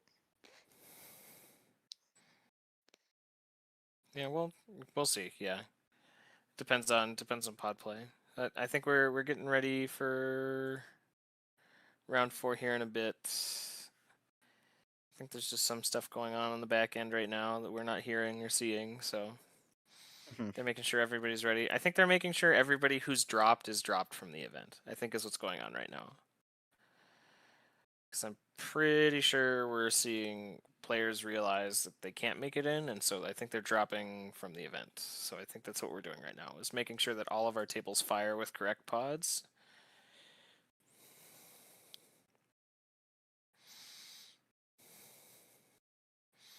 This is normally where we tell you to go check out the fishbowl event being streamed over on MTG Basics. Fishbowl 7 being hosted with Kyle and Ya. Their game just ended. I did not quite catch the exact end of that game, but their round 2 just ended. These games have gone to time every time, so we're averaging about 1.5 games for each of their ones, because their games are going the full distance every match so far. Yep. I mean, we Oh, almost got all the way there. This stream is not doing this room justice. If you guys follow Gold Sabertooth on Twitter, he just sent a picture of the a couple hours ago. He sent a picture of this room. It's got like this beautiful chandelier that's sitting over lighting up this table you're watching here. Looks really cool. Oh, yeah. So yeah, go check that out, guys. That's go check out Gold Sabertooth's Twitter, see what the room is they're playing in. They, like I said, they've got pizza. I'm sure they're checking to make sure everybody who's dropped from rounds has dropped from rounds, so that they don't get any accidental stuff in their last round. And if you're sticking around instead of moving over to Fishbowl and want us to talk about like a specific deck, either in the bracket or just in the meta in general or cards, let us know in the chat. Isaac and I yap all the time. We have a YouTube channel, Squandering Resources, where we also yap about CEDH. So, always happy to talk about things if you'd like. Oh, there we go. Look, guys, we cut to top 16. Oh, there we go. There's more. Oh, goodness. Those took a little while to load. I thought there were only 4 tables for a second. I couldn't scroll down any farther. All right, so we've got every player dropped from the event. It looks like we lost 3 of them? Not that many. 4, 2? I think we only lost 1. I think. Okay. Right, because we have 9. We had 3 tables of 4. Oh yeah, so we've sure. lost. So we have 36. So we lost 1 person because we had Yeah. 37.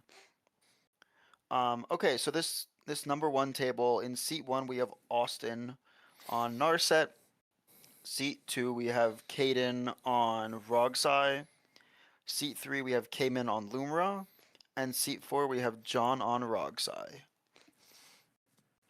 Okay, so it looks like this is our top 4 table right now. Yes. Yeah, it looks like these are... Well, we've got seats 1, 2, 3, and 11 in this table. So, 11th is at 6 points. They're tied with 4th place, but that's probably just based on matchups and not repeating players. Okay, okay. But yes, this is our top table, assuming we're gonna get table 1, which we have been for the past 3 rounds. Yeah, I think they're just getting those stream pictures set up for us right now, so we'll see how that goes, how much longer we're waiting. There are a couple of 2s, I think, that if they get lucky and win their games, they can push into top cut, because we talked about bubble being around 7 or 6. So there's a chance that a couple of these, I mean, and depending on the 1-point players, how well they do, there's a chance that, like, if the bubble is 6, that we... Yeah, and like you'd expect that the people who are matching up into the 1s right now won't get enough of an opponent win percentage, but can't ever guarantee that. Yeah. I mean, like I said earlier, we talked about it, that you're definitely trying to push for a win in this last round as well. Like, I don't see many of these tables drawing into top cut. You could see maybe table 1 draw into top cut if that was the case, but hopefully I think if table 1 draws, we still like aren't guaranteeing Caden into that. Like, he'll have a high opponent win percentage at 7, but like theoretically, I think could be. I would assume he's locked if he draws. But he's probably incentivized to play for the win. Both Austin and Cayman, like at 11 points, they should be fine because they know if they're drawing, then John is also drawing. So people can only go up to 11 as well. But again, both Cayman and Austin are at a 30.37% opponent win percentage. That'll go up a lot this game, but there's pods of 6s where like one of them might get bubbled out. Yeah, I mean, what might be taking us a little while is that we might be getting pod 2 because pod 1 has agreed to draw. That does not look like it's the case, though. Yep, we're getting pod 1. Here we go. Okay, so something that is... Oh, Austin submitted the wrong deck list. Yeah, so it seems we haven't actually seen Austin on stream yet. All this talk about Narset is still accurate about the deck, but it's not being played in this event. It seems like Austin is actually playing Scion. So scratch everything that we stood out this game. Scion's an interesting deck. That's a deck that I'm thinking of picking up soon. I think I've been convinced by some of the other tournament grinders I talk with. And do you want to talk about a little bit what this deck is looking to do then? Since we're... Yeah, for sure. So obviously I can't see exactly what his deck list is. Based on what Scion's trying to do, it is a 5-color good stuff pile. It is definitely not like a very slop-oriented deck. Like, you're not looking at 10 copies of Verstic Study. This is the kind of deck that just can put wins on the stack early. You can play, like, you play Thassa's Decon, you play Breach. You're just playing all 5 colors. You have, like, Engine 5. Specifically, there's all the cons. It plays Maz, it plays Necro. Usually it doesn't play Necro Dominance, just on Necropotence. You look at Turbo to win like Rogsai, you're playing the same with Rogsai. And then if you get stopped, you have the fallback plan of Scion. It's like your plan B to C, depending on what you're doing. And Scion lets you keep mana hands in a way that some decks need to keep, like, only draw hands. If you turn 2 Tithe in Scion, you go turn 3 Scion Pass. And the dragons that we're looking to play, so most lists are on a maximum of 3 that are really impacting you. The first is Ancient Copper Dragon, which you cannot pushing the same turn you're using Copper Dragon because of the way that Scion works, but essentially just go to combat swing after blocks are and hope to rip enough treasures to just accelerate yourself. when you pass the next player, Scion goes back to being Scion. And because you've been tuned to like yes, next turn to activate, Scion can win everyone's turn. This is one that certainly does not want to push on its own turn. So the other two dragons you play are Corvold, Faker's King, and Prismari the Inspiration. Corvold is a way to draw cards you make from either the Tide you resolved or the Ancient Copper or something one's got more just like, oh, I have looking for or something. The better this typical is you double activate on. You let the first one resolve Corvold, hold party, crack like 6 treasures, draw 6, make 6 mana, and then let it become a Prismari. Prismari is the dragon that has made this deck survive, I think, a lot better in slot games. The whole idea is that having Storm on like 4 of your cards just means in big stack battles, because people can't interact with that. And you're looking really just to like, oh cool, there's been like Storm count 7, here's a mana post. Spend 2 mana, make 16 mana, draw 8 cards. And that's like really difficult to beat, because it's Storm card, which is like notoriously a hard to interact with mechanic. You can like get probe, you get like 10 Born wins on the stack. So it's like kind of like what the old Chris Azula deck was looking to do, better. Mm-hmm. Okay. Yeah. But yeah, it can definitely survive in kind of all the games. It can play turbo, and it's 5 colors, so like it can turbo as fast as a deck like Rog's Eye. It can't survive. Like if you don't have Scion out, you have a hard time beating full slot pods. But the second you get Scion out, Prismari is like the thing to convert when you're not playing all of the normal slot cards. Mm-hmm. So I'm very interested in seeing, like, I think in this pod I'm looking for a draw hand, but here we're seeing a fish. It's kind of like from our last game where that, hopefully that fish just gets fed like crazy and you untap and win. So And fish. we see double turn 1 fish from 2 of the seed turbo player, early seeded turbo players. We don't see a fish element. It's not a green deck. As much as it goes fast, it does not play fish. It cannot play fish. You see a crumbling vestige, wasting. Oh, and a burgeoning. This could be really good. Look at a potential. Depending on how many lands are in his hand, we could look to see like 5 or 6 mana generated by turn 2.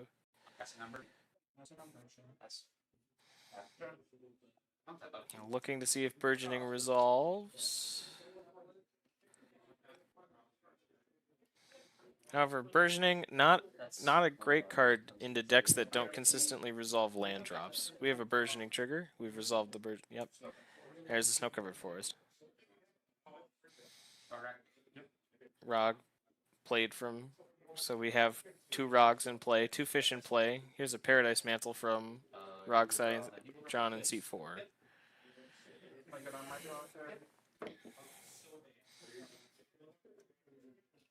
Alright. And we move to equip the Paradise Mantle, I believe, past the turn. Happy birthday. Happy birthday. Whoa. Yeah, I mean, this is a yet another game where we've got 2 full turbo decks. Lumra is like definitely able to push pretty fast. I would say it's like, I guess it's kind of a turbo deck in its own regard. And then Scion can play the turbo game. But with 2 fishes out, like, this deck, or this game might just devolve into what we did last game. Might take a while. Yeah, a lot of politics over pushes. Yep. And I think a lot more in this case politics over who should interact. Because, like, Scion wants to, like, not be feeding the Rog side who's the scary person for him by interacting with someone else. I'm curious what the mana vault's coming down for. I wonder if he's kept a Tithe hand but is scared to let the fish die. Or if it's just good mana acceleration because it's mana vault. I think it's just on curve. You have the mana for it. You might as well play it. Mm-hmm. And like I feel like okay. Lumra probably feels like okay in this situation. The Rockside decks are gonna keep, or the Turbo decks are gonna keep paying for their fish or push into double Remora. Yeah. So you're just like, well, every land. Oh, we see it. There's one more land. If he has one more land in his hand, he can cast a Lumra on turn 2. Good lord. Yeah, I think in my mind, like if Scion had a Tithe there, I let the fish. This is coming from someone who wants to play the deck but hasn't. I think I might hope that the Rog side with the fish is probably paying for it if they kept a fish hand right now. And you hope that that stops next Rog side and you get to a turn with a Tithe resolved. But that is very scary for sure. That's not how it works. Oh, and Tap we didn't tap the Mox Amber. Nah, who needs it? We're just recasting Rogrek with that 2 black, right? Yeah, just tap the land and pass. You want value information? Is that okay? That second two. Thank you. No, we're doing a thing. I tapped the Mox Amber, I swear, guys. I mean, that seems like pretty reasonable, given that it's like Yeah, last game. Yeah. there's no game actions. The only game action was activate a mana ability. I can't tell you when I was first learning to sequence that deck that was a thing I would be catching myself doing all the time. I'm like, oh, I can't do the thing. Uh-oh. And I think you're right. Like, we have a mana floating here. We might be recasting Rograk. Oh, there's a Rhystic Study. Is that a Rhystic Study? Was that a Steel Enchantment? No, that's heuristic. That's a Rhystic? Oh, it just looks weird from this angle. Well, I don't know if this might be the win anymore. Yeah, I mean, this is fed Scion a lot, but like, Yeah. put yourself in such a good position. You've got Rhystic Fish with 4 mana you're untapping with. I guess if you recast Rog, so 3 right now. Can we just be so real right now on value cast Illumina? What could possibly go wrong? Okay, looks like we're not going to value cast Illumina. In my sadness, I would like to see a turn 2 bear resolve, but I guess there's like no real way to win the game with the turn 2 bear currently. At least I'm gonna be able to go back and watch the entire stream where they hear how they talk about it. Yeah, I mean, I think like in the Loomer position, if you develop your board to be scary but not winning, so that you can cast Loomer next turn, you hope the other players just blow each other out, fight, and then you go untap. Now that you have used most of your interaction and hopefully some Force of Wills, I can just slam Loomer and win. I mean,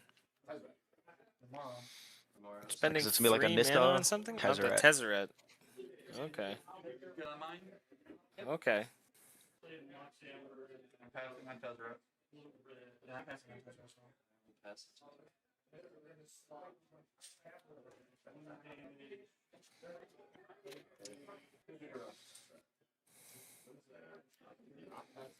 So we're waiting. We're gonna see what we're tutoring for. It's probably a Zern Orb, I would think. Yeah, I think this is where we see the Zurin Orb. Either that or another amulet. I think with Loomer specifically, I think it's better to tutor for Zern Orb. That's fair. Because it like actually I don't even know if that's true. I guess we don't have ETB lands. One of our lands is enchanted, so I guess it probably just is amulet. I don't think, or I keep saying I think it's Zern Orb because I think he's got a Vexing Bauble in his hand, and he could just cast Zern Orb and then cast Vexing Bauble, and then the tables can't do free things. But at the same time, that's very scary for stopping people. No, we're just getting Soul Ring. Okay, so we're just looking to make sure to have the mana to cast Bear with some Lumra. extra mana up next turn, yeah. Yeah. No longer my game next.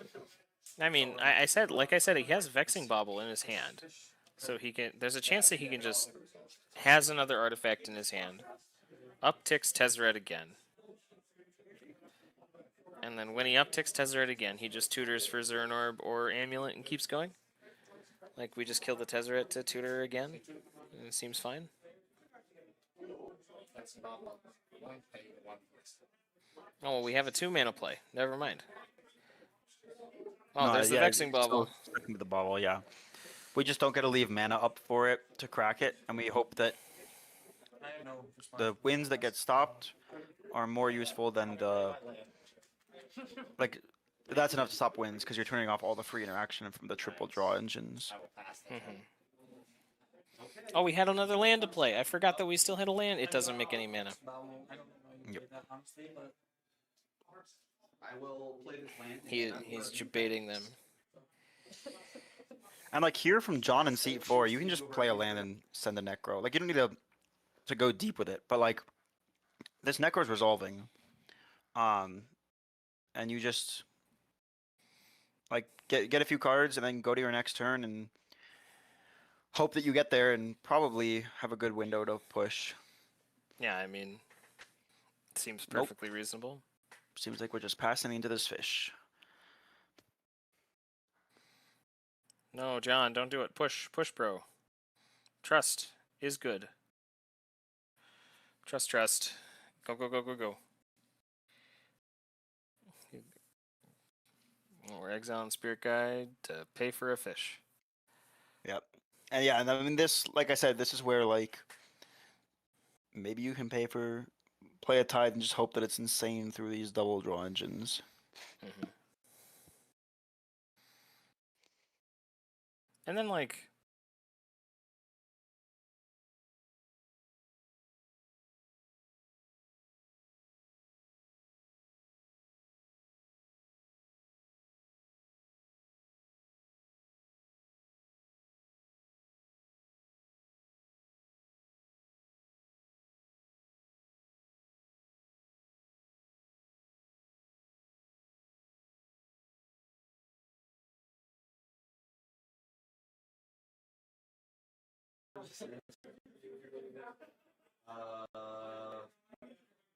I'm pretty sure that I'm just get sad.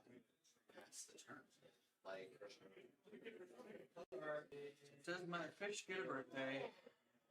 You can use it. I think I want to do it now because you pay for fish.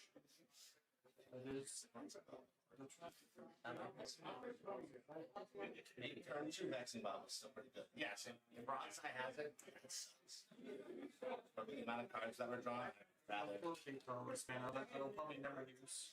I'll use it. Never mind. I'll have the Mystic Study. Oh my lord. Mystic Fish. Oh my lord. You can use like colors. I can indeed do that. You can have it, dude. Like there's a chance, yeah, you've got there's a chance you get Tithe, like you get to untap. There's a chance you just like stick a Corvold on top of it because he could have drawn the Corvold if he sticks Tithe here. Like, Well, I mean, like the best play pattern here is to cast Tide and pass. Hope that your 1 mana and the bauble, if needed, can get you through your next turn. yeah, I think we Something. got one more. Yeah, there's the one. Yeah. If we're using it for 6, I'd be using it for something else. Yep. No, I use 12. Yeah, do you want us to like make create? Make my turn? I can give you as an exception. Thank you. I opened one pack. Oh my god. Wow. And I got foil land. So now both sides have resolved double draw engine. $400. That's like 2. It looks like You don't have to choose. No, I opened one pack. clearly Caden is going into his turn. Yeah, nice. We'll see if he pays for fish. I'm not sure if that will stick around or not. I watched Adam got absolutely fucked on 5 Marvel Panther boosters. And I got one Strixhaven back. It's like, you can grab whichever Strixhaven back you want. And I just pulled this. I'm like, hey, do you have a head sleeves? And it looks like, I don't know. I still feel like Cayman here on Lumra still feels very comfortable with this position. Like he's just looking to resolve a bear and kind of see where he goes from there. I think he feels pretty comfortable doing all of those things. Like I said, he could untap, cast a artifact, and tutor with Tezzeret again to cast another artifact, and we'd be right back where we were.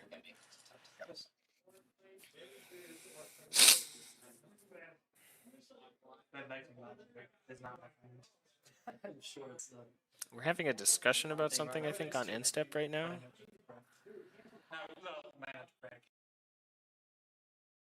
Discussing who keeps what mana up for what. Yeah. Yeah. Because I think they're starting to discuss the fact that if Lumra gets lucky, there's a chance they don't win the game. There's nothing they can do. I think that's where we are again. I cannot confirm. Oh, we've discarded the Ancient Copper Dragon. Yep. Yep. What is this other card? Under it. It really looks like a Bright Glass Gearhulk, and I know that can't be correct. I was gonna say, let me look at his deck list. Wait a second. Maybe it's the full art Badger Mole. That also doesn't really feel right for this kind of list.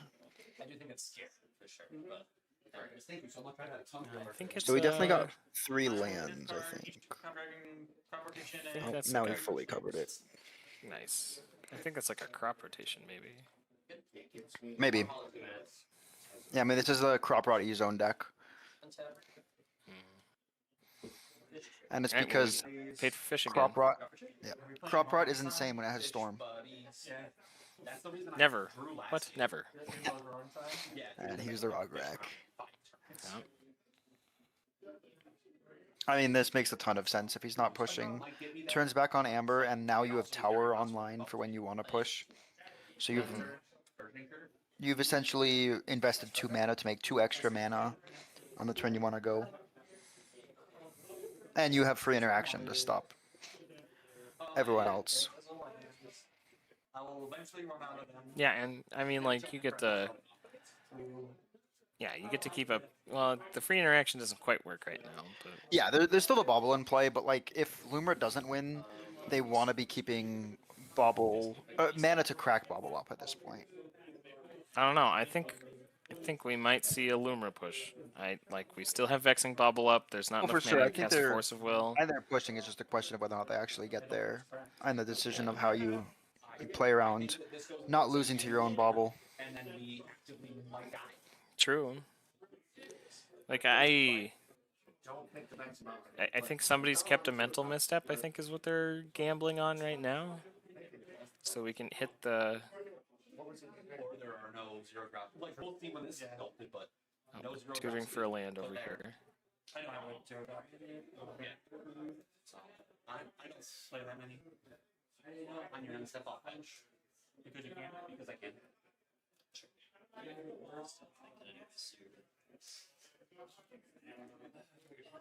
Like I don't know.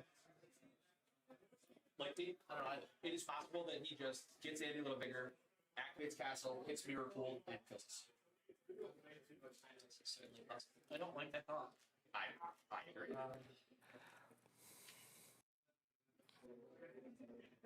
I'm curious what's coming. I think if you want him to keep the bobble around, it is absolutely to your benefit. What do we need 3 mana for? What do we need 3 mana for? Is he trying to Dark Rit Naws before the Bobble can get cracked? I mean, seems pretty cool. That wouldn't be a bad play pattern.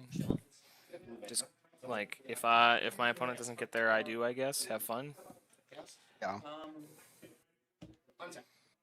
Yeah. I don't know. We've gone to discard. Upkeep. I think it is objectively correct to silence you. Unfortunately. Yeah, I don't think Lumra has anything that could interact with that fetch. You want to talk at all? No, it doesn't. It doesn't. I mean, I guess maybe there's a chance that John forgot that Burgeoning doesn't trigger when the land enters from the fetch, and was like hoping he didn't get another land drop to cheat into play. I mean, no, it's not a joke. It really is. No, I don't think so.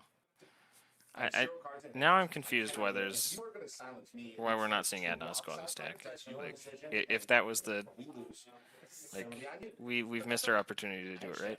We're in draw step. Yeah, we're already past that.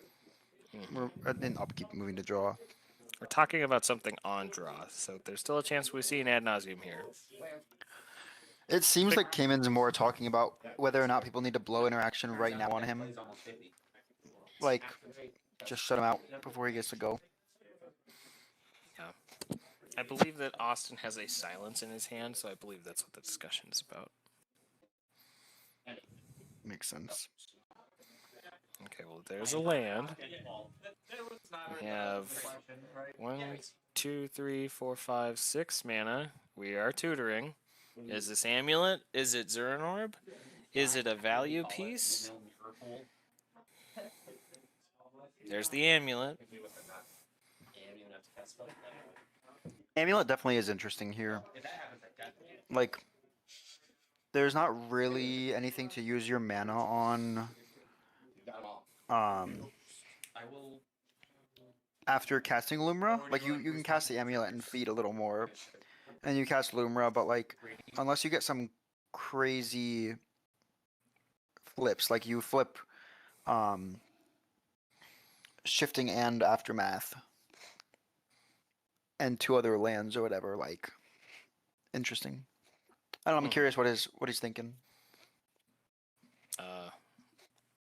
Roll for mirror pool. Yeah, I guess. I don't like. There's a chance that the game just ends here without any more spell casts after the Luma resolves. That the chances are. I mean, even with the mirror pool though, you still need a sack outlet or to hit enough lands to keep going. True, but two Lumers is very good. Like just you 2 Lumers into this board. Oh, here it is. We're calling the week after seeing the amulet in an attempt, I think, to see if we could bait out the Gataxian probe. Or sorry, the mental misstep. The other blue single fraction. 2 on the stack, right? Yeah, 2 for mine good.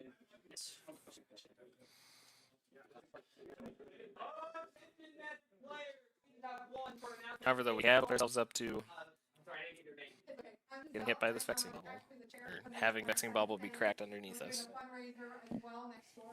No, you're like, so like if Dark Ritual gets, or you may be eating Austin's silence here if you were right on that call.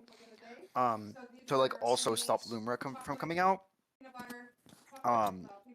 You also though like, if you're not, you can just talk about, hey, even if he cracks the bubble, don't counter this Naws. You guys are so far ahead. Let me get back in this game, look for my own heuristic study from the Naws, and then play this game with you guys. Like I think in this world, it's very risky to counterspell a Naws from either of these players and draw the other 1/2 cards to take someone so far out of the, or so far behind, even further behind.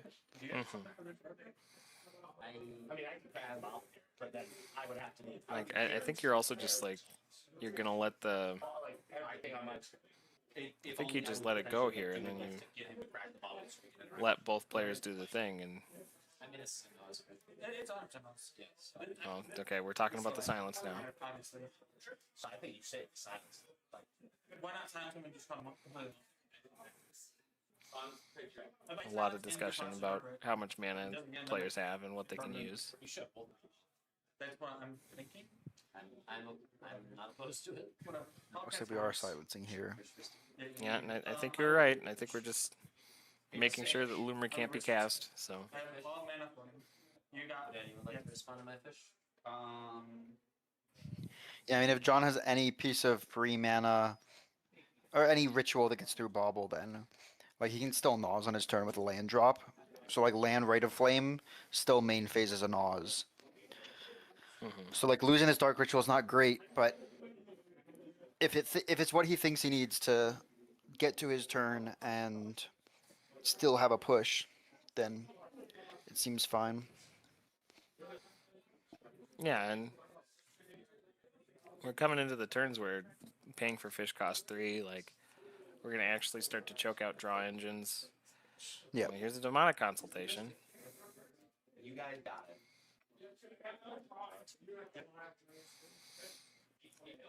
Are we reverse Thoracling?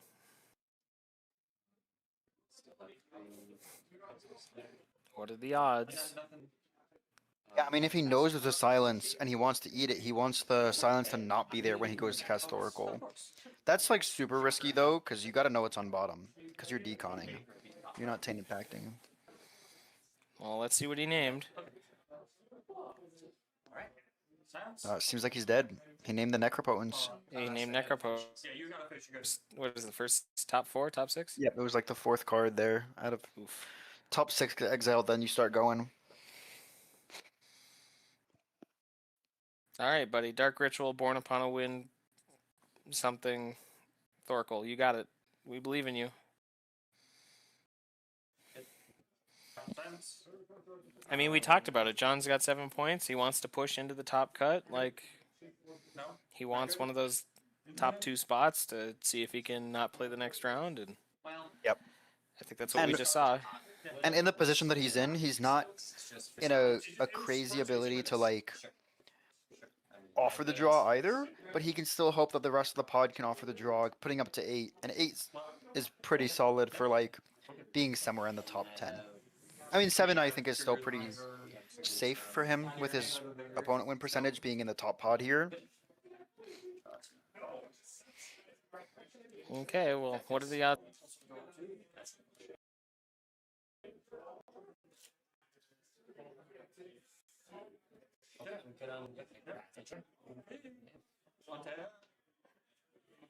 Does he get a third birthday? There's no way he gets a third birthday. We see a fish paid for again. Yeah, and this is where it gets really interesting because like you only need to fight Rogsai now, like the one deck. Well, there goes fish. I wonder if that means Scion thinks he has it here, or if it means he thinks that If I don't go he there, needs mana to stop Caden. we just out of the game. Yeah. So like, you live by the turbo, die by the turbo. But like, John And looking Lang at the is- rest of the bracket, it doesn't look like any other games have finished either. Yeah, I mean we're a little early in our. Yeah. I mean we saw the first We're couple a little games early. go I pretty definitely could see a turbo winning at this point, though. Mhm. At this point, I would think sure we're not. Feet. All right, well there's a wall. There's a Tinder wall. Slops him all day, every day. Like he resolves the Scion and the Prismari, and then the table doesn't. Like this will be a green. I did not take. It was a copy enchantment or something, right? Okay. 3 mana, Valley Flood Color? Nope, Cabbage Merchant. There's the mana battery. All right. So yeah, we're definitely setting up to try and just hope to survive another turn cycle.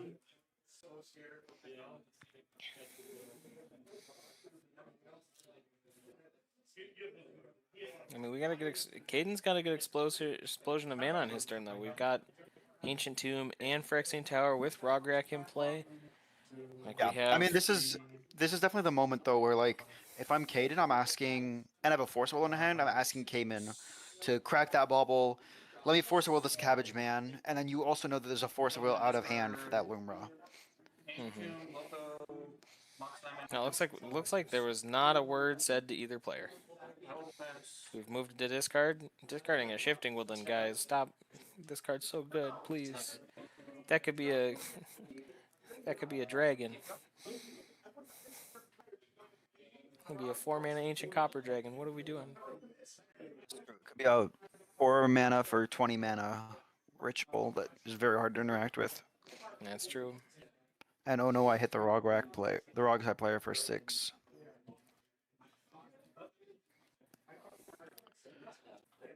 Yeah, for the event lasts theoretically all day. This is round 4, so we've still got about 50 minutes left in the round, and then 20 minutes of overtime, and then we're doing a top 10 cut. We've seen a lot of turbo today, so not necessarily going to hit overtime in every round, and with a top 10 cut, there's only 2 games to go. Like 2 games simultaneously in that top 10, so top cut could end up going fast, but I expect this game will go for a while more, or this event. Mm-hmm. Well, Dalton, it looks like we won't make our local event. Yep. Oh darn. It does look like Morgan won on Rocco.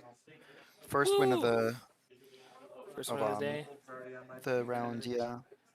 We're up to 6 points there on Rocco, so there's a small chance they squeak in. They got a seat 4 win, pretty cool. And here's a Vampiric Tutor in response to Hexing Sculpture.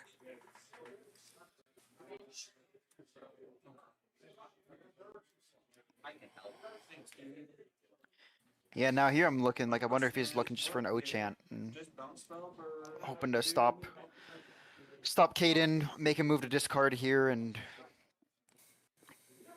go back down to a reasonable hand size after he's been fed so much. Especially now that that fish is gone and we're in a single draw engine each. I agree. We're here now. And there's a Vexing Bauble in play, so his free spells are completely legal to cast now. Or, well, were illegal to cast before, but they make it through the Vexing Bubble. He's found his way through the Vexing Bubble.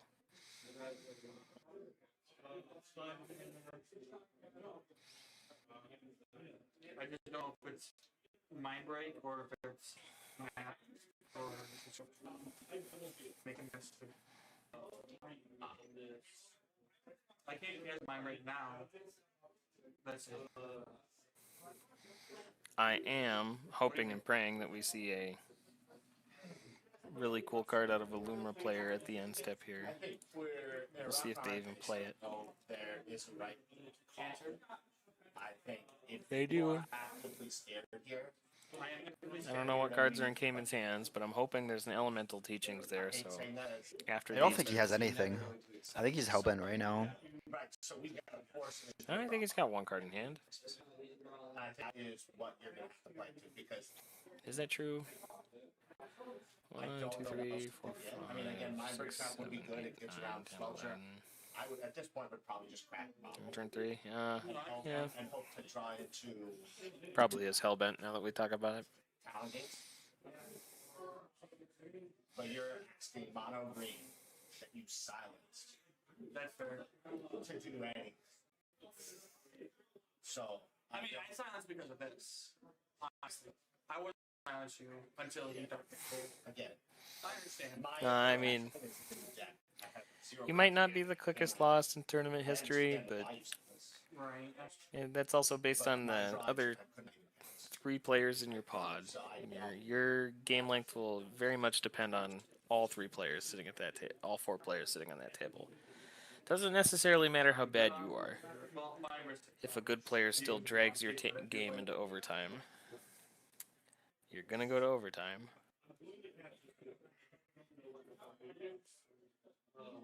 Now draw my mystery card. And I'm okay on Sculpture. Right. That's what we are.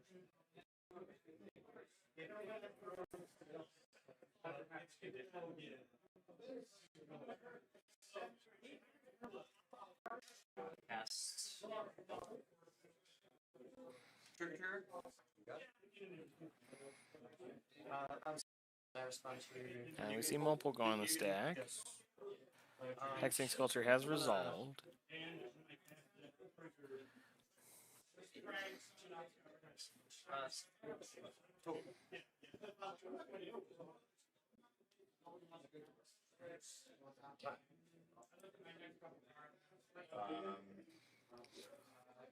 yeah, I was gonna say. I mean, I'm gonna announce the counter, but it's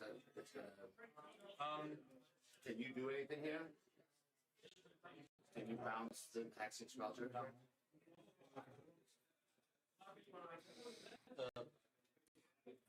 I don't know how much I can actually save. There we go. There's a little bit of discussion about whether or not the bobble needs to go, and it seems like it's happening now.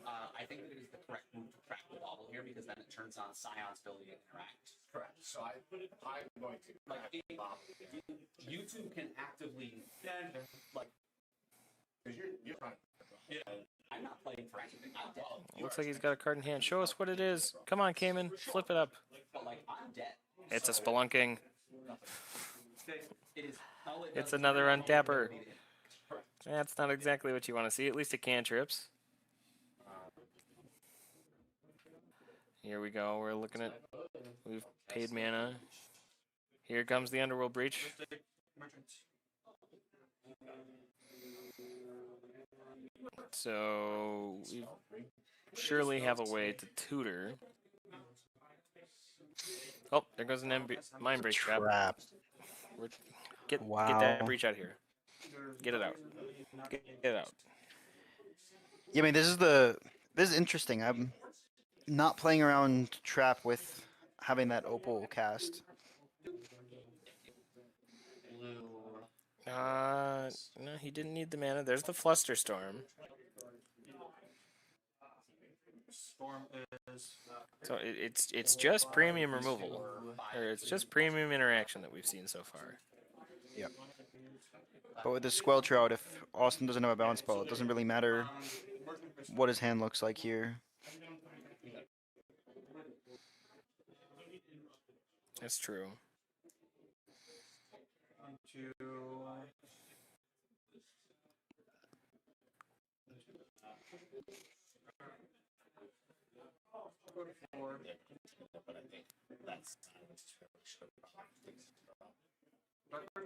Has a dark ritual, I believe.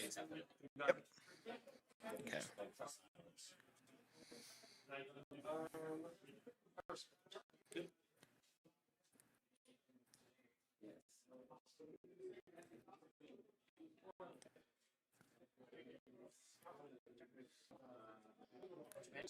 I have no mana loading at this.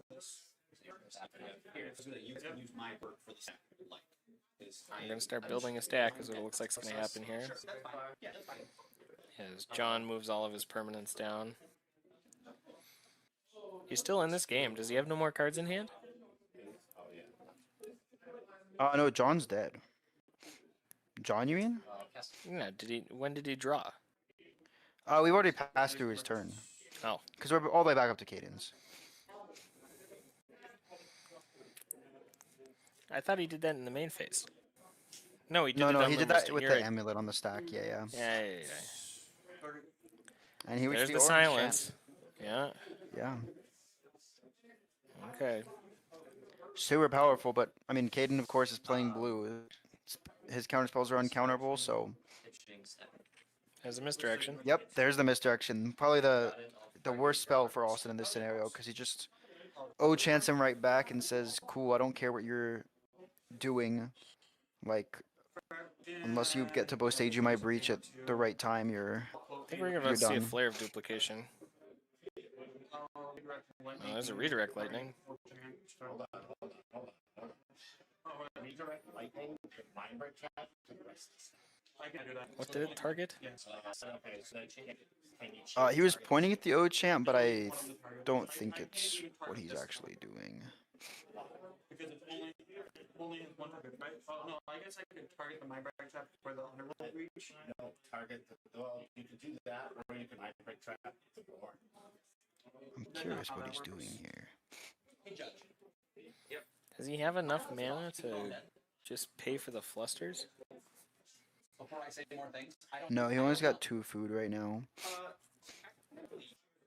I think that's the idea with the Dark Ritual, is like getting up to there, but we've passed the Dark Ritual at this point, so it's hoping the fight resolves in his favor, and then has enough cabbages to pay, I think, after Dark Ritual resolves.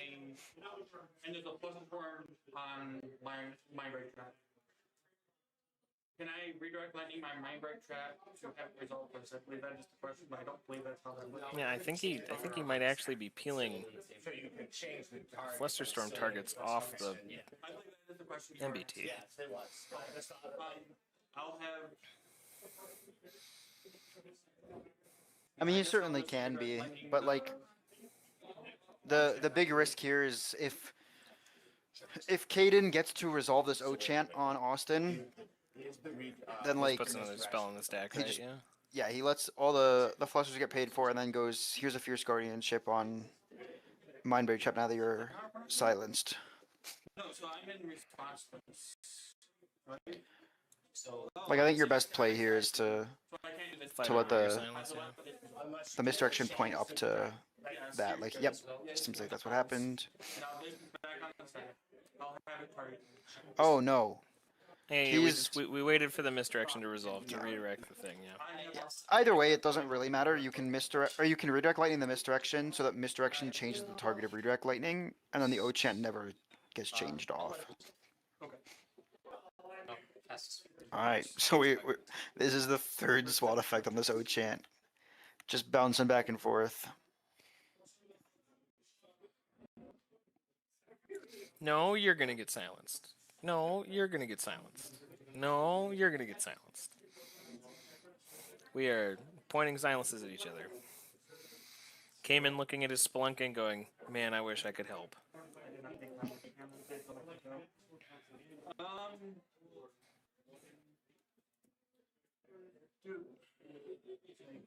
More mana. I'll attempt to offer my own form.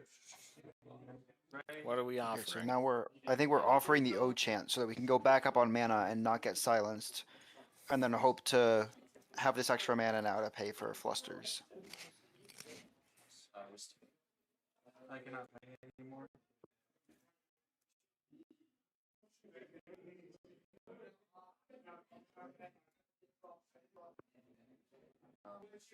Fetch.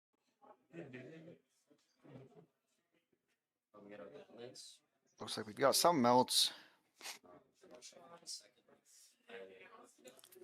Here's a redirect lightning. Oh, nope, there's a pyro. All right. Yep. Trigger.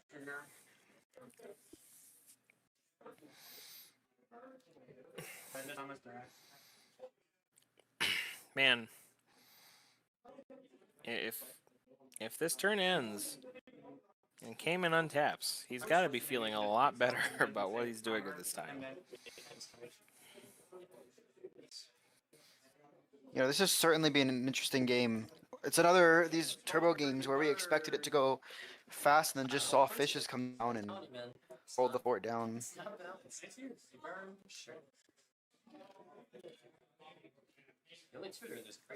Yeah, and I think this is partially why we talk about Ragish Eye being so prevalent, is that sometimes the turbo decks just keep these hands that play the game in the later part and don't actually push until they know they can get there, and the sloppy kind of decks will love this. Yep.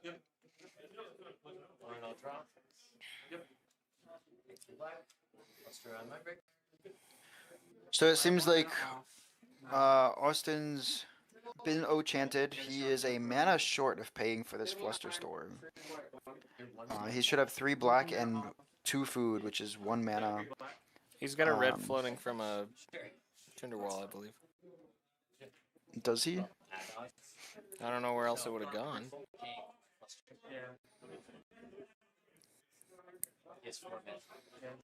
Unless we used it somewhere. But I don't think we did, because we cracked it to... We cracked it to cast the redirect lightning, but there was only 1 red pip in the redirect lightning. Well. Yep, seems like we're letting Breach resolve here. So yeah, I mean, now the big play for Caden is having enough mana right now that he can have SWAT left up. And there's a red, so we do have 3 mana, which means you can cast a SWAT if the Boseiju comes out, which we do have mana to do. Well, there's a gamble.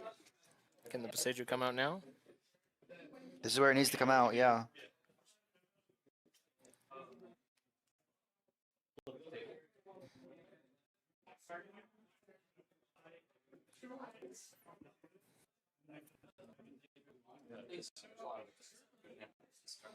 Are we gambling for freeze here? Or are we gambling for LED? It definitely has to be LED first if he doesn't already have access to it. Okay. He wants to be able to cast LED a couple times so that he has SWAT mana available, and then can, like, he casts LED twice and then gambles for freeze at that point and gets there. And the second LED can crack for blue, because you get to leave 2 red pips up and use the floating 1 blue, and then still have 2 blue left for a brain freeze after that, if he's super tight on. Well, looks like Loomer's picking up his cards. No, I think we have hands revealed, so I think we see counter spells and nothing else. So that looks like Force of Will, Song Song, Born Upon Wind. Yep. And Caden's won his match. Congratulations, getting to 11 points. Yeah. 7 might get there, but And Cameron Watson is also sitting at 11 points, playing Scion, Rowan Scion of War. And we also have table 8 where Nick won. Nick is playing Marath, Will of the Wild. And then table 9 we have Tariq. Yeah, the Kinnan deck playing Oko. Yep. This is the big, the semi big flips list. the one who is on Commandeer and Misdirection, but is also on Nezahal and Unagi and Wandering Archaic and Mystic Snake. Mm-hmm. Yeah, so now we're only down to 3. It looks like Matthew also just reported a win. Matthew is playing Timna Thrasios, the very, very Cradle Storm creature combo heavy. So we're waiting for table 2, and then table 5 and table 7. I mean, this makes 3 players out of Swiss at 11 points, so. Yeah, so I mean, we didn't have one of the 10-pointers win, so we're now at like I had said, those 10-pointers in seat 1, neither of them are making the bye. Mm-hmm. Yeah, there's a chance they don't even make top 4 out of Swiss, because this pod of all 6s looks like if one player wins out of it, they auto go to 11. There's 4 players at 11. Yep. Yeah, so they're not even guaranteed that first seat. I mean, one of them isn't getting a first seat in their pod. Mm-hmm. This is wild. If you guys have anything you want me and Dalton to talk about, please put it in the chat. We're more than willing to talk about Magic cards with you guys, talk about topics related to the game. If you are not interested about talking to me and Dalton, we have about a half an hour. I would invite you to go jump over to the MTG Basics stream of Fishbowl 7. Dalton can post that link in the chat for you guys again if you want to, but it should be not too far up in the chat if you want to look for it as well. But we got about 30 minutes before we will probably start another round, because I have a feeling that some of these rounds will go to time. I think there's only 3 left, but There's 3 rounds left right now. It could be fast. It could take a while. Here is that link again for the Fishbowl stream. Or like we said, drop something in the chat. Isaac and I can yap about whatever in CEDH.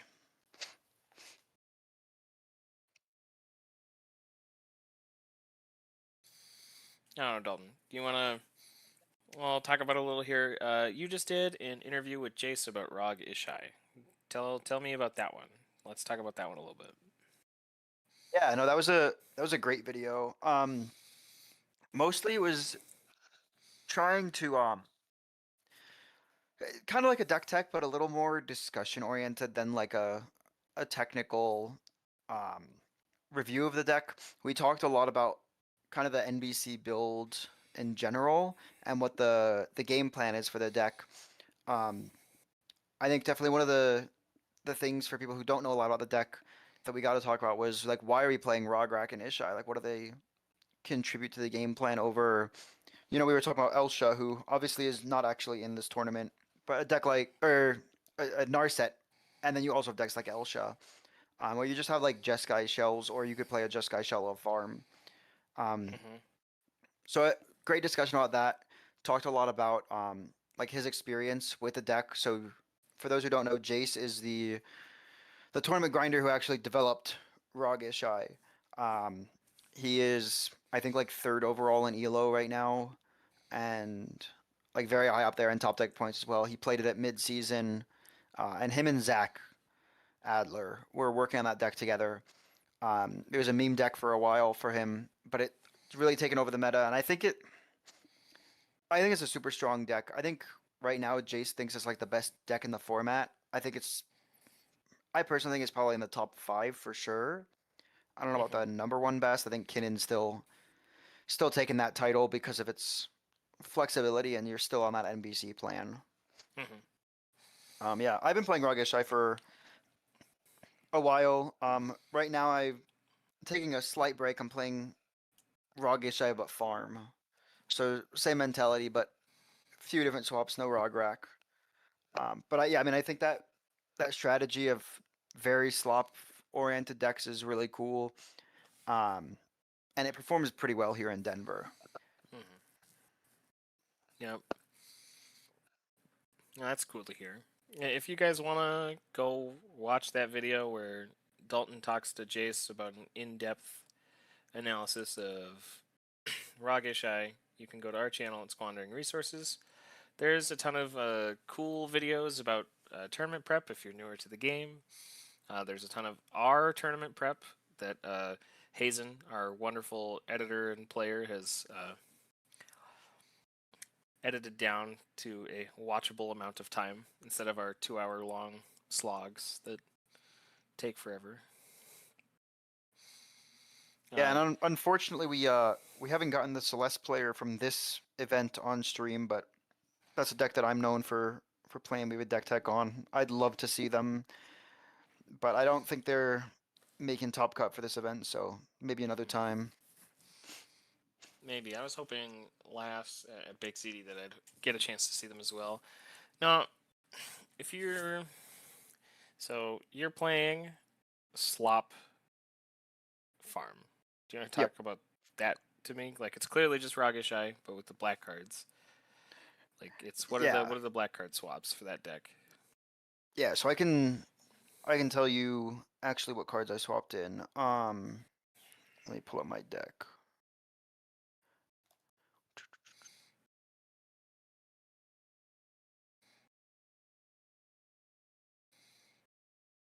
Yeah, so the deck is mainly just looking to play the super long game. It's not playing the same like flexibility that Farm typically offers. I think the idea of playing this over Rogishai is that black tutors and just a little more consistency helps you potentially push a little earlier than Rogishai can. The big issue that Rogishai has is that it cannot close out games super well. It's very easy to not lose games, but to actually convert your wins can be hard. And part of that is just like it takes time to play out your actions and actually get to the state where you're winning the game. And it can be really hard in timed rounds to get people to take their game actions fast enough that you can progress through the game to the game you want to be playing. And I think that like the consistency of the black tutors you get in this deck just really help with that. So the cards that I have that are black plus in this deck, besides Timna, I've got Lotho, I've got Demonic Tutor, I've got Imperial Seal, I've got Mnemonic Betrayal, I've got Scheming Symmetry, I've got Dark Ritual, I've got Reign of Filth, and I've got Vampiric Tutor. Those are the only cards in black that I'm playing. I'm not on Naz, I'm not on Necro, I'm not on Decon, and I'm not on Tainted Pact. So I'm also not on Thassa's Oracle. The idea of those is like a lot of the cards I cut from Rog Ishai for those slots are some of the more like Rog oriented cards. So I cut like Infernal Plunge and Spring Leaf Drum, and I cut Mox Amber because they're just not online without a Rog Arc in the command zone that often. And then I also cut some of the less efficient cards. So like I cut Gifts Ungiven and I cut Idyllic Tutor because I get to play the black tutors. So in terms of actual slots, I'm a little bit lower on mana in this deck than Rog Ishai. But the mana in Rog Ishai is a little more bursty, and now I get to have more tutors to more consistently find my Tithe or my Lotho. And just like the ability to kind of push early with that extra mana. And then my win conditions are still Breach Pile, Mnemonic Betrayal, and then Hullbreaker Horror and Fairy Loops.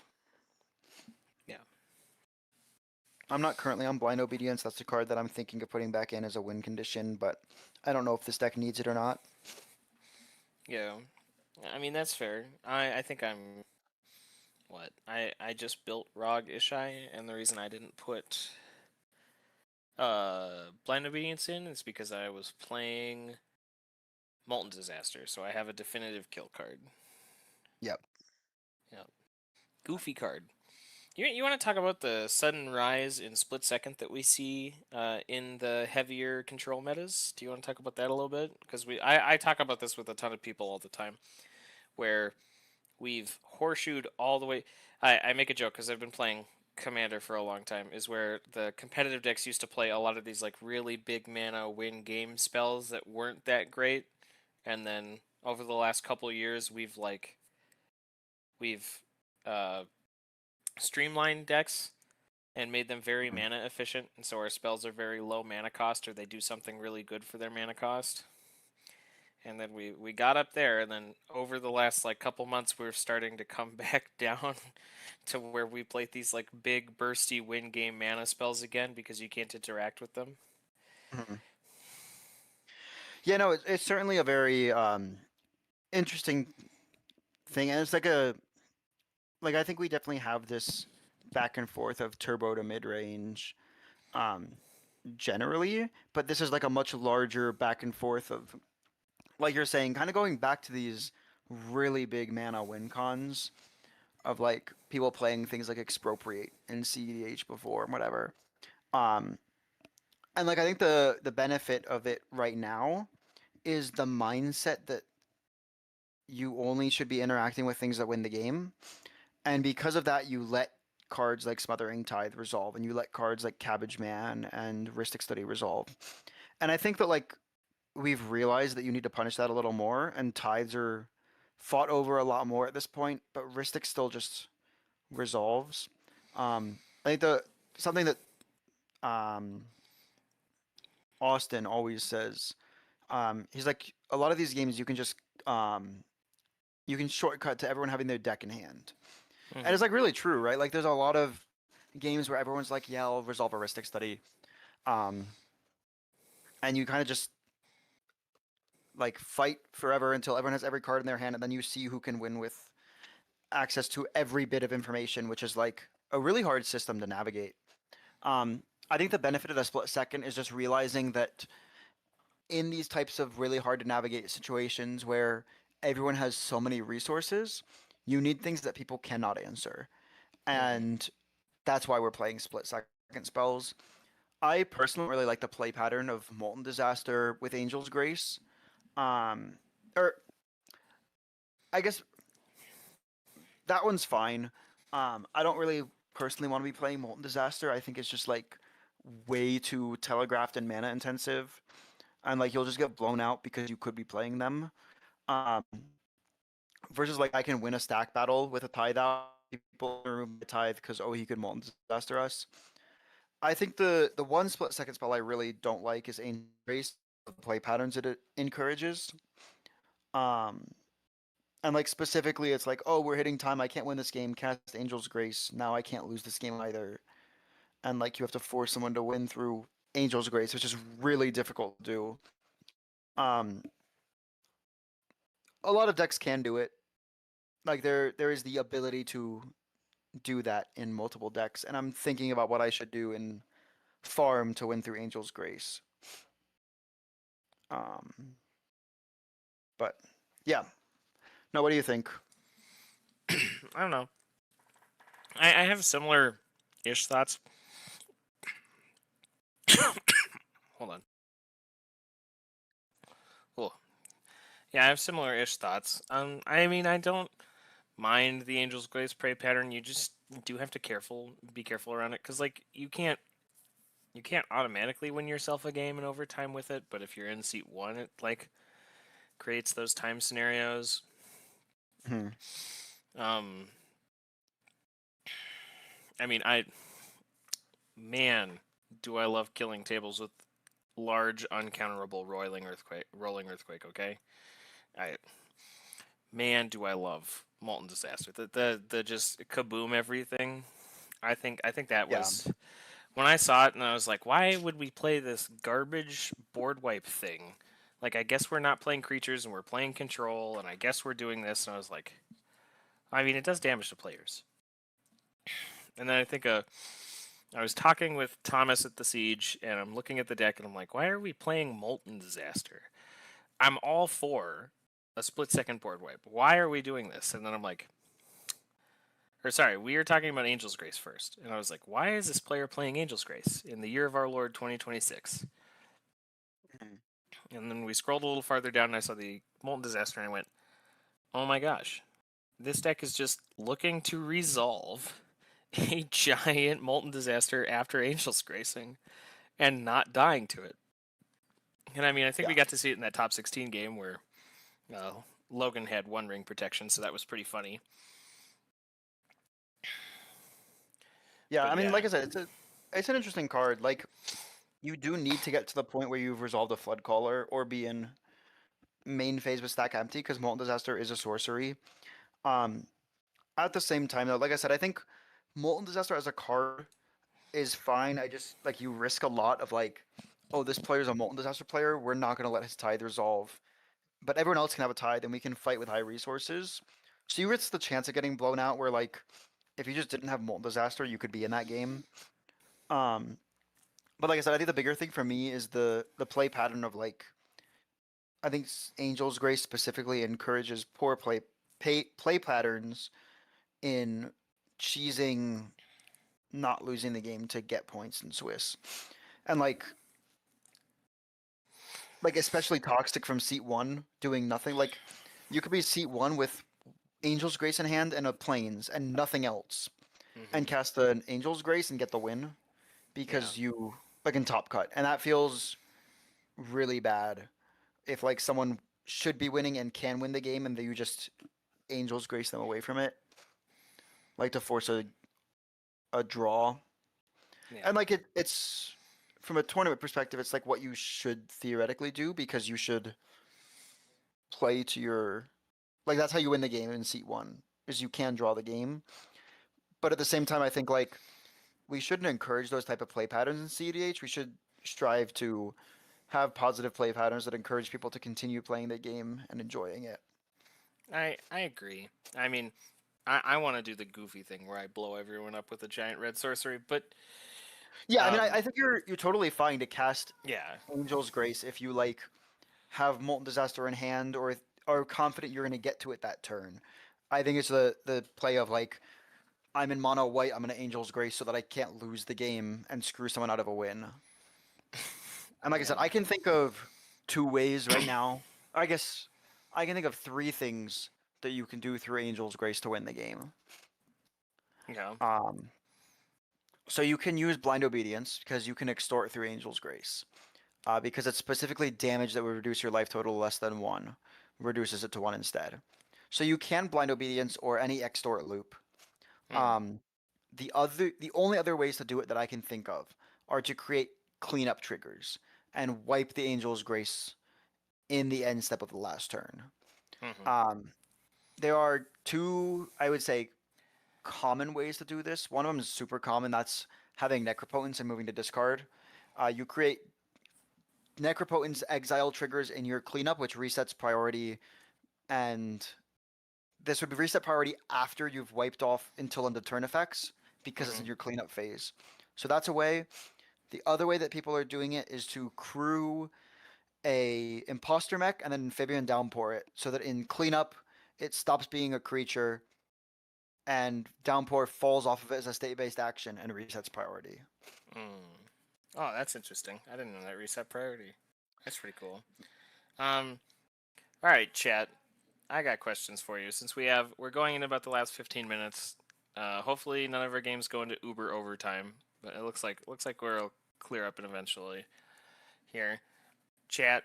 If you could ban one card, let's talk about it. Let's talk about banning a card from CDH. Specifically CDH. Let's not care about the lower brackets. We're not here for talk about lower brackets clearly. So if we could ban a card in CDH, what are we banning? What do you think, chat? All right, Dalton. Since chat's gonna take a moment to answer me, what card are you banning? That's a great question. Let's see. I think there's like, oh, it does look like Tim got there, by the way. He's up to 10 points on Woo. Rakdos. Nice. Yeah, so there's a few cards that like I could see getting banned. We were talking about this with some, like me and some other tournament grinders were talking about this. Just like looking at the flash enablers again and thinking about whether just having the prevalence of them is like not beneficial to our format and forces more draws. I think like for there you specifically hit Flood Caller because it's so easy to, or so hard to interact extra bonus versus like if you only have Born, everyone has counterplay for it, so it's a lot easier to interact with, and you also cut down from 2 to 1 flash enablers that are like played right now, which means you have to think a lot more about your timing to flash. I don't know if I'm like completely sold on that idea, but like that's just something I've been thinking about. Okay. One of our chatters says rule of law. They really don't like Time decks. Fair. The Time haters coming out in chat. What are we doing? What we got? Rule of law haters here. What's wrong with playing? You don't like playing your one spell a turn? Your government mandated one spell a turn? We're giving it to you. You are allowed to cast this one spell, just like you get to play your one land. What's wrong with rule of law? All right. You know what my opinion is, Dalton? I love bringing this up. It's brain freeze. It needs to go. No, I agree. I think Brain Freeze is definitely a card worth looking at. It hits the best win con without killing Breach and Breach focus decks. If you ban Breach, you kill decks like Dahada completely. And I don't want to do that because it doesn't make sense to like hit someone while they're down. Like that's literally what you're doing by banning Breach, I think.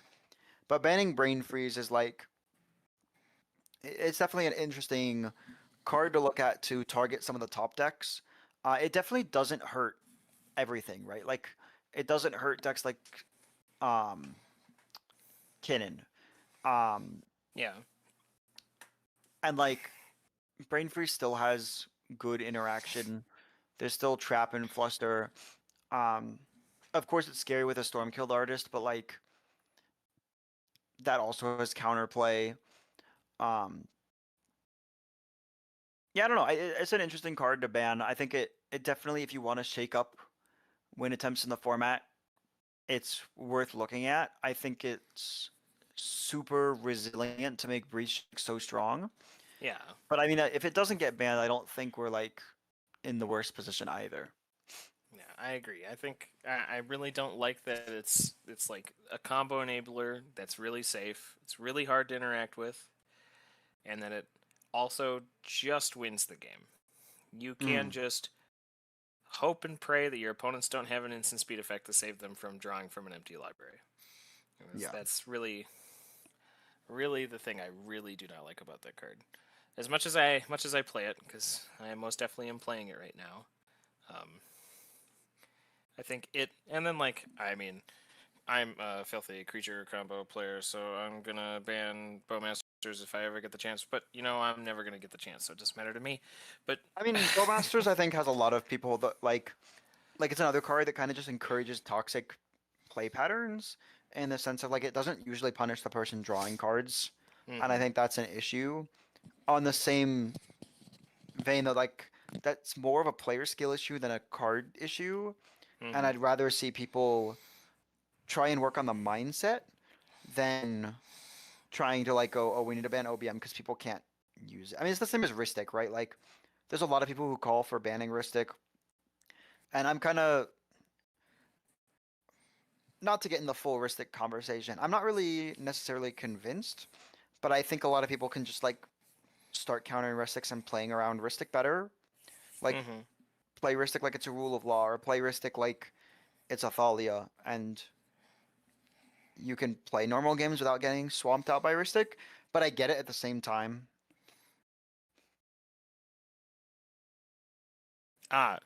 We have our RAL player from round 3 saying that he wasn't allowed to push. He made a deal during that game where he said he couldn't push to win or get an overholding board state, so he was forced to draw in that round. Super fair. That's good to know. Yeah, sorry, we just can't hear you guys on camera, or we would have. We have to take the guesses, okay? No, if we're wondering what you're doing, it's because we have no clue. And Yep. Isaac and I a few times have been like, oh, I wonder if they're talking about a draw in like a few different games, but we can't hear into the player audio, so. Cool, I mean, congratulations on not getting completely blown out, Alex. Like, congrats, dude. But I mean, at least you guys got a draw out of that. Like, it could have been much worse for you. Like, I didn't realize because we thought you were just gonna you were just going. And I guess because we're talking about the turn with 3 wheels. That's that turn, right? Like, yeah, we're talking about the turn with 3 wheels. We're wondering why we did them in the order you did them in, but I guess that's fair because they have the chain of vapor they're holding over your head, right? That's what we're doing. Like, fair enough. Alright, seems like a fair enough deal. Like you get blown out or lose to Gwenham, so you get blown out and lose to Gwenham. So it seems like a fair enough shake. Oh, we only got 2 games left. Only 2. Yep. And we're down to what time? We got like 8 minutes left, so still could be a little bit of time for these last 2 games, but expecting to wrap up relatively soon. Might give players a little bit of a break before we head into top 10. I don't really know what the schedule is looking like in New York and how fast they need to be out of their store. But hopefully we'll have a top cut game soon. That we're doing a top 10 cut. That means we got 2 rounds. So we'll either be showing you a round and then having to wait potentially forever for the second round, or we could show you the longer round and immediately being done, move into top 4. Yeah. I mean, that's totally fair. Like I think our semifinals match when we did Big TD, I think ended in like 20 minutes, so that one was a pretty quick one. Me and Jax had to talk about a lot of what was going on in that game. Yep. I mean, that one was pretty interesting to see, so. Yeah. And we also have like once we're done with our top 10 game, we'll know 3 of the 4 players going into that last pod and can talk a little about what they're running, maybe give you guys a bigger breakdown of their deck list if you guys are curious about any specific cards or things in their deck. Yeah, I mean, we get to talk more about them. And I think we'll see a lot. Like, I think the pace of play will slow a little bit when we get into these top cut games. Like, I say that we've seen some of the slowest turbo games. I think we've ever seen. Like, we're seeing quad turbo pods that are going for almost an hour. Yep, it does look like Douglas just went up to 11 points on his Timna Thrasios list. Nice. So we got another game over. We're just looking to finish out game 5. This game is a game 4 11-pointers. 4 11-pointers, yeah. Yep. Yeah, so our 10-pointers didn't even make top 4 out of Swiss. Yep. This last game we're looking at a Tivit, a Kinnan, Jessica Ishai, and Crick. So we're just waiting for that game to wrap up. Got about 5.5 minutes left in Swiss.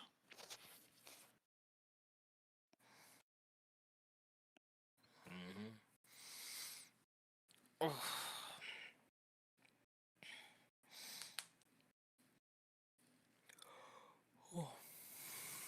Well, did you play locals last night, Dalton? I did not. I was busy. Okay, fair enough. I believe Hazen top 4 locals. He was playing an interesting version of Farm apparently. Oh, really? Yeah, I think he said he was running Displacer Kitten and Cloud of Fairies. But so like pretty much basically Farm, but just like 2 extra cards. Said they felt great. Okay, that's interesting. I mean, if you're a little more of a Stormy Farm list, it's kind of just like a different version of like Bergie or Ska. You're just like making extra mana, and then there's always some pretty good things to do with Displacer, like you can dodge a bunch of removal and stuff as well. Especially like playing around at the end of the game, like playing around Boseiju Otawara on your silence creatures or your breach. You just cast an instant, flicker them, and you're chilling.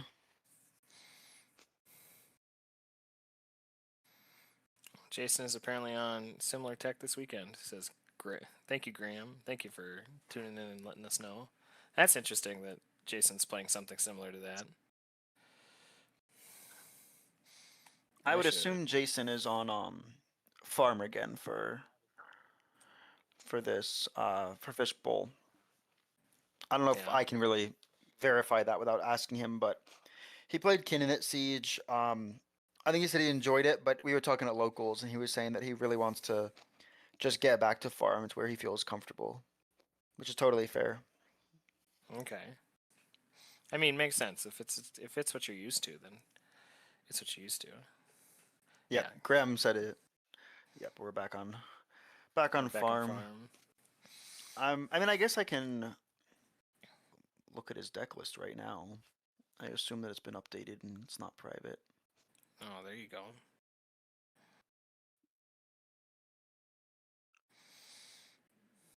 Me, I would never look at that deck list, you know. Last updated 3 days ago.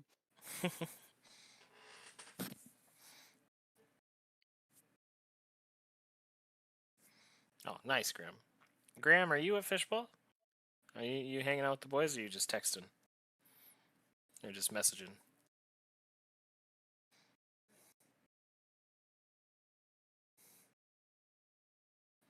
Oh, there we go. Kirk got there. We've got it. Nice. We got there. Update our standing. Let's go. Let's go. Top 10. Oh, just texting. Sounds good, Graham. Thanks for letting us know, though, bud. It's a really nice piece of information to have. All right. Caden's So it coming does first look out. like a single 6 made it into this top cut. No way. Oh, my goodness. Kirik on 6. Yeah, was that the one who just won? No, that was... No. Dweebs is the one who just won. Okay. All right, so we got our top 10. Let me open these all up and then read them off to you guys.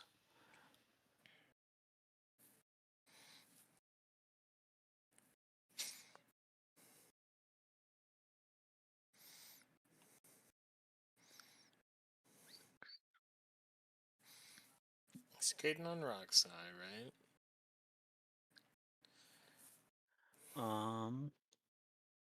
Yeah, I believe so. In our first place, we have Caden on Rogsai at 11. So he's one of the players who's going to be skipping this top 10 round, going straight to the finals. Our second place, the other person who's also skipping, is the Rowan player, Cameron. Nice. So got a lot of turbo. The third place person overall is Timna Thrasios, Matthew. Then we have number 4, Douglas, also on Timna Thrasios. 5th, we have Cayman on Lumra. 6th, we have Austin on Scion. 7th, we have Dweebs on Crick. 8th, we have Tim on Rakdos. 9th, we have John on Rogsai. And 10th, we have Courtney on Crick. So, got a ton of fast decks. It looks like... Hey, Dalton. Yeah. Guess what? What? If they finish their rounds in a turbo time period, I could take you to locals. That'd be kind of crazy if we can get 2 rounds of Top Cut done in the next half hour. We don't need a half hour. We can give them 45 minutes. It's fine. We can leave at 4 o'clock and get there at 5:30. It's okay.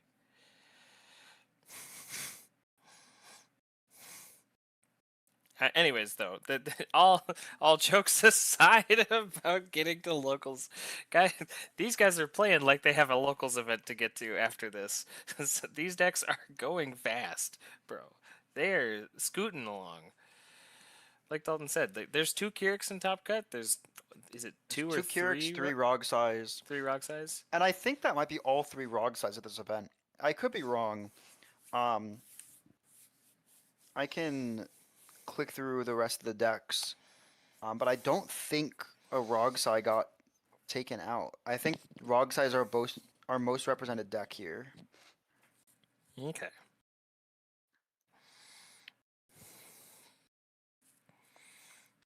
Yes, I mean, this is pretty sweet.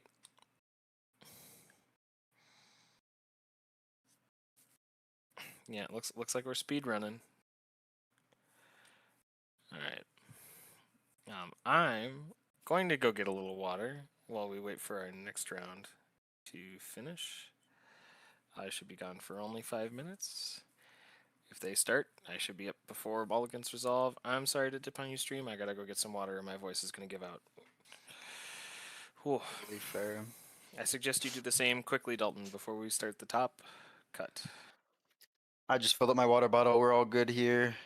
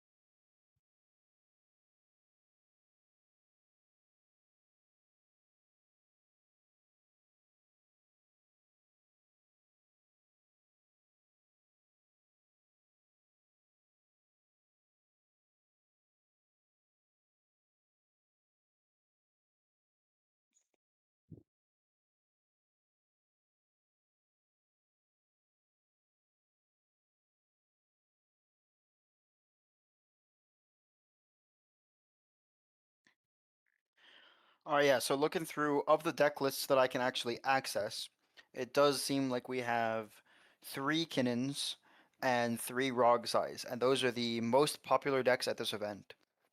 There are not, no one is represented over 3 decks. It seems. There's a decent amount of 2 ofs. There's like 2 Roccos, 2 Timna Thrasios, I believe, but pretty diverse overall. Definitely decks in all aspects of archetypes, but definitely this top cut is dominated by Turbo.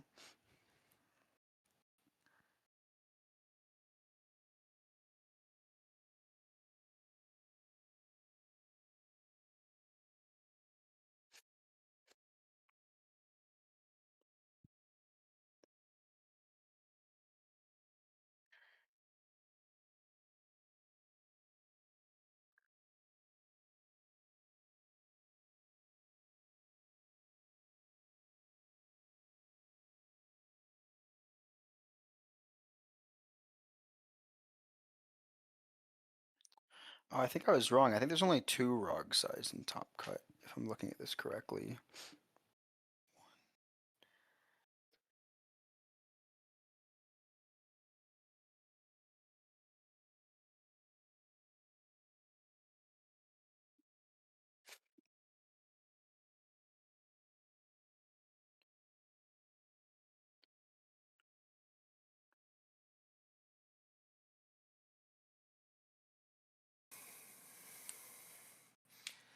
Yeah, so I was wrong. There are only 2 Rog Size actually in the top 10. So the best represented deck is actually Kinnan, which we have 3 decks of. It's the only deck that we have 3 representations of. Everything else is 2 or less. But in this top cut, we've got 2 Rog Size, we've got 2 Cricks, we've got a Rowan, we've got 2 Timnathras, a Lumra, a Scion, and a Rakdos the Muscle. So a lot of Turbo. We'll see if that remains going into top 4, or if maybe one of these Timnathrasios players can pull through, or the Scion player. I believe with the way the pairings will be made, I think the Timnathrasios players will each be in different pods. I assume that it's a snake pairing, but I'm not certain. Let's see, they say it's... So Caden and Cameron are both getting the bye. We got Matthew, Austin, Dweebs, and Courtney. Okay. So in that seat 1, we should be having a Timnathras, and then Scion, and then Crick, and then Crick. Crick. Double Crick. Versus that second pod, we've got Timnathras in seat 1, Lumra in seat 2, Rakdos the Muscle in seat 3, and I believe this is our other Rogsai player in seat 4. Yeah, it's John in C4, yep.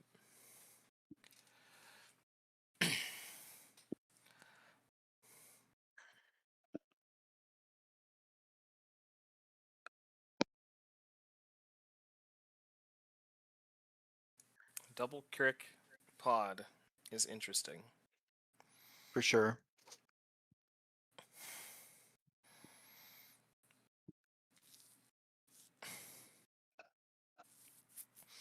I wonder if this is one of the games where the Timnathrasios player just... Are they on? Yeah, they just tutor for Thoracle Decon, right? At least in our stream game with Matthew. Yes. I mean, this is definitely the type of pod where you just hope that, like, the Scion player, like, maybe kept one piece to stop the first Crick, and then you just send it, or you have a piece yourself to defend it. Yeah, and you're just sending the Thasas. I mean, maybe there's hands where you can't keep up, like, or can't give up, like you get a turn 1 Ristic.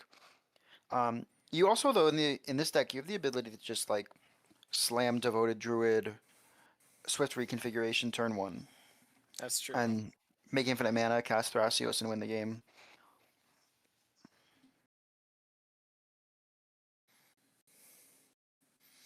Yeah, I mean, you could.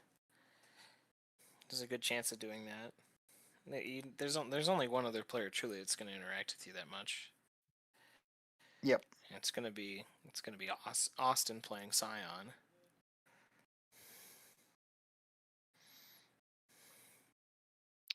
You also could look to, oh, he's not on it. It's the other Timnathras. So the other Timnathrasios player is the one who's on Culling Ritual. So that's another card that you could be looking for. But this is a lot more Cradle Stormy, even though we are on Hazel's combo. It does not look like we're on Survival of the Fittest in that deck. In the second list, the pod we won't see, I believe. That will have Survival of the Fittest in their list. Just another fast way to win with Thrasios.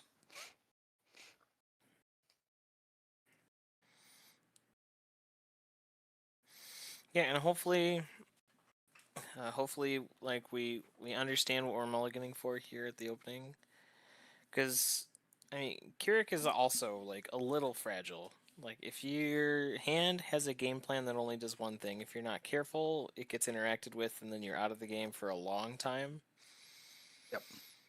So we may see stuff like that start to happen, where Austin and Matthew work together to stop the Keurig decks from doing something early, and then they're allowed to play their games. And I think we saw Austin's deck set up to be full slop in the one game we saw him play.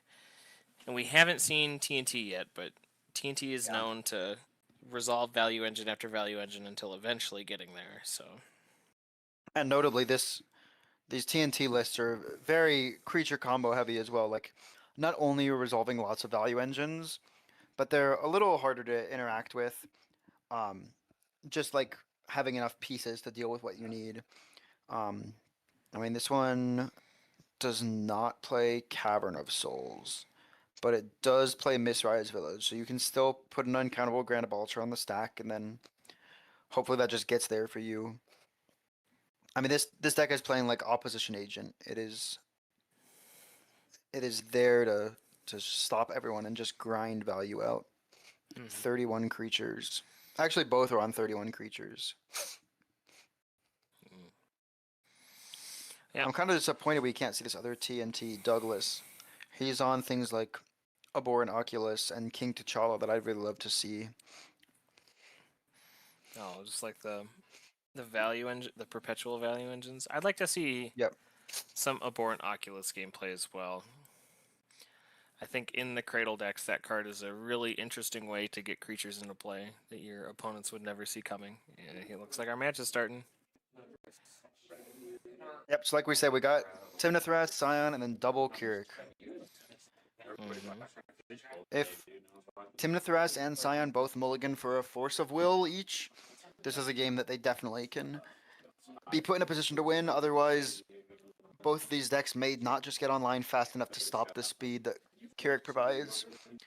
Keurig's another deck that I can't say I see as often, but it competes for speed with like Ral and Rogside. Like that is a deck that can win turn 2. Yeah, I mean, I think it's It one was a of the lot better fastest with decks. Jeweled Lotus, Yeah. but like, when we had Jeweled Lotus and Crypt, God, was that deck scary. Turn 1 wins. All day. Yep. Right, because like you play Jeweled Lotus and Crypt and no land, and you still have a mana floating casting your commander. Yeah, It's so insane. you can just keep going, yeah. You pay one of the colorless slots. Yeah, it just lets you Dark Ritual and keep going from there. Or, sorry, Cabal Ritual and keep going. Yeah, it was incredible. I mean, I think I played against one, I think like a month-ish ago now. I haven't seen... one of my friends who plays more casually also plays one in CDH, so... Yeah. Every now and then when I play CDH with my friends, I'll run into a Keurig deck and I'll just be like, well, I just don't let you resolve Keurig. And I think it's one of those decks in CDH that like people thought was gonna die. Like, so one of my friends, he played 2 decks. It was Magda and Keurig. And when the bans happened, he was like thinking of selling out of CDH because like both my decks are just cooked. You know, Magda losing Dockside and the fast mana to cast Magda, and then Keurig losing all its fast mana to cast Keurig. He was like, "There's no reason for me to play CDH," and I think both of those decks are just like they've proven to survive past the bans. Like I mean, Keurig, I think is worse off than Magda, but yeah, I mean, I played Rocco before bans, and I stopped playing. I think a little bit before the bans, anyways, because I'd kind of just fallen out of that. But when the bans hit, I'm like, I don't know if I'm ever coming back. Like, hit Dockside, Jeweled Lotus, Mana Vault, or sorry, Mana Crypt from a deck that has X in its commander's cost that isn't black, doesn't have good ways to put wins in the stack early. I don't know if I want to play this game anymore. And then I think we've seen all of the decks once after those bans resolved. I think we saw players just be like, actually, I think we can actually play these decks. Like, they're fine. I don't think any deck truly, like, I think Niv Mizzet, I think, was the one that, like, truly took a really big hit. Like, it's really hard to play Niv Mizzet Paran, the 6-mana one that has 6 specific pips. Like, that one seems real bad, but... for sure. Yeah. No, I agree. And I mean, I'd also like Keurig, I think, is maybe a little less good in our meta right now in Colorado. But I think like in the grander CDH meta, it's very much an alive deck. And we're seeing that here, right? We got 2 Keurigs both in the top cut. Yeah, I mean, if you're not prepared for it when you go into pools, you're gonna lose to some Dark Rituals thing that puts a Keurig into play on turn 1 and then cast 6 spells using their life total turn 2 and tutor, I don't know, 3 or 4 times. We saw the Rowan deck tutor like 5 times in a turn, right? Like that deck just used Keurig to tutor for everything it ever wanted. I think the Keurig decks look like they're mulling a little, or one of them looks like they're mulling a little low. Yep. This guy looks like he's representing a second 7. So that means that Timnathras is probably going down to 6 if they're doing things in order, and Keurig here is probably going down to second 7 or past. I don't think this Keurig deck in C4 has mulligan in order at all. I think they've just gone. I think we're on 5. I don't know. We've seen a lot of hands. They've just been kept and put back really, really quickly. That's fair.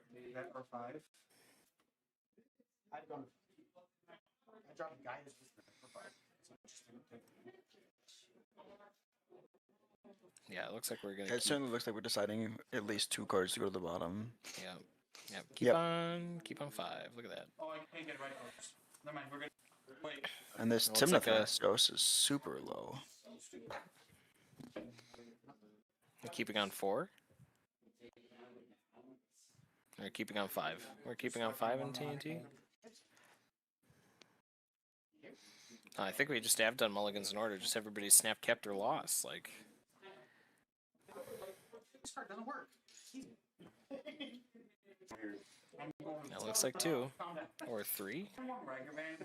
Hold on, we'll fan the cards out here, right? Well, it looks like we mulled to 4. Let's see, 1. What are we? How are we doing with Scion here?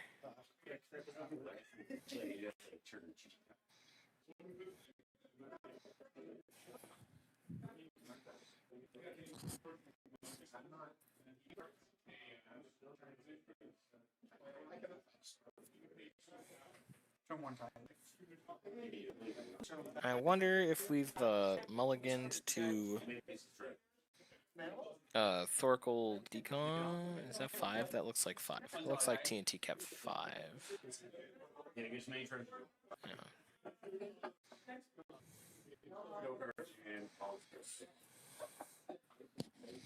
And I'm not really sure what, like, I think after a point we have to start mulliganing for a basic game plan, but like, I don't know. We keep saying this before every game, and I swear it burns us every time, but I feel like this is another one of those games that I think we'll see resolved within the first 3 turn cycles. This one feels like Turn Order Simulator, but we'll really see who can get out ahead. It looks like Scion is mulling to 5 and is keeping. Yeah, it looks like we've kept to 5.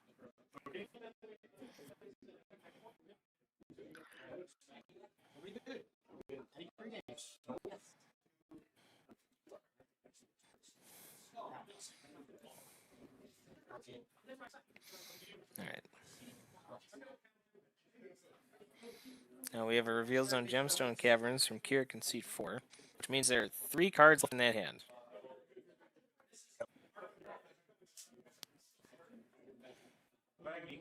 So go land pass, and then over here we got a land Ragavan, so we're seem fine. Pedal, cracking the pedal. We casting a Dark Crystal. We get a turn 1 Kirik. Nope. What is this?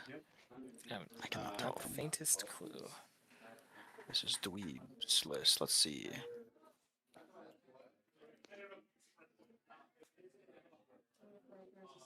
It doesn't look like it has a power toughness, so I think it's a spell. What? And then that looks like a demonic tutor coming in a seat 4. And with a vamp tutor in response in from seat 1. Yeah, I actually can't really tell what this is. Is he on Heartless? This It might be a Heartless. This is a Gisa. This is a Gisa. Oh, it could be the Heartless summoning, yeah. Because I can't see. You're right. There isn't a power and toughness that's on board, so it's got to be. It's Heartless summoning. It's Gisa. Heartless It's the summoning. Gisa arted Heartless summoning. Yep.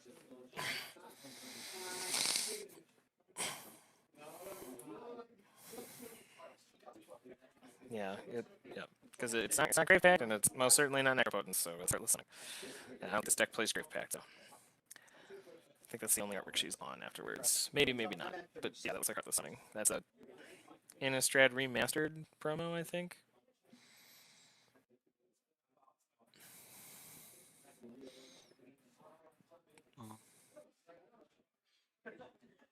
Yep, it certainly is.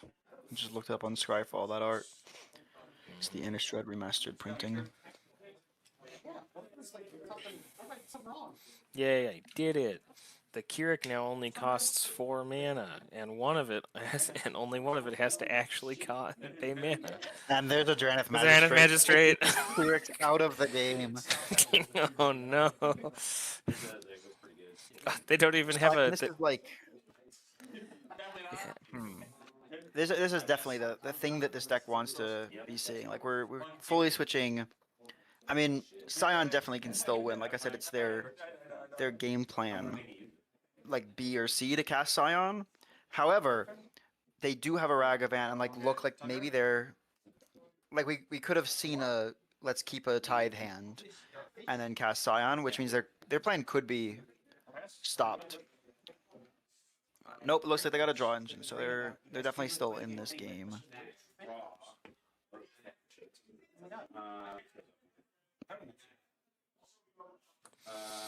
Yeah, I think if we don't see a swamp resolved here from the Keurig deck soon, it might be a little difficult to cast a snuff out as well. Oh, there's the swamp. Oil slick foils, baby. Great to see. Good bag, man. My misplaced got on a loss and draw two and draw one fix. Literally one play. Hey, don't look at my drain. It's just a good little guy. It's just a man. Thinking about game actions, I guess.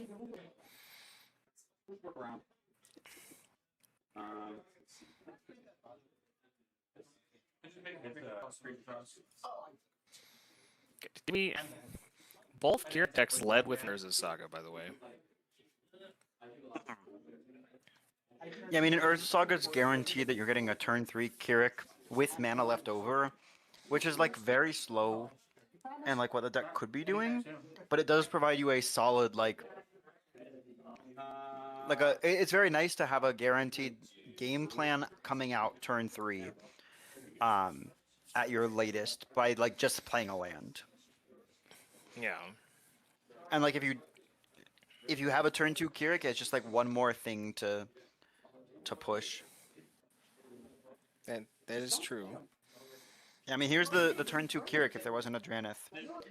And he's got like a few cards in hand, he's got the Heartless Summonings out. Like, we're definitely at this point where I think Dweebs thought he was getting a good option to push before this Dranith came down.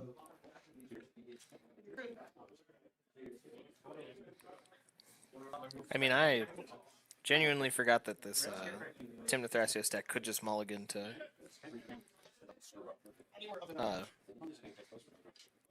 there's a chance we could snuff out here and just...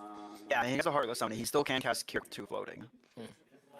So maybe we're seeing that removal and hoping that no one has interaction. Yeah, but I feel like we went down one tutor. I feel like we have to... If we've gone down a tutor, is it really correct to remove the Dranith to unlock the other Keurig player? I think it is with how low the other Keurig player went. Okay. Like, they're on 3 and they went land... Or, they were on 5, but they went Gemstone, pitch a card. So they're at 3, they go up to 4, they go back to 3. They're at 2... Yeah, they're at 3 cards in hand right now. They have Demonic to one of those cards. They Demonicked before the Dranith came out, though. Okay. So they're definitely in a position where, like, if this Dranith gets removed, they've already set up a plan to push without Dranith being in play, but it's also a efficient play. Okay. Yeah, I just don't know. I think it's... I don't know if you want to just remove the Dranith right into the fish and go, sure, bro, have fun.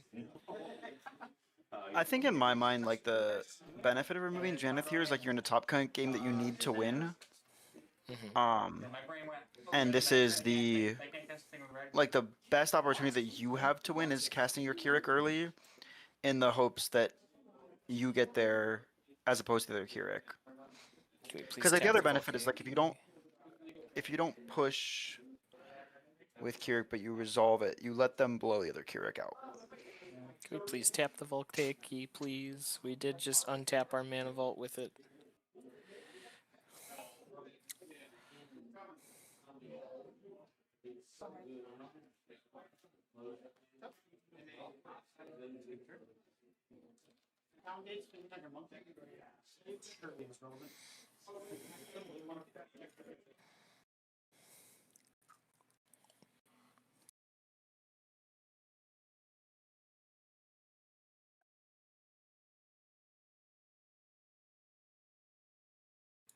I wonder if we tutored for that Crystal Vein.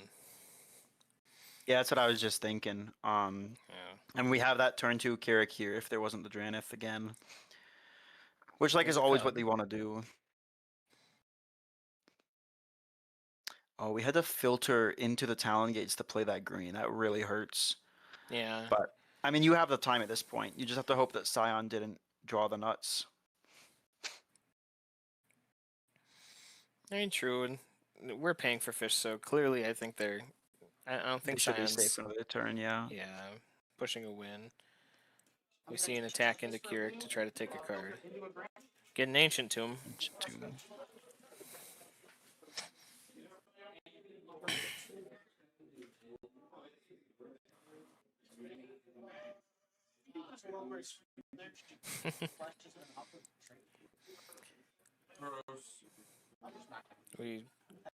Oh, I thought we were resolving another Rhystic study. Nope. Soul Ring and a Tinderwall. Okay. I mean, we're ready to go whenever we get there, right?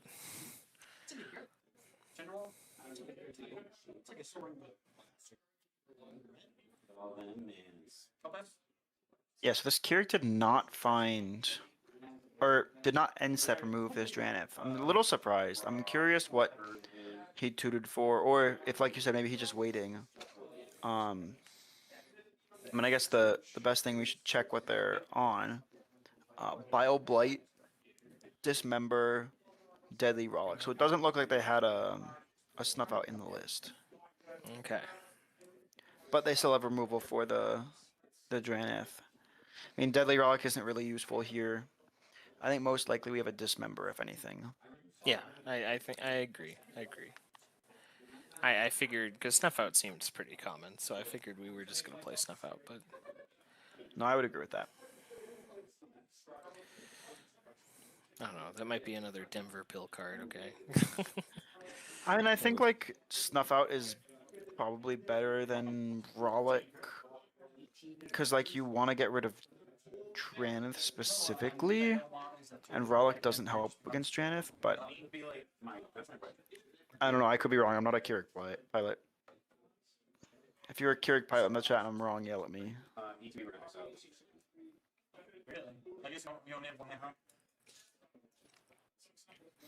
So we got a Chrome Mox entering. We exile to Beseech the Queen. I like that little... I don't know if it's felt or plastic, but that little dot on the Chrome Mox. Yeah, You'll have to leave an extra card on board. So it's really the Bile... whatever card I said? Bile Blight? Bile Blight? No, it's Final Bile Blight. parting.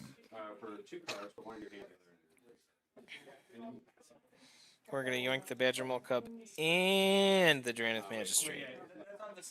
Right? That's what this So card what does. is the... no, this tutor, it entombs and puts a spell in the hand. It's Demonic Tutor and Entomb. Oh. Well, I don't know. So I what the think spell is. we're in the same situation where we've not tapped the Voltaic key. I'm gonna get creatures because your card was something or pass and activate. Oh, we haven't activated Voltaic key yet, I don't think. Well, I don't know how we put this final parting in the stack, if not. I mean, you showed me what one. Okay. If you want to jump it on this one, I'm just gonna pass. That's a Voltaic key 100%, right? Maybe it's not. Maybe it's a... Maybe we're just wrong. No, that is a Voltaic key. He most certainly needs to be tapping this Voltaic key.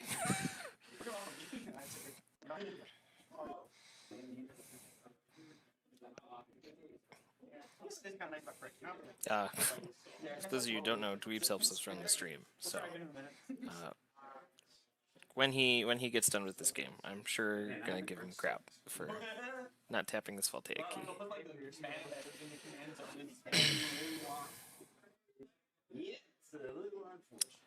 Okay, so we should have a tapped Voltaic key. We got 1 mana floating. I think if we use this Voltaic key, we...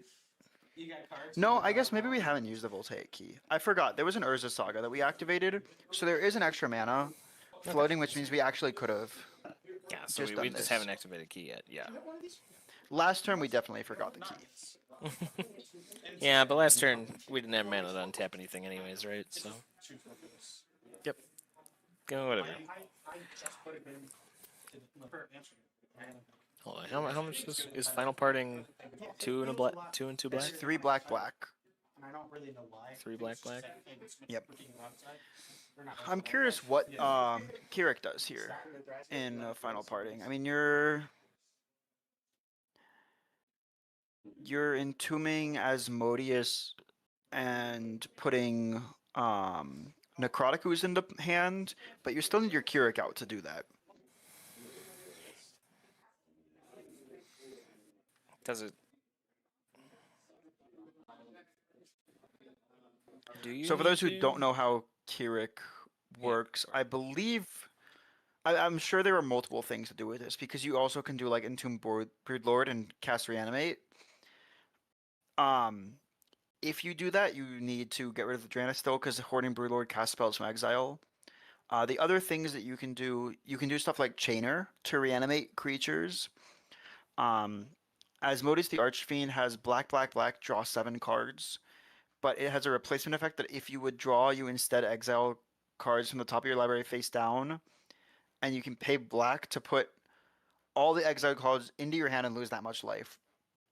The thing about that, though, is if it's in your graveyard and Necroticus has its activated ability, it doesn't also have the replacement effect. So you can pay 6 life to draw 7 cards with Asmodeus because of Kirik replacing the black mana on your Necroticus, and you just draw them.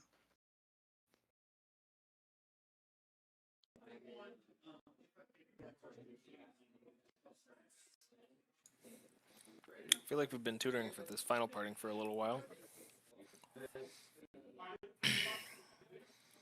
Are we... Okay, there's Asmodeus.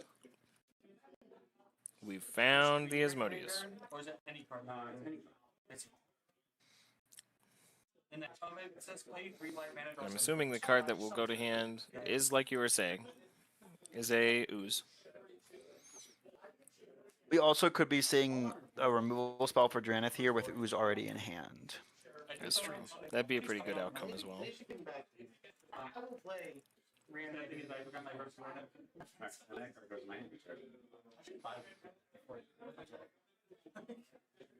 So this is the graveyard, that's my hand.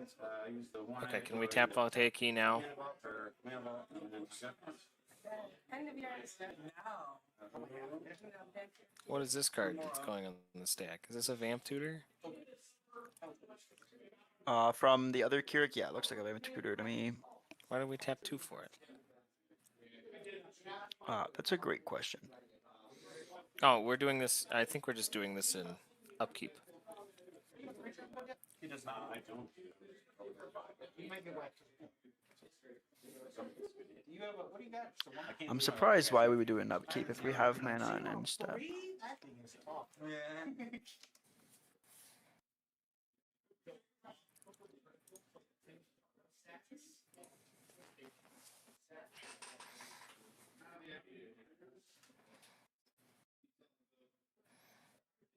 You think that's removable? No. It's the combo. It's the Necroticus. And then he just needs to get Scourge Familiar. Or he got Scourge Familiar and has Necroticus. I meant. Oh. I don't know. I'm a little dangerous because Yeah. you can feed off that. That was tough. Trying to find something that's not like If they play their thing. that you can. Yeah, I don't think even removing Draenei is good here for her, just because, like, you're releasing the house, you know what I mean? Yeah. No, yeah. I am chilling under this. I am chilling under this Draenei. I will keep drawing my cards one by one. I have black hand. You'd be trying to. I need a. So we found our card. Knocked over the deck in the process. Crit lands and they like have a time of their life, or it's man, I need like 8 more pitch. Alright, so what are we looking to do here? Because I feel like this is also a very risky, like, this is where we throw the game to the other Kirik player if we're going to just vamp for removal. But I mean, maybe you just think you can push through. There's a lot of mana. See that gold saber-tooth art of the colorless mana floating.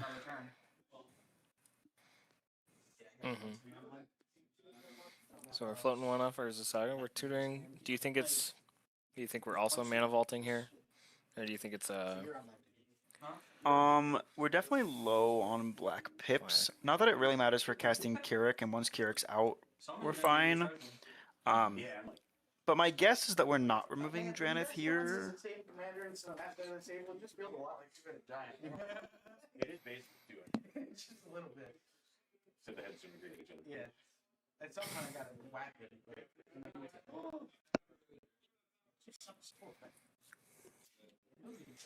I mean, it's holding back the floodgates, right? What are the chances you just immediately lose the moment this Drannith Magistrate gets removed? There's a Mox Diamond. So we are tutoring for the black.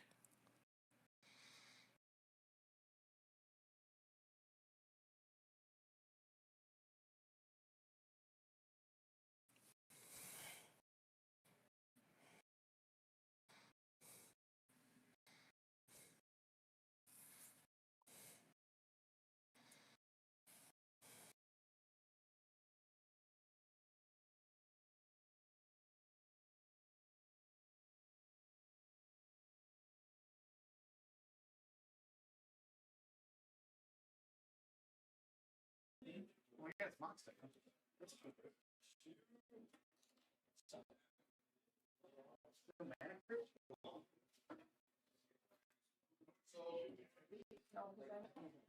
Wow. It's almost like problem he's having. I know. Yeah. I got all the colors.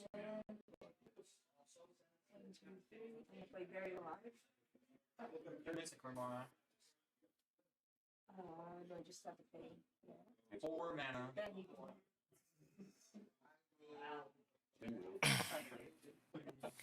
Oh, goodness. Is that a Buried Alive? I know. Yeah, I it's think it Buried is. Alive. It's 3 mana. Fine. I would be It's an old Yep. Buried Alive. We're assembling a very similar thing theoretically. We're looking at maybe a chainer pile. Oh, I know it's But I think it's also kinda- like this is a world where maybe we find Scourge Familiar, Asmodeus the Archfiend, and let's see, what else would we want? Some other creature. I don't know what the third one would be, because then you have discard 3 cards, draw 7 cards, which is like the real Necrotic Ooze line. So like maybe it's those two and Razaketh. And we're just looking to resolve a Necrotic Ooze and win through the Dranith next turn. Or, maybe a Broodlord and hope that we draw into it and then have Broodlord in the bin already instead of accidentally drawing it. Okay. Well, if that's the case, why did we Force of Will this Buried Alive and not Force of Will this Final Parting? That's a great question. I think that like the Final Parting probably is a very similar situation, but like Here's an Enlightened Tutor, I believe. yep. I wonder if we're just getting Tithe here or if we're pushing for Breach. I mean, there's a Dranith in play, obviously, but like Austin's drawn a lot of cards. And by a lot, I mean some. I mean, I'm pretty sure we're just, Smythe. Yeah. There's the Tithe, yep.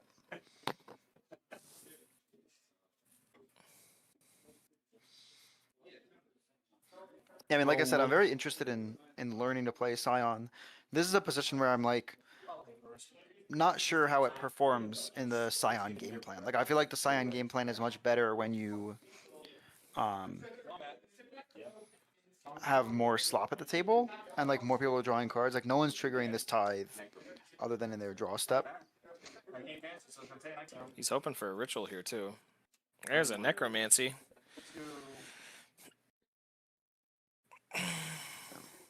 And like we also know that he can't play Scion himself, so he can get the mana production. Paying 6 mana. Do you not want to?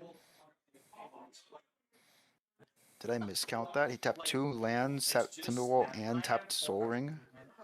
He taps Soul Ring for fish. Oh, okay. Makes a lot more sense. I mean, we've shown a Fierce on this Smythe, and Austin, I believe, has shown a response for the Fierce before he draws his cards. We're talking about how we're real close to just losing the game to You don't need stuff. Non Defend this. Keurig to Keurig. Like, I don't think that you're in a bad spot. You get the card engine and the mana. We can talk about it. What do you want? Be reasonable. We can make a deal on it. Yeah.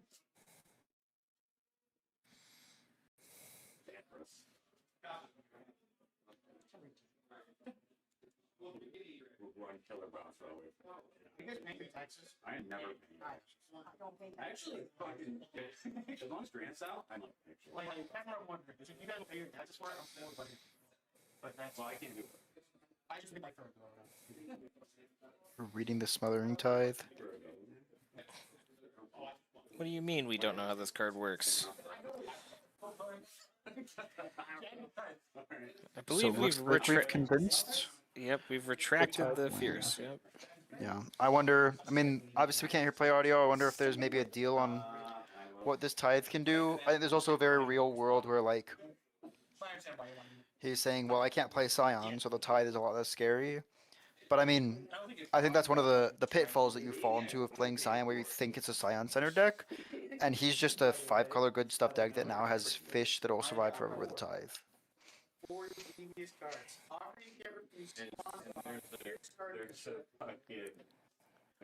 So I'm very curious to see what the progression of this is, and if we can tell just from video alone what the deal might be. That's fair. I mean, he's got a draw engine and a mana engine, so he's where he wants to be. The issue is that we're untapping with a creature spell combo.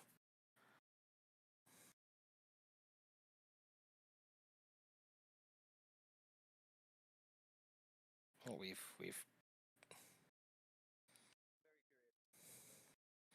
we've paid for Smythe with Mana Vault. And we've tapped the Voltaic key. Everything has been everything is the way it should be. The world has found balance. I mean, like I said, I think I guess one of the other things we didn't really consider is there's an Asmodeus in the graveyard. So this Keurig player is looking to draw a lot of cards, which is really bad. Hard casting Bloody Merchant.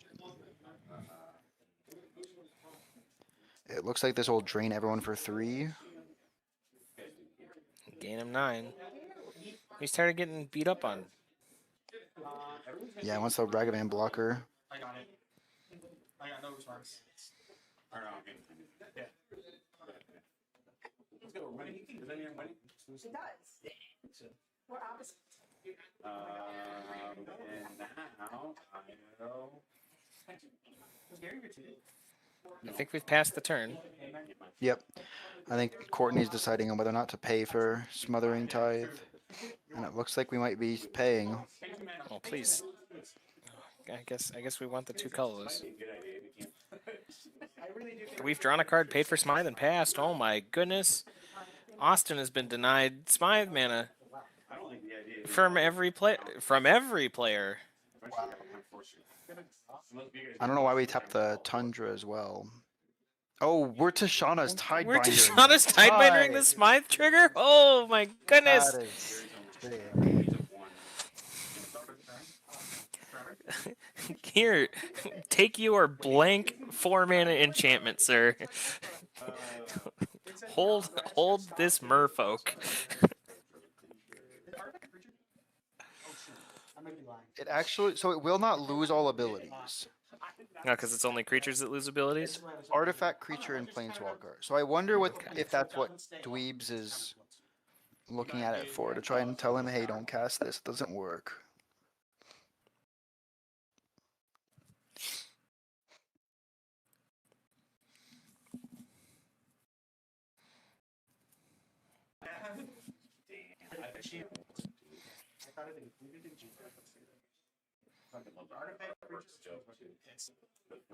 I'm gonna fetch. Go to 31. I have to lose so much life. You know, bodies. All that stuff. One. Yeah, my bad. I'm not paying for mine. Well, I thought it was a bit We'll see if that was made clear to the table. I don't know. I guess he's just shorting him on mana for one more turn. Like, Yeah, but like Tishana's just costs 3 mana, and you can just pay 2 and leave an extra mana up. yeah, but then you pay 1 anyways and just have the Tishana. Sure, but like I think that Tishana is like definitely a very relevant piece of interaction. I mean, we're a Cradle deck, right? Sure, but like if you're scared about removing Dranith, it can counter the Scion ability, and then even if you put a Scion activation on top and get another thing, it like that permanent wipes alt abilities. So you have to push immediately with Scion, or you also wipe what it becomes. I think Matt might just be okay with where that is now in this game. I think he feels okay. He's on his Timno plan. He's hoping to find a valuable piece of interaction. Yeah, so I mean, to be honest, looking at this, it looks like we've missed Tishana's Tidebinder not doing that, because we just drew 2 cards off of Timna. 3 cards off of Timna. 3 cards. Yeah. So is he making treasures? No, he's making treasures in the corner next to Ragavan. Okay. Yeah. Okay, so yeah, I mean, maybe it was just, you're right, it's a 1 more mana to pay for this Tide, but now I have an extra Timna attacker. Mm-hmm. Yeah, I mean, I guess I see it. I think it's not a Timna attack. He just has a Ragavan blocker too. Like it just. Like, Yeah, it's just like it's another body on board which is actually relevant in this deck. And then like Because he is a like, Cradle Storm deck as well. Austin's only treasure generation was from exactly Matt drawing 3 cards. I mean, he's got 5 treasures from the Ragavan, but or he's gotten 2 treasures from Ragavan, so he's a total of 5. But looks like Fish has died. yeah, they're casting a 4-mana spell. Is this a copy enchantment? Or is It this could be a Clever clever Impersonator? impersonator? Clever impersonator, yeah. We're looking to just drown the table out in mana.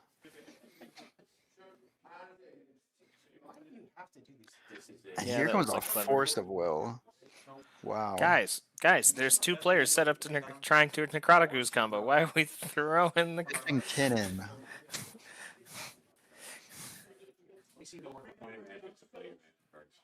Is it a Kinnan? Yep, he just exiled a Kinnan to the Force of Will. Oh my goodness. Oh, well, I mean, he doesn't have treasures in play. He has a dork. That Kinnan doesn't even buff the dork. Yeah. I mean, yeah, the Kinnan certainly doesn't do anything. I'm interested in the counting the second Tithe. Because, like, yes, he'll run away with mana, but he already has only mana on board. You really want to save that piece of interaction to stop a draw. Because you want to make sure he doesn't find removal for Dranith and can play Scion. But it doesn't matter if he has infinite or twice infinite treasures. I guess maybe one of the things is if he only has 1 Tithe, it's much easier to tell the Keurig players to pay. Versus if he has 2, they're not going to pay for 1. That's true. So it's kind of like a psychological tempo against your 2 turbo decks in the pod. Hello, John. You do know these voices from somewhere. Yep.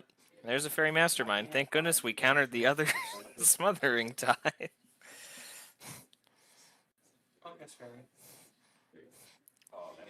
Guys, he would never play Fairy Mastermind double tithe. No one would ever do that. Don't worry, chat. That only happens in your nightmares. Responsible players like Matt counter the second Smythe.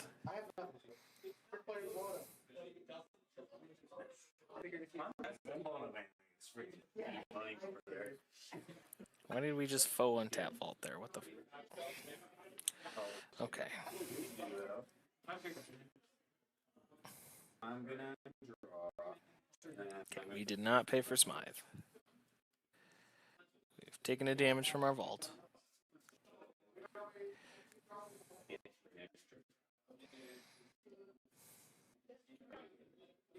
Well, we're in it again. Here we are, Dalton. 40 minutes into a turbo player game. Yeah, I mean this one has some players interacting. But it really only has been this Dranith. Like we've seen counter spells come down, but they haven't needed to be used on these turbo players because Dranith Magistrate from seat 1 just prevents these commander centric decks from getting anywhere. But like I think we also would see Scion probably pushing very, very soon if that Dranith wasn't in play. Yeah, like I think we would have seen a Corvolded Scion at some point. I think at some point here. Yeah. I'll take the draw. Okay, we're floating 2 black, The only way I get it is if I kill all. and we've got Another- Glare. Foil spell. Is a creature of some kind. That looks really much like a Tormod, but I don't think that's correct. That is the win cost. Oh, it's loose. It's most certainly an etched foil. Do you have anything? Yeah. Which player is this? This is Dweebs. Dweebs. We're looking for etched foil creatures. Is this the Baron Helma 0 I think we might be. or Modok? No, because Modoc would cost 1 more. How much do we pay for it? You can need 2. 3 black mana. It's like Two? Violent Tumor, or this could be a Necro Ooze. This could be a Flesh Wraither. No, that's a transmute card. There's no way we're playing that. Well, it looks This like it could be- has a I think it's Necrotic Ooze or Shieldred. counter on it. I'm trying to figure out what that counter might be. He's Could it be a denoting the Bowmaster? -2, negative. It's the -2, -2. Oh, or okay, okay. -1 from the whatever you call it. The Heartless Summoning. He's denoting the Heartless Summoning effect. Yeah. No, if anyone in chat has any idea what card that is, I'd love to hear it. I cannot identify it myself from here. Just too much glare. I have a tie. I think it might just be like a. Do they have a etch foil Necrotic Ooze? Because I think it just is Necrotic Ooze. I can check. After we've seen Force of Wills, I think it's Necrotic Ooze or it's. There certainly is an etched foil Necrotic Ooze. I think that might be.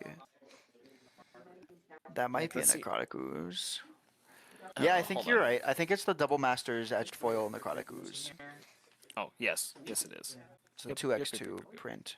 Yep. So we're in a good place here. We don't have the mana to actually start Necrotic Ooze looping unless we have a way to get Scourge Familiar into the graveyard here. And if we do, we give Austin infinite mana, which like you can respond to. You can just continue to discard cards that you draw before he makes his infinite mana. But the second he does, he starts getting fairy activations, and then you have 2 players trying to stop you. And you've given one of them nigh infinite mana, or infinite mana you have to respond to. Yeah. Yeah, I mean, I don't know if Dweebs has a way to win at instant speed. Sam, we cannot pay taxes at this table. This is a mono black deck suffering under a Dranith Magistrate in a game it was never designed to suffer under. There are no taxes payable at this table. It has all activated ability, all creature cards, and all great. Okay, so we do have the ability to win at instant, or to reanimate instant speed with a chainer, which means theoretically we should be able to win the game at instant speed before any of the tithe triggers resolve. Wait, what is this card on Courtney's board? Is this the fresh? Is this Flesh right there? Are we I think that's a transmuting glaring for 4? Flesh Rider. Or just no, Flesh, yeah. Flesh Rider is Flesh Rider. The one black transfigure. Swing a 3/2. Yeah, I mean they cannot activate it right now. They have to wait till the next turn. Okay. Yeah, but like I had said, transmute. My it's got screen is so transfigure. pixeled. Yeah, transfigure. Yeah. yeah. So at least from what I'm looking at, I think Dweebs wins the game if he gets a a Scourge Familiar into his graveyard, and he can win before any of his tithe triggers ever resolve. Necrotic that Goop would- is one OBM ping away from. It's dead. Somebody who drew a card off what? What? Or is a Heartless summoning -2, -2? Summoning says -1, -1. Hmm. Necrotic Ooze It's a is a 4/3. 4/3.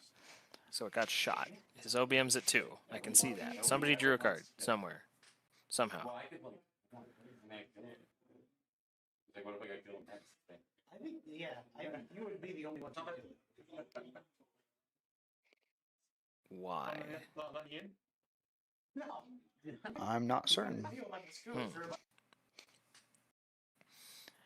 But yeah, I mean, it does seem like Dweebs is no longer presenting a win on his turn. He'll just reanimate it. let you in. You try it. You can We're trade casting is that a gamble, I believe. Yes, that is a gamble.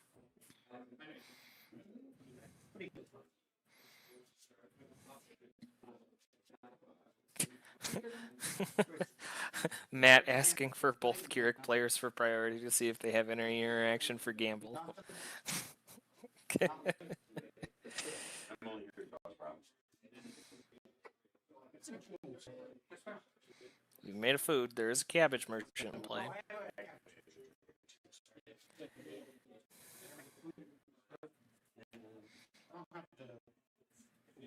We did not swing at Scion with a creature. And did we? We did. Never mind.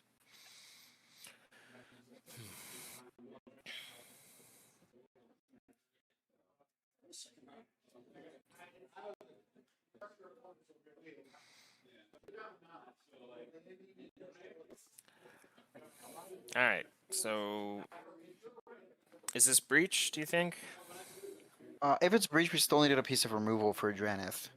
Oh, that's true. Oh, We're is that a seeing twin Quicken cat? go. Quicken. Make us your next spell flash. Draw a card. I think. It is Quicken. Okay. Was that what you tutored for?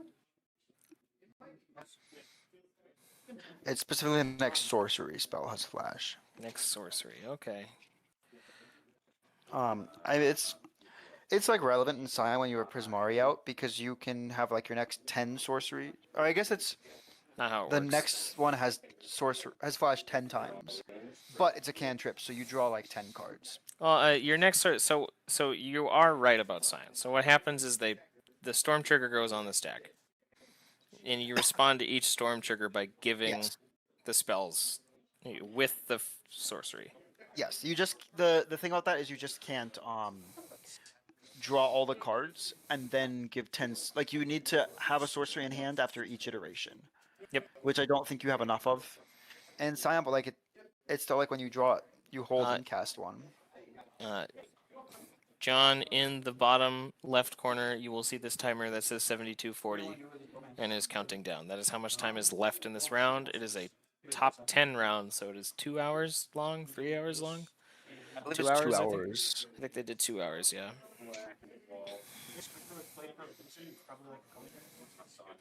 So we're 10 minutes off reaching the halfway mark in a game with 2 Kyrix in it. Which again, Dalton, we keep finding ourselves in this place. Yep. No, it's certainly been an interesting day. I agree. I've never seen Turbo decks get played so patiently. Okay, so now we're just looking to manually drain everyone. We're sawn halving. I assume it's this gray merchant. I mean, I'm just trying to figure out. No, I think he's killing the Ragavan, right? It could die. I mean, like, let's get some light. It's got to be Dranith. If I kill the Dranith, it never comes back, right? Yeah. Every time I'm like, oh my gosh, I can saw in half this Dranith Magistrate. Wait a second. It's me every time with a saw in half. Yeah, I think we're just gonna value play Gray Merchant of Asphodel. You want I mean, this is a lot more relevant if Kirik's out on the board. All that extra life gain for mana. But in this situation with the Dranith and not a ton of mana left over, I think we're just looking to drain people a bit more, hope this OBM maybe can ping down even more, and get to a point where we really need to cast Kirik and have the extra life then. Because you try to fierce guardianship the time. Yeah, you chose it. You saw it. Countered it? That's crazy. And it does look like we're using a Fierce Guardianship here. It's like, if that's the threat. What else is happening here? Yeah, so that would have drained every person, I believe, for 10 total life. And he would have gained 30 life off that.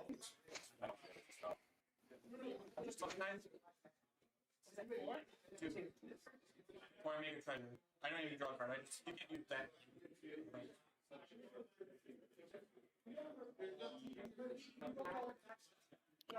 We also have a second pod in top 10 going. That game looks like it's still going as well. Don't have any updates on specifically what's happening there.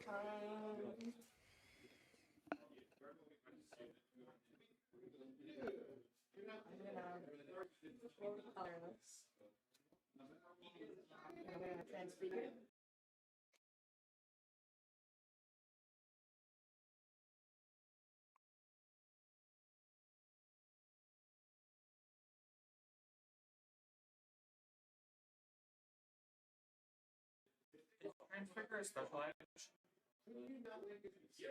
With the activity ability.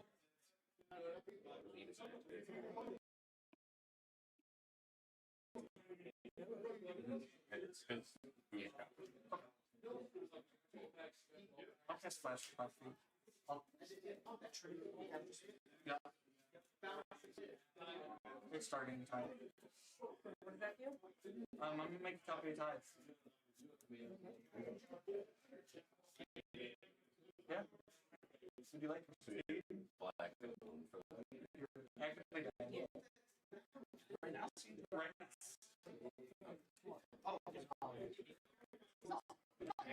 You're actively dead. I will respond to the boat as figures. Oh, I see.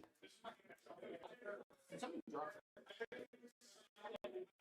I do shit now. It looks like there's a lot of politics over this transfigure. I kind of am assuming that they don't have a response to the actual activation, like a way to stop it. I'm very curious what we're considering in this situation. So, for those of you who don't know what this other random Kirik card does, Flesh Rider is 2 black for a horror 3/3, and the only ability it has is Transfigure, which is 1 black, sack the creature to put a creature card with the same converted mana cost as the creature into play at sorcery speed. So, at least in this deck, we're looking at, let's see, there's Balthor, which doesn't really do anything here. There's Aklazotz, which doesn't really do anything here. Necrotic Ooze, I think, is the most obvious target for this tutor, but I don't think there's anything graveyard for it to be relevant for. So maybe we're going for the Necrotic Ooze, maybe we're going for Violent Tumor to get something else in the graveyard for now and work later. You also could just be looking for like a Shieldred to Sorry, I've stay been in muted the this whole game. time trying to tell you it was Shieldred. I'm so good at this. There's a Fairy Mastermind in play. It's got to be Shieldred to stop Double Tithe, right? And that's why we're putting the flash photography on the stack right now before the creature enters play. Is because if it's a Shieldred, we can't win with Fairy. Well, in this situation right now, you could, even with the Shieldred in play, there's no reason to let it resolve. But the Tithe triggers would resolve before the Shieldred. Triggers? Yeah. Okay. I I again think that the Fierce Guardianship clearly on the Son half was just like, please use interaction here or we lose the game to this weird way that no one sees. Trust me, bro. Yeah, I mean, it's like, it's scary because you're getting to a point of like everyone's going down 10 life and Keurig gaining 30. But it's not enough to like worry about. Like you let that happen and then still protect the Draneth Magistrate with that Fierce if you need to. Yeah. Yeah, I think we're gonna see a win. I think as right as we come to about the hour mark, I think we're gonna resolve Smothering Tithe Fairy. Yeah, neither one of you can promise. Yep, there we go. Smothering Tithe Fairy takes the game.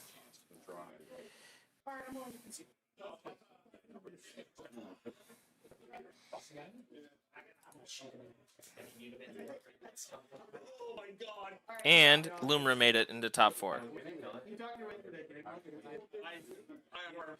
That other game were also resolved Yep, look at that. at the same time. Oh, wow. Both games ending right on time together. It looks like we will be going to our top 4 game soon. This top 4 game, let me look at. So we got Caden in seat 1. Caden is on Rogsai. In seat 2, we have Cameron. Cameron is on Rowan. In seat 3, we have Cayman. Cayman is our Lumra player. And then in seat 4, we have Austin, who you just saw win the game with Scion. And man, So- what a way to do it. Yep. Coming out of Swiss, we're looking at seats 5 and 6 making it in. So neither of our first seats won. It seems like both of them were a seat 2.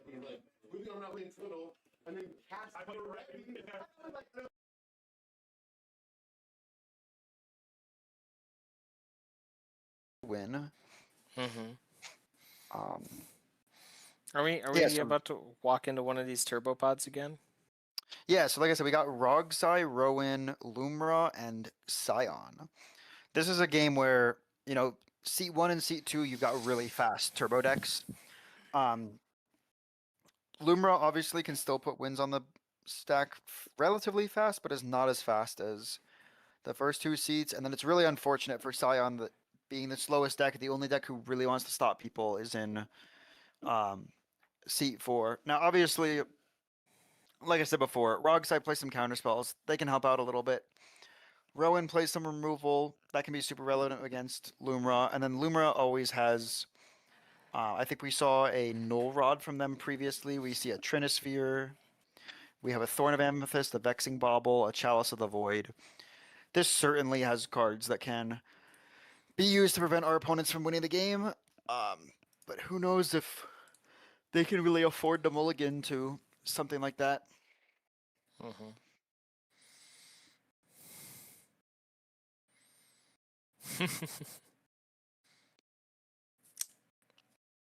All right, thanks for sharing our stuff, guys. We're going to get into our top 4 here in just a moment. I think they're going to get everything set up again and ready to go. And then we should see a push here in a moment to give us our top 4 game. And I wonder if we're going to see a fast round or we're going to see another one of these. Another one of these hour-long turbo games. It seems to be the story of our day, where we're like, oh, our matches ended kind of early on, where players were pushing, and now that we're getting later on, the players are playing closer and closer to the chest with their stuff and slowing the games down by just enough.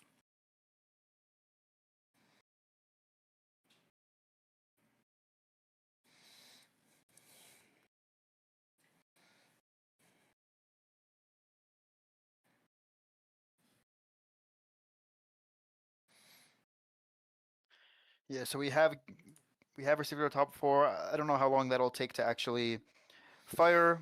Probably giving people a little bit of a rest. Both of these games ended immediately, like at the same time, which means that none of the players have had the chance to kind of sit back before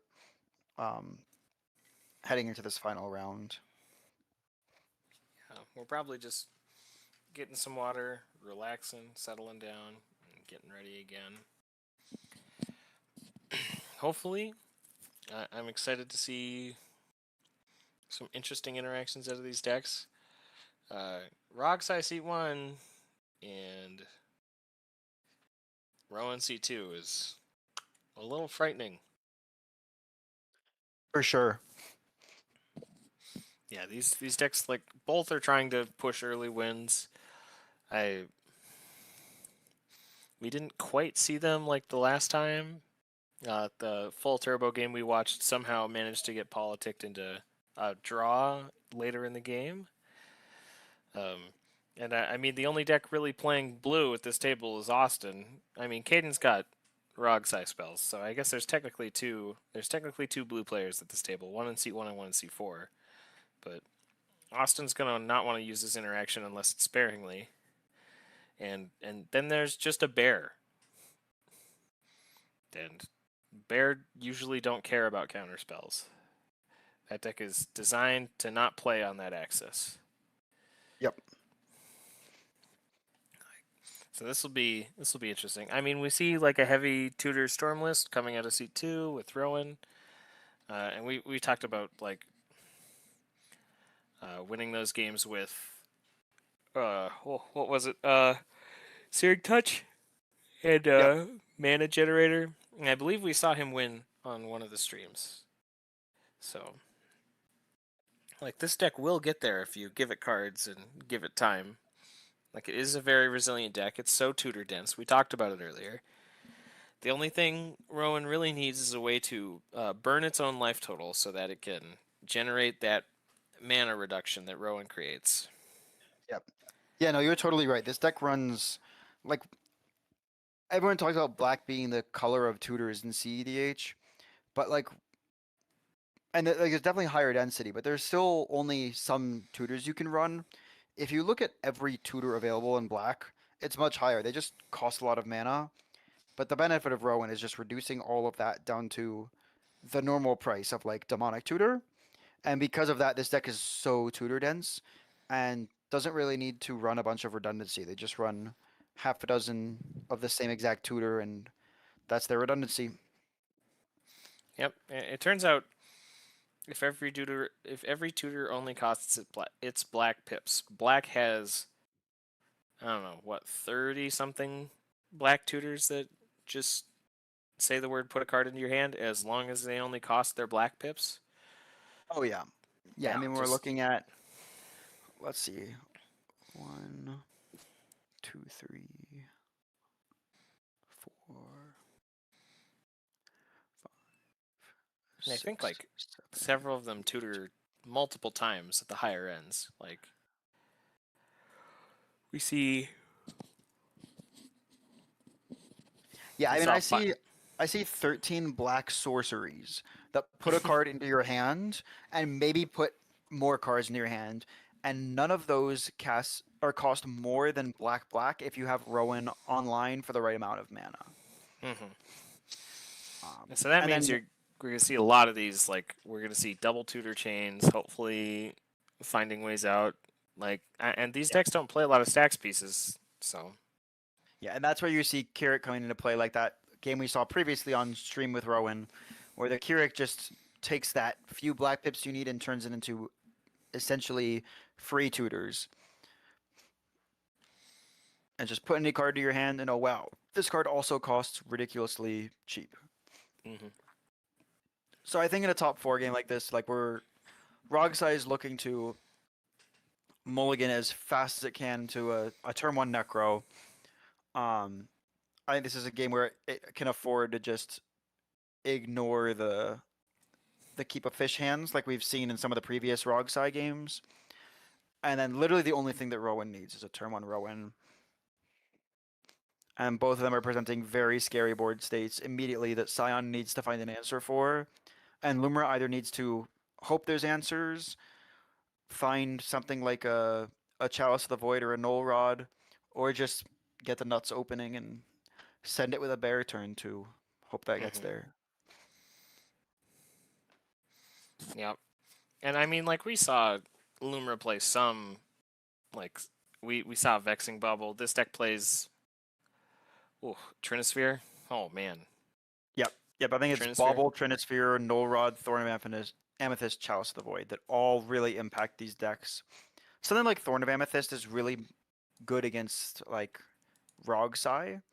It doesn't help as much against Rowan just because the reduction can counter that Thorn ability. Mhm. But this is another situation like I was talking about earlier where, Thorn of Amethyst really hurts Rogsite and pushing for its Breach wins, and then it just Mhm. says, cool, here's a Thassa's Decon. They both cost 1 more, but like, I already make 5 mana for Naws. Yeah. And you think you got him because Breach is the better win con, and you explode anyway. Mhm. And that's like one of the strengths of having those two contrasting win cons in a deck like Rogsai. Yeah, and I mean like we will have this problem with Thorn, but Null Rod really turns off almost all of the win conditions, like from both decks minus maybe some of Rowan's. So I think what Cayman's going to come into this game looking for is landing an early Trinisphere. Let's just stick a 3-ball. Okay, our deck is designed to just make a lot of mana, and we'll eventually win the game because the other decks can't win through 3-ball. Yep.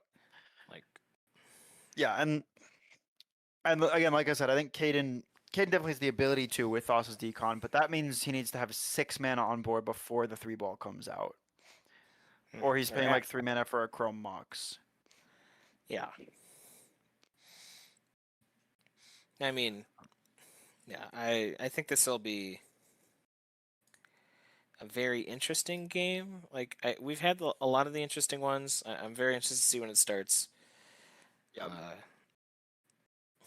I think I'm gonna take a hint from the players and take a little bit of time myself to go use the restroom and make sure I'm ready to go for this round. But like this, we've seen a lot of these turbo decks that just they're playing slowly to make sure that they have ways to resolve their spells, and that's kind of in the story of All Day, where unless you're sitting at a table that you feel fully comfortable pushing into, the decks so far have played just a little slower than usual and allowed themselves to play the mid game enough to where they have advantage to push through maybe 1 or 2 pieces. Mm-hmm. And I don't know if we'll see that quite as much here. I keep saying it. I get burnt every time so far. There's only 2 blue techs at the table. They're both turbo-y. Like, I mean, we did see Austin just win through a like sloppy strategy, but I mean, Scion's known to be able to push. Like your main game plan is to push, and you have the slop backup plans. So, I mean, I don't know how much interaction we'll see. And then again, we're sitting with Scion Lumra, where the Scion deck will just like, okay, you've got my first spell. Here's my second spell. I have 4 tutors in hand. They all cost 2. Can you stop all of them? And then, if you do stop all of them, what happens when the Lumra player untaps and you've just wasted all your counter spells countering the Rowan player? Like, it'll be very interesting, I think. I'm super excited to see this game.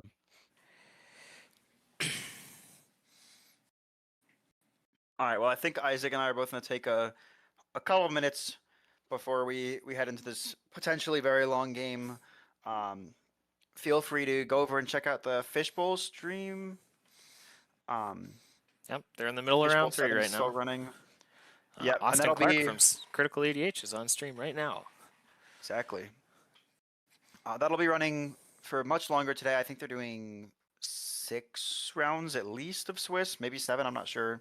And then Top Cut will be tomorrow. It's a 2-day event. So make sure to go check that out as well. We'll be right back.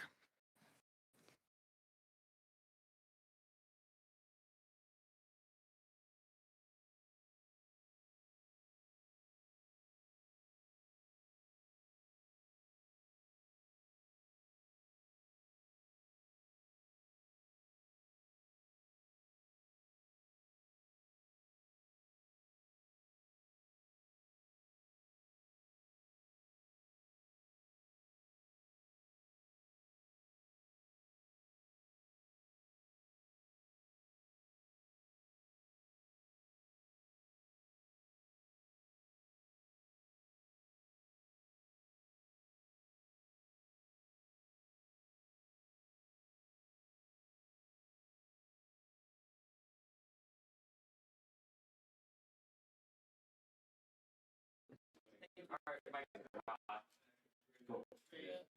it was like the same. Well, they are the top same. Oh, look at that. I had a Bronze. Wayne Silence. Dr. Level Silence. In this pod? Alright, my name is trying to get through that. TO decision. Yeah, never told me that. Didn't have to counter that in semifinals. Hold on.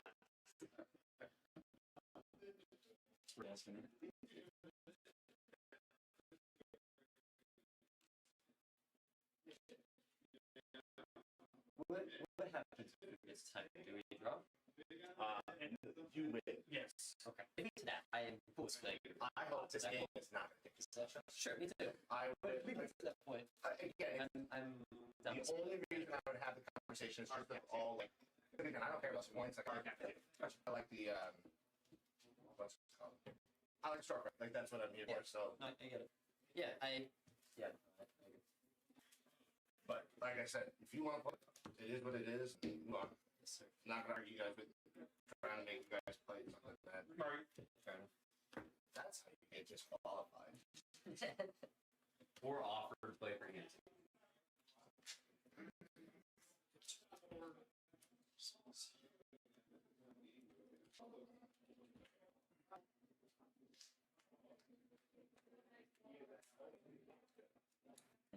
All right.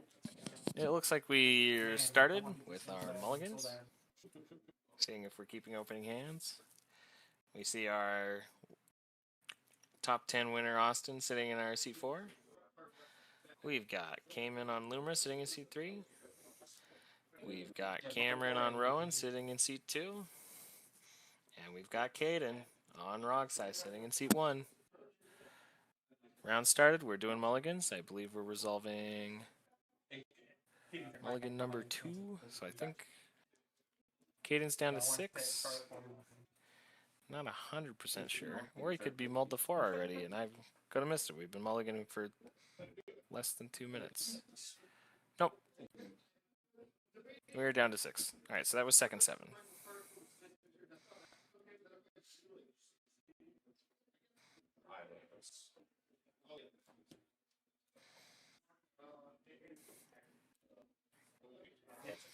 Like we said, we talked about it a lot earlier, me and Dalton. Dalton's going to be back in a little bit. We're going to see a lot of... I don't know if we're going to see a lot of pregame politics. I don't know if we're going to see a lot of in-game politics. Because somebody has to win this game. And this is for all the marbles. We are in finals. So we are here.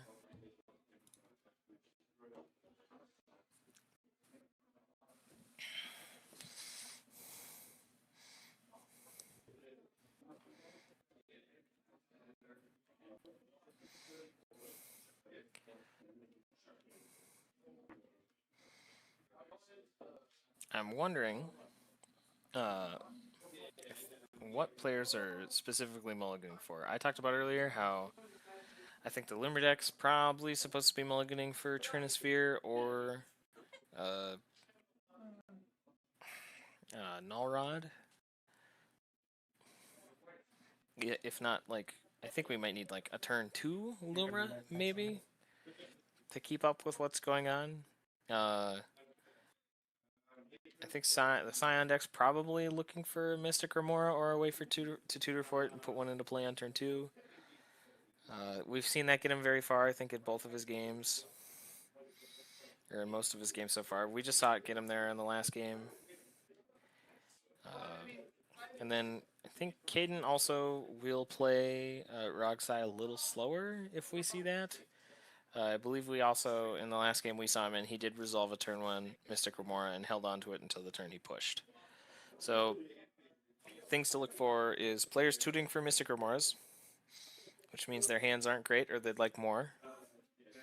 When the Mystic Remoras crack, if players have kept interaction for Rowan tapping, and what stacks piece is Loomer looking for in this game, because it is slower than half the decks at this table. It's slower than the decks in front of it, and it is maybe just a little bit faster than Scion in some cases, but I'm not gonna say much because that deck is still a 5-color turbo deck that has the option to keep going. Looks like we've all mulled. I think Cayman's kept 6, and the rest of the table's mulled to 5. Thanks, man. I got you, man. Yes, thank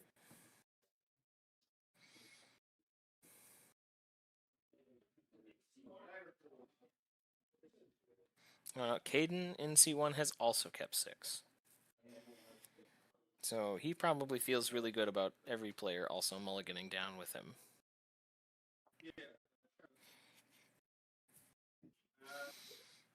I wonder if Cameron on Rowan just hasn't moved his mulligan dice that Cayman gave him, because it says he's on 6 here. I don't know if that's true, because I think Austin's on 5, and I think they were mulliganing in mulligan order. Yep, there we go. We see him fix it. There you go.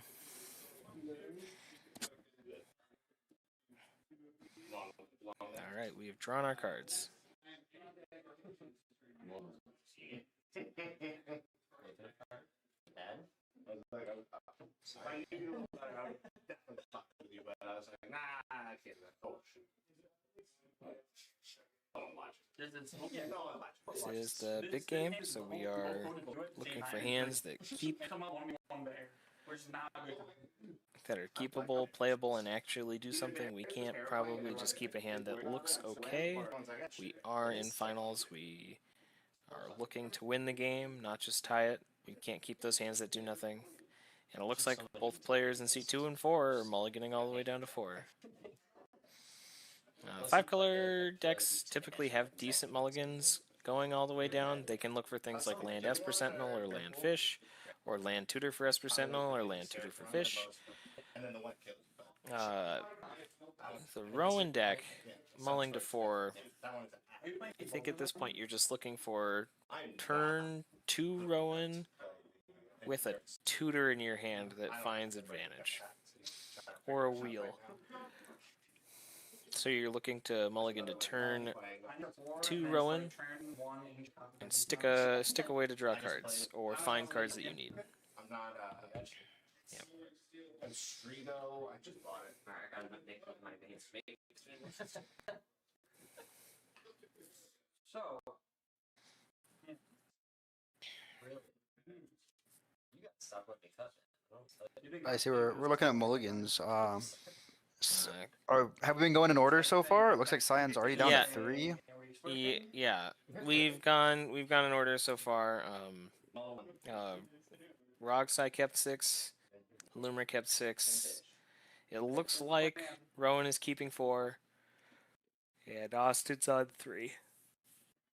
Which, I mean, I just talked about the fact that the 5-color decks can like mulligan to land, Tutor for Fish, something else, or like land Tutor for Esper Sentinel.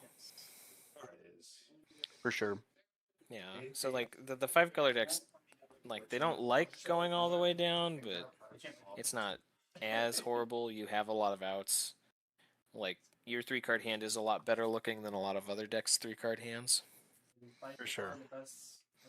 I talked about Lumra trying to stick one of the stacks pieces. I think that they're looking for Null Rod or 3-ball or turn 1 Lumra. I don't think there's a lot of in between. Yeah, and I mean we said they kept a 6, so it seems like they've got at least some type of plan going on. They're not mulliganing into oblivion looking for something. They think that they're pretty confident in this pod. I know what kind of play you want. Yep. And I mean, and then Roxai kept 6, so this hand is probably turn 2 Necro, turn 1 Nas, I think, with backup. I imagine if we don't see that in this round, we're going further. It's either that or it's turn 1 Fish into turn 2 Study somehow. Mm-hmm. And then yeah, man, I definitely expect a 6 on a seat 1 Rogsai in a top 4 game to just be like Dark Ritual Necro turn 1. We certainly could see other hands, but you know that like there's only one person stopping you. You're in seat 1. You've got one of the fastest decks in the format. It is up to you to find how this game goes and just slam everyone, like just destroy the entire pod by pushing really fast. Yeah, Mhm. So we are See starting off Roderick? here. We Yep. got a Bloodstained Mire, LED. Oh, Yep. So Chromas. we got tons of mana here. We're imprinting even more mana with this Ragavan.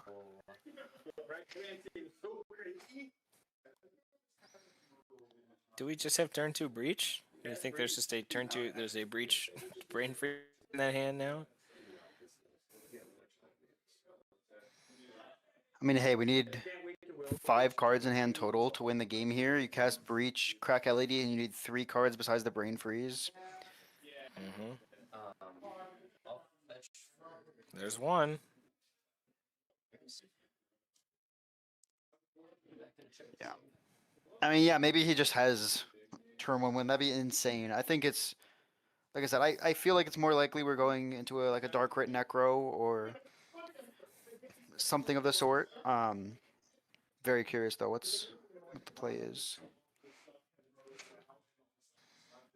Yeah, yet again, I mean, we're seeing this Underground Sea being fetched instead of a Badlands. Obviously, we have Ragavan, so like under this we- Chrome Mox, we have access to everything. But to me, that still communicates that he's not full sending something on his turn here, or even potentially next turn. Yeah, I don't feel like he has to though. He's definitely far ahead. Yeah, I mean, none of these decks are going to be threatening to win turn 1. Probably, like Rowan needs to have the perfect like 6 to do I that, mean, and this could Rowan's on be 3. this could be Rite of Flame, Rhystic Study, and we'd. Yeah. But I mean, I also certainly like. I don't expect that Scion kept a piece of interaction on this 3. Maybe they did. But like probably they're looking to play a turn 1 fish, and you'd want to push before that fish comes out if you have the option right here. Because like if you send a breach right here and Scion Force of Wills it, then they're out of the game as well. I agree. Here we go. Is that Demonic Tutor? It's Demonic Tutor cracking LED in response. It's turn 1 Necropotence. We're pitching a Luster and something else. Maybe that's a Demonic Demcon? Consultation. Yeah, Demcon, yeah. Demonic Consult.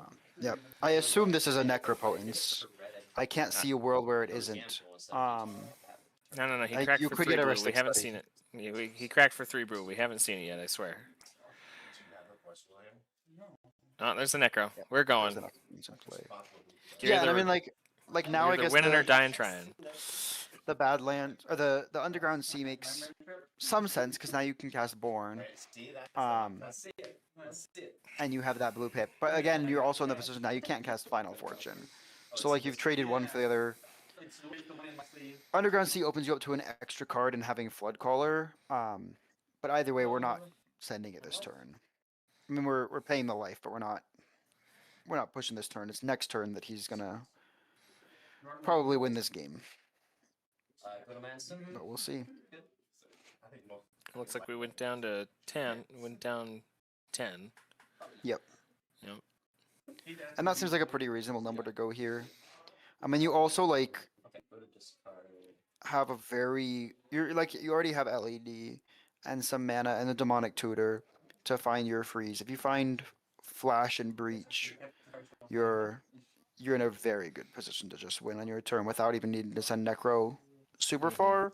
So you have a lot of flexibility here for this push.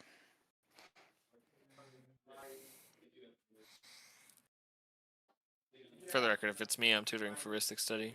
I want the Rhystics. But I get the I'm not- mindset, but like you're in a top 4 game, it's just so different, right? Like you have so much more on the line of like you need to win the game, and Necropotence just wins the game. Like that's true. like at this point, it doesn't really matter what anyone else does, unless they're gonna cast a turn 1 wheel, and Caden's keeping every win con in his hand right now, and like gonna exile everything to this wheel. Then we're chilling. Yes, we saw. I wish we could see the other two cards. We saw Grim Tutor go there. I think there was a grinding station in there as well. I didn't see the third card. Hmm.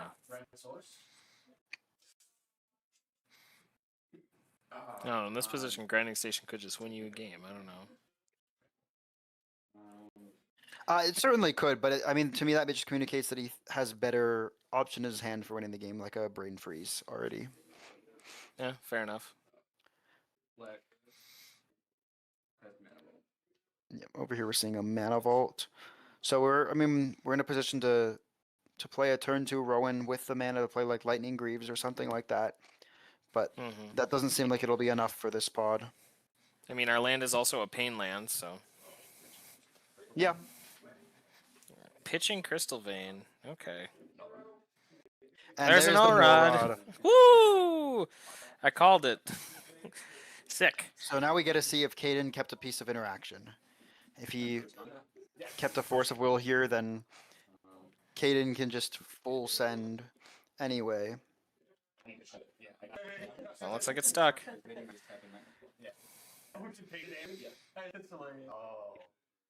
I think Caden's gonna 10 cards at a time look for Thoracle Decon. That's wrong one. Okay. So we know I can slow down those. Okay. Austin playing a Marsh Flats and passing.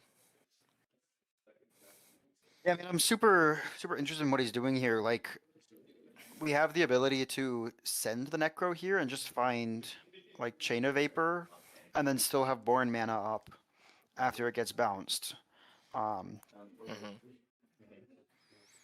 Austin not playing anything turn 1 means that he either has a 1 mana piece of interaction, and that's what he's banking on, or, you know, maybe he's just enlightened tutoring or vamp tutoring for a fish and hoping to get one more turn here. Yeah. And I mean, let's take a moment, like, step back. So maybe this Null-Rod sticks around. I mean, I think our game actions would be a lot faster if we had just if we had a way to just out the Null-Rod. I don't know how far Caden wants to dig under the Null-Rod. Because, like, your life total will matter at some point, right? Like, there's a Lumra deck, and as much as Rowan is absolutely clobbered by this Null-Rod as well, it is a 4/2. So we do need to be careful with our life total. Yep, for sure. And again, I think we're either doing mental math or we're just stuck. I think we're trying to navigate how to get rid of Null-Rod and win the game. I think is what we're currently doing. Because we're in main phase, we're deciding whether or not to tutor.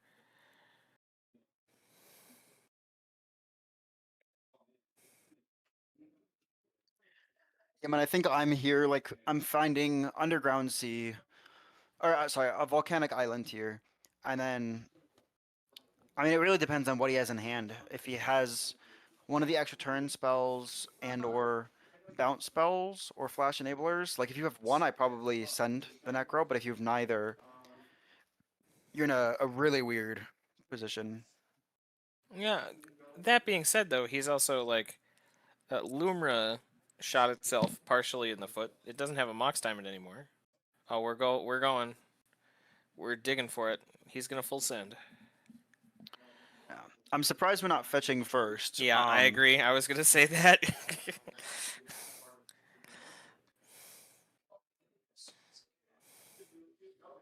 Sorry, so we're not fetching first. What are the odds this actually matters? Do you think this will matter? I think it really does matter here because we need to find specifically like a volcanic island, I think. Like, you want to have the second red pip up for Final Fortune. You want to have another blue pip up for a bounce spell plus Born and Flood Caller. And, like, this gives you the option to tap Underground Sea to bounce the thing and have double red or blue red for Final or Flood Caller. Now we see Austin fetch for a blue in response to the fetch from Caden. I hate the card, but It is a necessary. Yeah, so I mean, I think we're just looking to counter that bounce spell for the null rod. Keep that null rod in play, but I mean, we're also putting so many cards in hand, or Caden is, that like doesn't really matter if he's got one piece if he draws his deck. I am curious if we'll see some of that like very technical play of like leave one card from the necro pile and see if you find a SWAT to offer the SWAT. Obviously a little bit worse into this null rod. But if Hey, you find the Dalton. bounce spell as well, you're chilling. Hey, Dalton. Yeah. I think not fetching first mattered. Oh, we get Badlands. Yep. I mean, it Oh, looks like no. he's got a legal target at least, so he's not completely screwed. But I think you definitely could have optimized a bit more. Now you're forced to find Final Fortune on this. I think he's using the cards he has in his deck to guess what is in his pile right now. Mm-hmm. Yeah, we are determining through process of elimination what cards are sitting in that 34 card necro 34 card necro pile, 24 card necro pile, 24. He's 23 plus a fetch. But yeah. Oh, yeah, 23. Yeah, I plus mean, I fetch. think he's at this point he's realizing and hopefully looking to see if there is a Final Fortune in that pile. I mean, I think that's maybe one of the calculated risks he decided to take is use the fetch to be able to know what's in your pile and know what to do next, but you risk missing being able to fetch. Okay, so yeah, we do see the volcanic island come out, which is Okay, exactly what I was saying we need a fetch for here. Like I said, I think the only other point of sequencing that I could see coming is swatting that last necro trigger and offering it. You got to bounce the null rod first, but once you bounce the null rod, you'll have 3 mana for a flood caller as another option as well.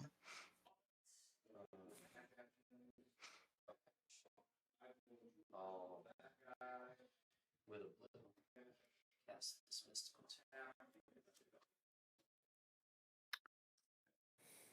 Oh, now I'm very curious. So we're mystical tutoring to get another card on top of the necro pile, which to me means that he's got some way to both bounce it and born with only 1 mana available. I'm curious what he's planning to do here. Maybe he's seen a spirit guide and a Final Fortune in that pile and is knowing that he doesn't need his blue mana. Mm-hmm.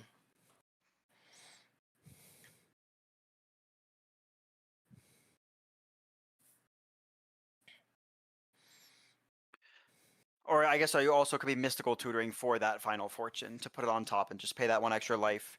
So it's either my guess is that or the bounce spell. We stopped on the 1 mana red ritual. The Rite of Flame?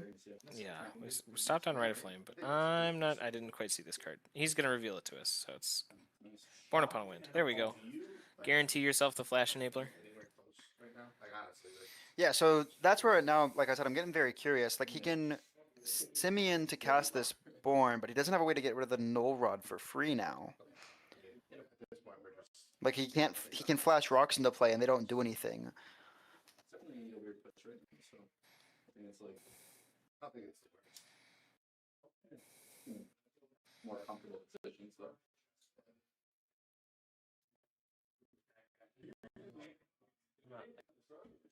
Not happy about it. All right. okay. Let's see it. Turbo game. Yeah, go to mindset. Pick him up. Yep, you draw all of them. All right. What I got. We put Born Upon a Wind to our hand. You can look at all the average each trigger. And there's the thing. And here we are at the end step. I see a mental misstep. I see a force of will. I see an offer we can't refuse. I see Snapback. I saw Mnemonic Betrayal, Springleaf Drum, Soul Ring.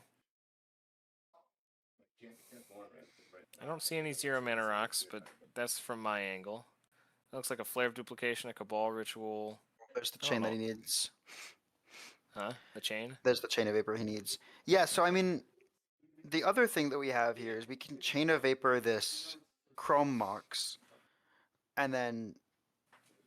Oh, but we don't have the flash enabler anyway. Okay, well, we currently can't do anything other than cast Chain. Chain or Dark Ritual.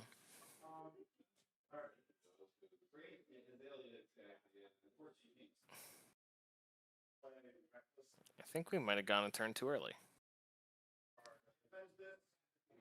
I mean, he definitely can sculpt here. There's no power on board. That's But I true. agree. I think it's definitely like Yes. definitely was a risk. I'm curious what his thought process was on some of the choices. I don't know. I think we might have, when we were looking at the lands, I think we might have seen 60% of our 0 mana rocks still in the deck. I might have been a little prepared for this. No, I don't know. I can't see any 0 mana rocks. I don't know if he got any Cheerios. And not that they do anything currently under Null Rod. Like, this Null Rod has seemed very, very good. Oh, I understand.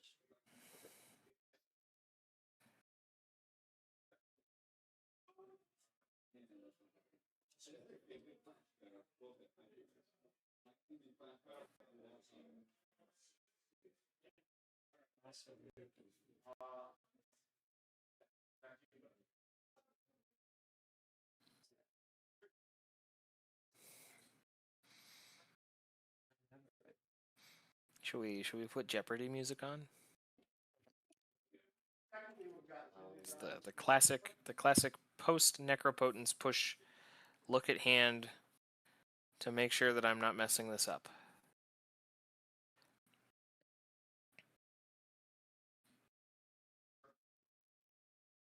Which, as much as I hate it, more people need to do more often so that they don't get got. I'm gonna sculpt. Let me just figure out.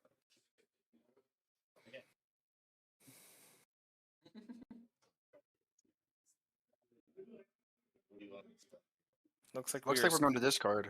Yep, looks like we're sculpting down to 7. That's what I'm saying. I'm curious what we'll be keeping here. I mean, you definitely can bounce that Null Rod, so you're keeping the chain of vapor. Probably keeping Born Upon a Wind as well. You guarantee a Flash Enabler. I don't think you need to, right? Like, you need to win without your Necropotence No, anyway. true. Like, you're just going to win in main phase. It's the second time I've done it to you. So we're probably keeping Cabal Ritual, Land, way to tutor for Thoracle, because there's a Tainted Pact in there already. Or there could be a way to just tutor for Breach here. Right, like, Demonic Tutor still was a position to win. Maybe he's going to Chain of Vapor his Necro, and then copy it onto the Null Rod.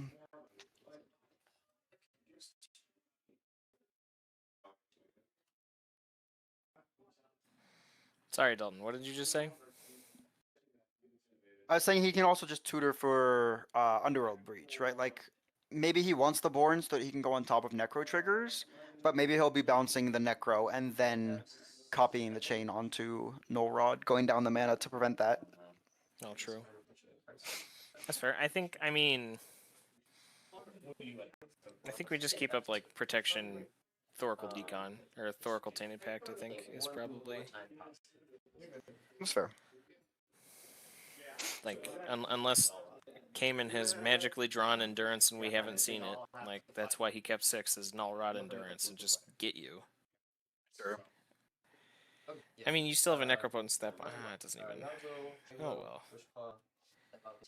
Oh, there goes all the mana.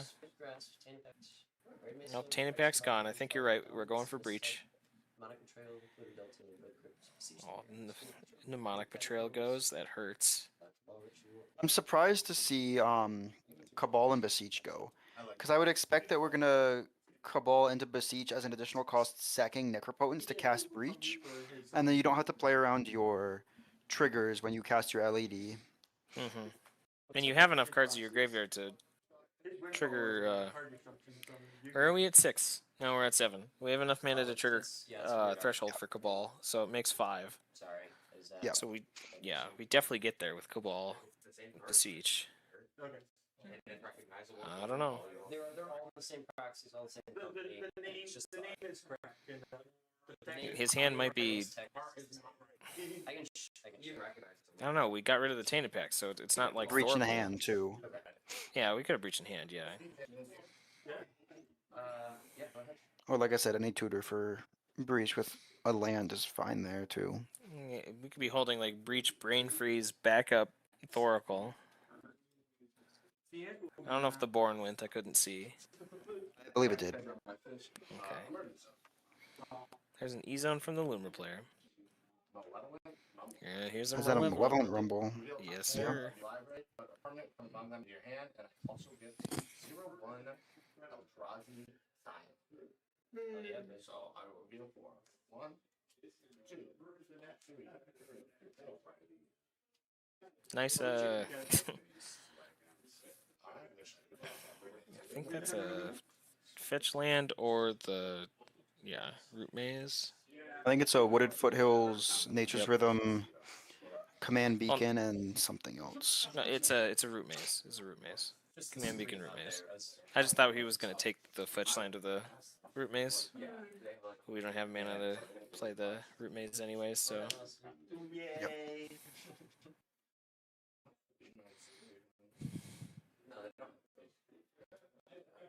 Which one's on wheel right now? Because they're audio. No, they're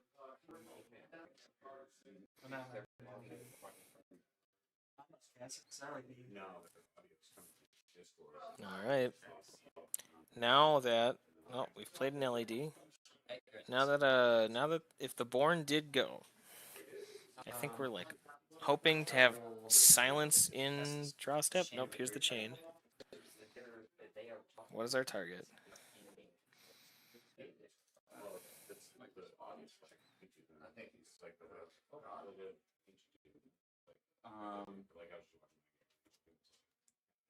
Kind of need to know if you guys are going to do in the next few turns. So, like, this is what I have, and I think it will set back a little bit. Yeah, so Rowan's showing a card now as well. I wonder if it's like a red blast up or something. So, I made mine. I think he might be showing him a Tybalt's trickery. That chain is double pass. He gets another one, and then he's just got a I don't know. I don't know how much Red Blast does here. I mean, I assume Caden doesn't have another bounce spell is the important thing. So if you red blast the Chain of Vapor, Caden just maybe can't get there. I don't know. It's an interesting thing. I mean, we're showing a lot of information at this point. I think we're looking for every out that we have, and we probably don't have something that's like super obvious. You show me that. I don't need it. That's the right play. Yeah, on top of the chain. For black hand.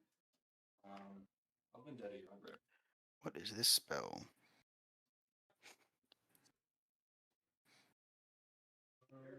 Does that just kill it? First target non-black creature, it can't be regenerated. So out of Rome, we're seeing black for an instant. Is it a... Okay, here's a Fierce. What is this? What? That's what I'm trying to figure out. I'm not really sure what it is. Is that just ulcerate? So you have something there? I do. Is he Looks like ulcerating an old Rograg? card. It's an instant, right? Is that Vendetta? Vendetta. Okay. That's Vendetta. Destroy target non-black creature. It can't be regenerated. We tried to kill the Rograk, I guess, so that the Fierce and SWAT weren't online. Yep. That makes sense. Yep. Dweebs just let us know that was a Vendetta. Thank you. Thank you, Dweebs. Also, Dweebs, thank you for... Just kidding.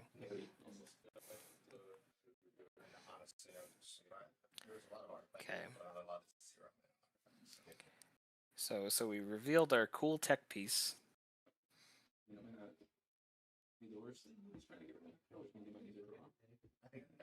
Okay, so yeah, now Austin's been fetching. He's got 2 cards in hand, I believe, but I'm very curious what we're working with. What are the odds that Cameron's one of the last cards in Cameron's hands is Redirect Lightning? Here's a Tainted Pact. Cracking LED for a color. No, And he Rod. He's realized telling that him he he can't. cannot do it. Can't do Yep. that. Have fun looking for Pact. Rip Bozo. Uh-oh. Big sadness. Yeah, I mean, I guess we're hoping that, like, I don't know what color this card is, but he's probably looking for like a Force of Will, and if this other card's blue. Otherwise, I don't really know what he's doing. I mean, I don't know if we're allowing the game to be restarted here, but I don't think there's a world where Caden accepts that anyway.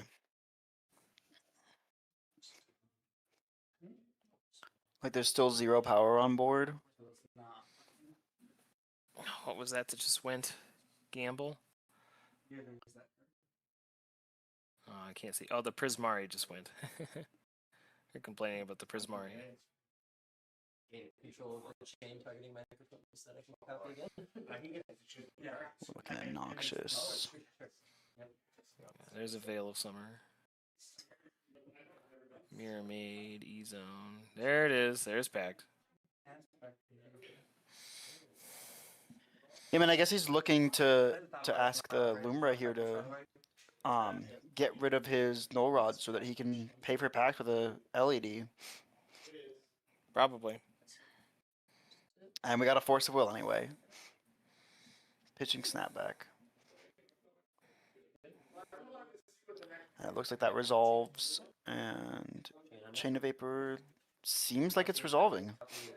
Yep, I was right. He's bouncing the Necro, and then copying it onto the Null Rod, which means he can now both win with Breach combo and also play around not needing Necro triggers and a Flash Enabler. Quick, Elvish Spirit Guide, Veil of Summer. Go. Nope, never mind.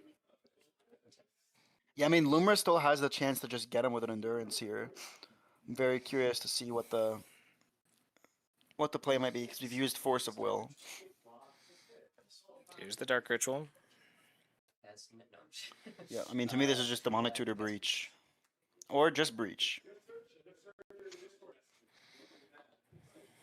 2 black floating. Do they have something? It is not, but I have the D-tutor. I will. This is where. Nope, I don't see anything wild.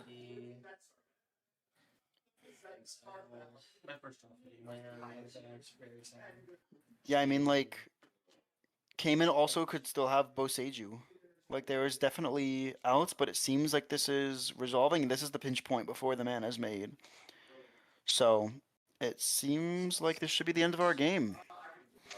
I think so. Watch him play it out. And we do have to find a Brain Freeze still. I don't know if we've seen a tutor that can put it into... We have Demonic Tutor sitting in the graveyard right now. We do? Okay. Yeah.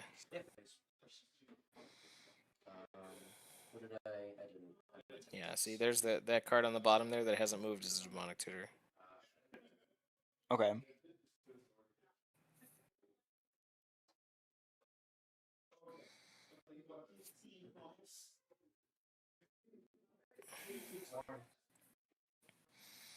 Wait, didn't it? I thought you did before. Yeah, I wanted to. That's actually why I wanted to get rid of the Necro, because then I can't respond to my exile triggers when I grab you. It's a game. I'll crack Lady for blue. Brain Freeze, what color Necro offer? Joke's on you, I'm on. Yeah, we got the blue floating here. I mean... I will cast at this point, there's the Brain Freeze. And it looks like Austin is scooping. Gonna came in looking in his hand to see if he has an out. I assume they're asking him to actually play this out. It's top 4. It makes sense to just make sure he actually can do it. True. We have a lot of cards in exile, so we I mean, exiled we a lot of haven't. cards. Necropotence. Yeah, So. I think they're just asking him to show them a win at this point, not actually playing the breach loop out. I think he's looking for a Thassa's. Yep. There it is. Seems like everyone is happy with that, All right. and they're calling it. Turn order simulator achieved. So that there's the end of our event. We got a win from seat 1, Caden on Rogsai, turbo variant. Oh, congratulations. Turbo coming out strong in this meta. It's good to see. Yeah, congrats to everyone who top cut, everyone who played, and Yeah. big congrats to Caden for getting that win there. Yeah, I mean, it's good to see that metas that look like this. I know it's like not a big event, like we're playing a silver, but like, hey, like it's good to see that in other places because we just came off Siege 2 weeks ago. That there's Turbo alive and well in other places.